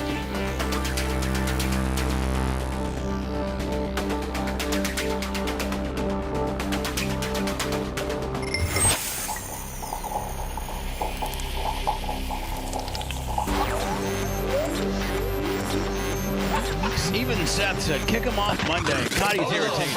It is. I'm here for the sponge. Me. It's all about me. It's got to be Bubba. I laugh so hard. Bubba the Love Sponge. Ow! The Bubba the Love Sponge Show. Even Kush, at times can come to his senses and be a real man. And after Brian's latest little schmarmy, trying to be a smartass, throw a cog into the gear system. Was it the countdown that really annoyed you? Yeah, it was like Jesus, talk about Tukey. I thought he was trashing handicap people when I walked in. On Z100. Brandon the Quad was super sick, and Brian just went after him. Brian, and then so Seth, right before he go on the air, when he was putting his headphones on, he looked at me and he said, "You know what? Let's go ahead and cancel him on Monday." Oh, I thought you guys were best buds. No, that came Guess not. That came from Seth Kushner's mouth, nonetheless. Second one of the day. Bubba, I have a different perspective of babyface from being up here now. And, I could see a couple of guys like me and Bubba, we're talking about the next break. We're talking about the big picture. And, he's trashing quadriplegic people down there doing tukey-tukies, He's doing his own little stand-up routine back there at the shows and brands' expense. Well, it's for hot mic. I mean, if there was no hot mic, I'd just sit here and shut up. No, you wouldn't. You'd be running your hole. I'm just telling you that right now. Yeah, you wanted to do your top 4 fast food pizzas. Yeah. We did it, too. We did, too. That was for hot 1. mic, though. That wasn't Margot's for number me. 2. Papa John's number 3. Domino's. He's running his own show down there, Bubba. By the way, we debut in Orlando this coming Monday on 103.1 with me and Don Miller in your midday, the coolest black guy ever to live. And he'll tell you about it. Shannon Burke in Afternoon Drive. And I think they're coming up with a billboard campaign that shows my booking photo because I've been arrested and Shannon's booking photo. And I don't know if Don's been arrested, but we could certainly doctor one up. Shannon said Don has not been arrested. He has not? I believe. That's what he Still said. got the weekend. He's still a black guy. He's still a black guy. What? I'm just saying he's a black guy. What the hell is You got 2 criminals and a black guy. Well, that's what Shannon said to the billboard. That's I'm gonna just back away from Well, Shannon- Hold on. Shannon's- I think that's the new positioning statement. Really? Two criminals and a black guy. Well, so Shannon said about Why the don't they billboard. just go with the reverse Oreo? No, what so Shannon said about the billboard was hey, you have Don Miller in the middle, kind of shrugging his shoulders, like, yeah, I don't have a mugshot. Right. That's what Shannon said. Whatever. Two criminals. I thought you'd been found innocent, though, Bubba. Well, but I am. If you were to ask most people, I'm a criminal. Guilty. He killed a hog. Well, now you're guilty when you want to have And his career. Now you're guilty when you have a stupid billboard. Yeah, whatever. You ask Orlando people. You go and ask the average Orlando person. Do you think Bubba the Love Sponge is guilty? Just say that. Yeah, of something. Okay. He let Hogan blast his wife and tried to sell the tape. He's guilty. Well, we don't want. We're changing. We're going to alter your character. That's not part of it we anymore, don't want Bubba. that. It's your persona anymore. You're married with No, the Hogan appears on our competition now. Did you know that? Russ has him on from time to time. Talk about getting my retreaded stuff, please. Wait, really? What? I thought you had no heat with Well, Russ. I don't have any. Talk about Richard. He can't. He's not better at radio than me. He has socks pretty much, and then he takes my leftovers. Enjoy my sloppy seconds, Russ Rollins. I couldn't said it any better. I mean your impersonation was dead on that one. Hogan does need an outlet for the N-word, so I mean, maybe Russ is providing him with that. Jesus Christ. Damn, dude. Listen, Hulk Hogan is a born-again Christian, okay? Yeah, he got baptized at Indian Rocks. First Baptist Church of Indian Rocks. From right? Indian Rocks Baptist Church made me realize there's only 2 things bigger in this world than Hulkamania, and that's God and Bubba when he was at his fattest. That's what the AI call he did, Bubba. Remember? I'm trying to find. Yeah, it was a classic. Mach, if you could put that up on this particular page I have up. It took him 6 hours to put it together. God, that was so brilliant, Brian. That was so brilliant. The front side workup was a lot, and now not now anymore because I stopped paying the $100 a month. But no, but hold on now. If we were to get that AI technology that costs $100 a month, what could we do it with us show-wise? Like, could it be an effective tool for us to run shows through and get 1 minute shorts or anything like that? Not really. Not really. It's a lot of work to get. So you'd have to get each person. You would want to do over an hour, maybe 2 hours of isolated audio from that individual, and then you got to mark the best audio selections, and then it does its best, and then each time it generates. It's not quite there yet. At least not the program I was using, which was play.fm or something like that. And Red, you do have an AI program that you tinker around with, don't you? Oh, yes, I do. He's in the studio, Bubba. Bubba, he's setting it's up. been a long, long time, brother. Regina and Brian reached out to me and asked that I record something. On my first day in Orlando on Monday, I'm going to say, "Hey, Russ, I got Hogan back, buddy. You may call into your show, but I'm the original OG of putting him on the radio, and I got him back." For your roast. I have held on to this grudge for a long time, and it's time to finally let it go. I was baptized at Indian Rocks Baptist Church this week with Sky. It served as a reminder that the only thing bigger than Hulkamania is God. See, Brian, you thought it was real still. But I mean, if you had written it just a little bit differently, I would have really Oh no, I didn't want. I wanted at some point for you not to. I know. And the only reason, if we were to try to for the show, write one for the show that Hogan as a rib saying, "Hey, Hogan and I are buddies." You could write. You could write a pro one. Absolutely. Right? And I mean, clear up until this point, I was like, wow. And I would have kept it going if I could have found a legitimate, convincing Hogan impersonator, because I was going to say, but or why Hogan should himself. I bother? Why should I bother taping this? I'm just going to come in and tell you on my own, and then have him walk in. Then hit his music, and he walks in. When shirt off. Also, youth when you were at your fattest. If they are roasting you, then they must have run through all the washed-up jobbers, and they had to settle for a broken shell of a man. See, this is where I started knowing it. Okay. Wait a minute. No, Bubba, you were still in on it. You still thought you started to kind of tear up here. Seriously. Yeah, though, you thought. we had some great times together, brother. I will never forget everything you did to help me and my family. If I'd known at the time that when you let me Heather that I'd become the highest paid porn star in history, I would have never gotten mad at you. We certainly got to open up Monday with this. Thank you for doing me a solid with your testimony in my case. Yeah, I did do a solid for you. I pleaded the fifth. So many to choose from. I choose fifth. Because had I not choose the fifth, you wouldn't have got paid nothing. I think that made a big difference in the outcome of me getting millions and millions of dollars while I you think so. self-destructed and lost everything. I mean, Brian, it's no secret. You buried the pop hold on, there, Bubba. Nick Denton said we weren't allowed to question our star witness. I was their star red hair. I was the red herring that was going to blow the case wide open for him. Was I not? Yep. Talk about great legal posturing. You got to be worth something. Did you give me the bell because we're late? We're late. Way late. Way late. Unscripted and unregulated. Sort of like the same sensation you get after sex. Bubba the Love Sponge. The Bubba the Love Sponge show returns after these words.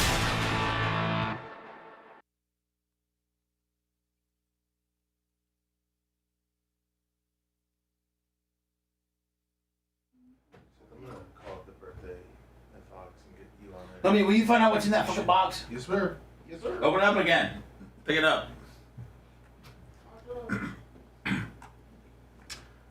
You don't really dig into Diddy there. We will. Got squirreled.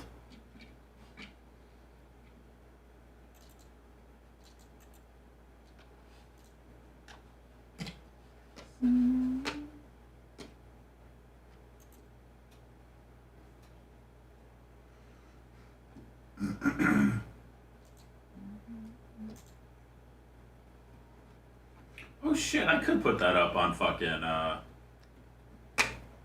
as a pod. The roast. Anybody watching Monarch No. on Apple Plus? Is it good? It's pretty fucking cool. No. I'm in the middle of Alexander right It's now. about all the Titans, so like Godzilla and all, but it's like how this federal agent. It's a movie, sci-fi type thing. Oh, I thought it was like about monarchs. Like No. Kings and No. Yeah, let me talk to Lummy about that. Promo code. I'm almost done with Alexander. I love those historical. I think it's been long enough for YouTube. They take a lot of liberty. What? Those docudramas. What do you mean? Like, just Not historically accurate. I mean, Kevin said that there's a gaps lot are of too gaps you have big. to fill in those, and they just take those liberties to fill in the gaps. Oh man. Oh, With like this is what he storyline. thought. Yeah, this is yeah, what he did. yeah. This is Yeah, yeah, but they- I like mean- their interpersonal relationships and Yeah. things like that. I get what Yeah. you have to do it. Right. You can't do it like just the facts. Right. But they hit like the big. And I put a $1.99 on this podcast. I could definitely Yeah. get a roast. You should. That should be fucking huge. Yeah. It's a good idea. You should try to maybe fucking and you should put that up today. That was probably the best one I've ever seen. It was fucking Really awesome. 100 pounds. No, today's 2 Live Jew. I'll do 2 Live Jew, and I'll do that tomorrow. To kick off the month. I Yeah. thought 2 Live 2 is not live. What was it? Industrial Well, mover. you're both alive though. It says industrial mover on the side. Yeah, it's for I the always stuff think we're it's a gonna live move. show. It's Right. not. That's my bonus. Code name is my bonus. My Yeah. bonus. Are you gonna? Oh, Gary's back. You gonna- And he says, "What's up, ladies?" When we get it over here? I feel like he's trying to be Oh, condescending it's only like here. $15 a month. Is this Gary? Take it from my kids' That's cards, my Gary's wages. one. Gary Bear. From your already Fucking huge lame. fucking. We're gonna get him to bark one year, right? Gary's got to get to bark. All right, I'm gonna put the I mean, I'm hey, gonna put the Gary. roast up as a podcast, so you guys can look forward to that Friday. Take it with you wherever you go. Find it wherever you get your podcasts. Hear that Hulk Hogan call just whenever.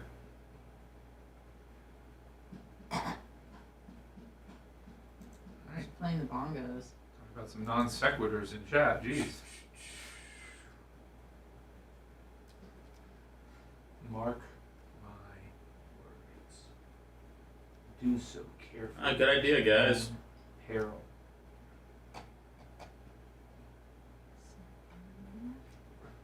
$231 and $230.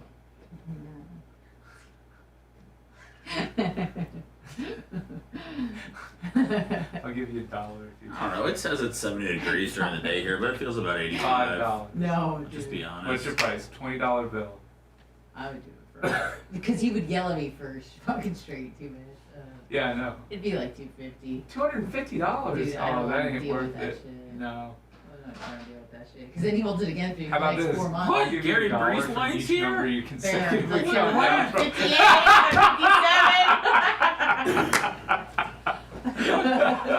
57. Gary was just a bone Then guy. you skip one, it resets. Yeah. I just have to go like this. That's so fucking freaked out. Oh, he's What the fuck are you doing? I just start running around. You know what's funny? I would get played. Oh, for sure. Yeah. You know that bitch can't say no to money. Uh-oh. Certainly gonna be. Seth, jump in his seat. 124. Seth, jump in his seat and say, I was just doing it in case you didn't get back in time. All right, let me give it. Don't do it. Don't do it. Don't absolutely. Wait, I'll do it if it gets Do- a little closer. Put your water in his fridge. Start with the fridge. Just open the fridge. I'm gonna get everybody fired today. I know what's in that fucking fridge. Steroids? No. He likes his Adderall cold. I'm just kidding. I find that it's It goes down. it singes the nostrils less when you snort it and it's cold. Jesus. You ever snort Adderall? Yeah. Yeah. Thanks, Terry. That's true. Before a music festival? By the way, Seth, I'm gonna clean this area up Right, here. like- Yeah, I was hoping you would. There's a lot of shit. You know, I don't like clutter. I know. I like how eating Thank doesn't you. No, I don't either. It could use a good dusted As soon as too. you snort it. We'll get that handle for you, kid. All right, thank you. No problem. Thank you, God.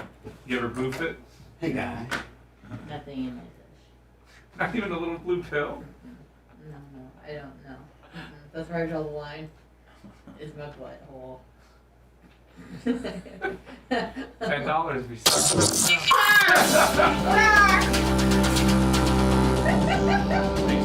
I think you should.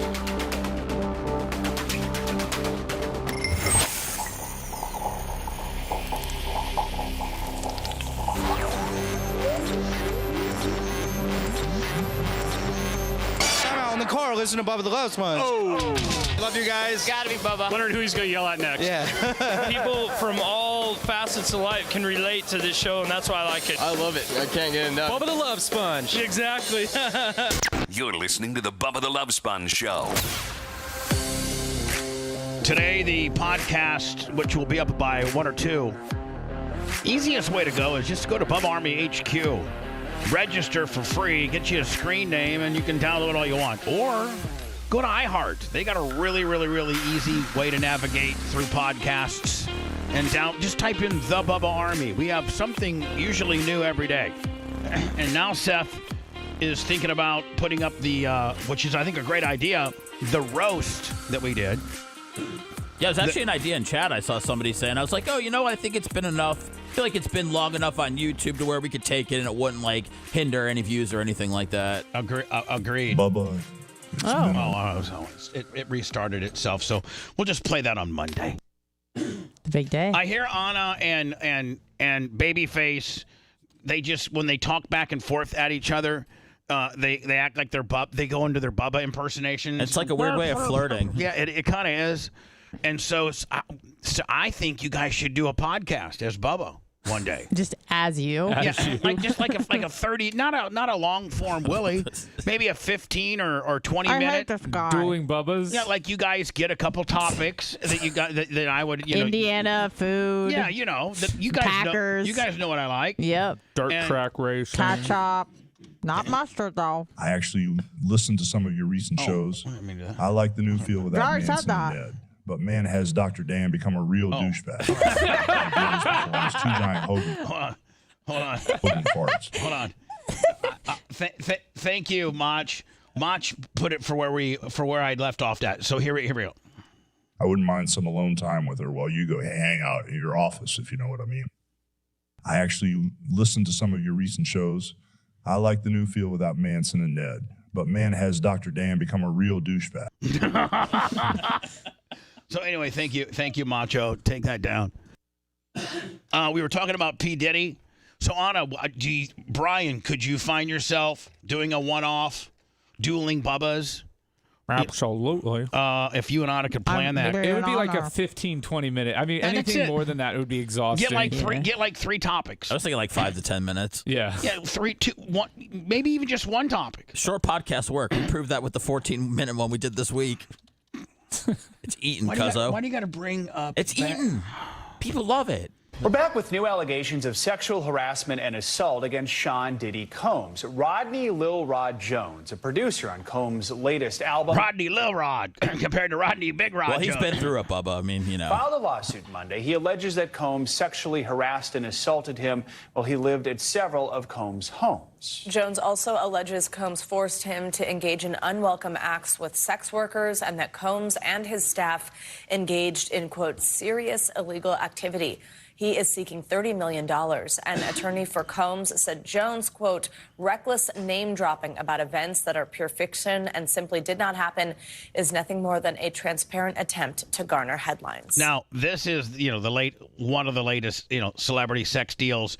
But it's kind of not gotten as much traction. But have you looked into the guy that is claiming that him and Dwight Howard did it, and then Dwight Howard actually admitted that him and the guy did hook up. Yeah, that was a while ago. But no, I think it's back in court. I think it might be back in court if we can look, or I'm just back in time. One of the two. Probably the second one. Seth, are we going to do a break today, and is it going to be available instantaneously? Are you going to hold on to it, or what with the card deal? No. I mean, whenever it's ready to be put up on YouTube, it can go up. After we're done recording it today. So we've got the one from last week. It'll probably go up today, and then I'll put the one you filmed today up over the weekend. And then That way you can just put the one out next week and then have it come out the same day. Then 2 Live Jew? Yes, sir. 2 Live Jew with Anna and Seth. That will be the podcast for today. Go download wherever you get your podcasting stuff. Spotify, iHeart, Google Play, Apple, iTunes, Apple Music, the whole 9 yards. While you guys get the camera and everything set up for the card shoot, I got the plumber here. It's ready to go whenever you guys. I mean, we just need to move the mic over, but once the mic is there, you'll be good. All right, cool. Thanks, Brian. You did pretty, whatever. Thanks for coming in today. Love you, buddy. See you Monday, Brian. Seth, what? Seth, thumbs up, thumbs down for Monday. For him. You pussy. He lives! All right. Straight pussy. That was from Gladiator, by the way. You like it? I did. It was suspenseful. We'll see you guys tomorrow.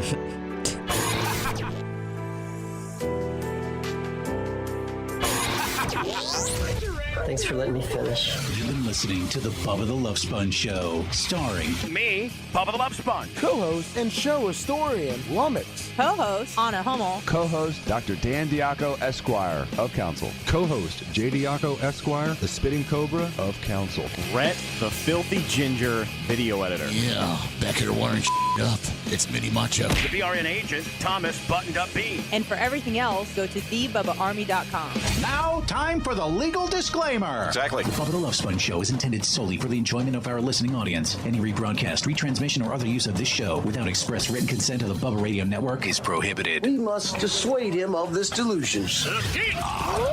Until next time, always remember. I repeat hello.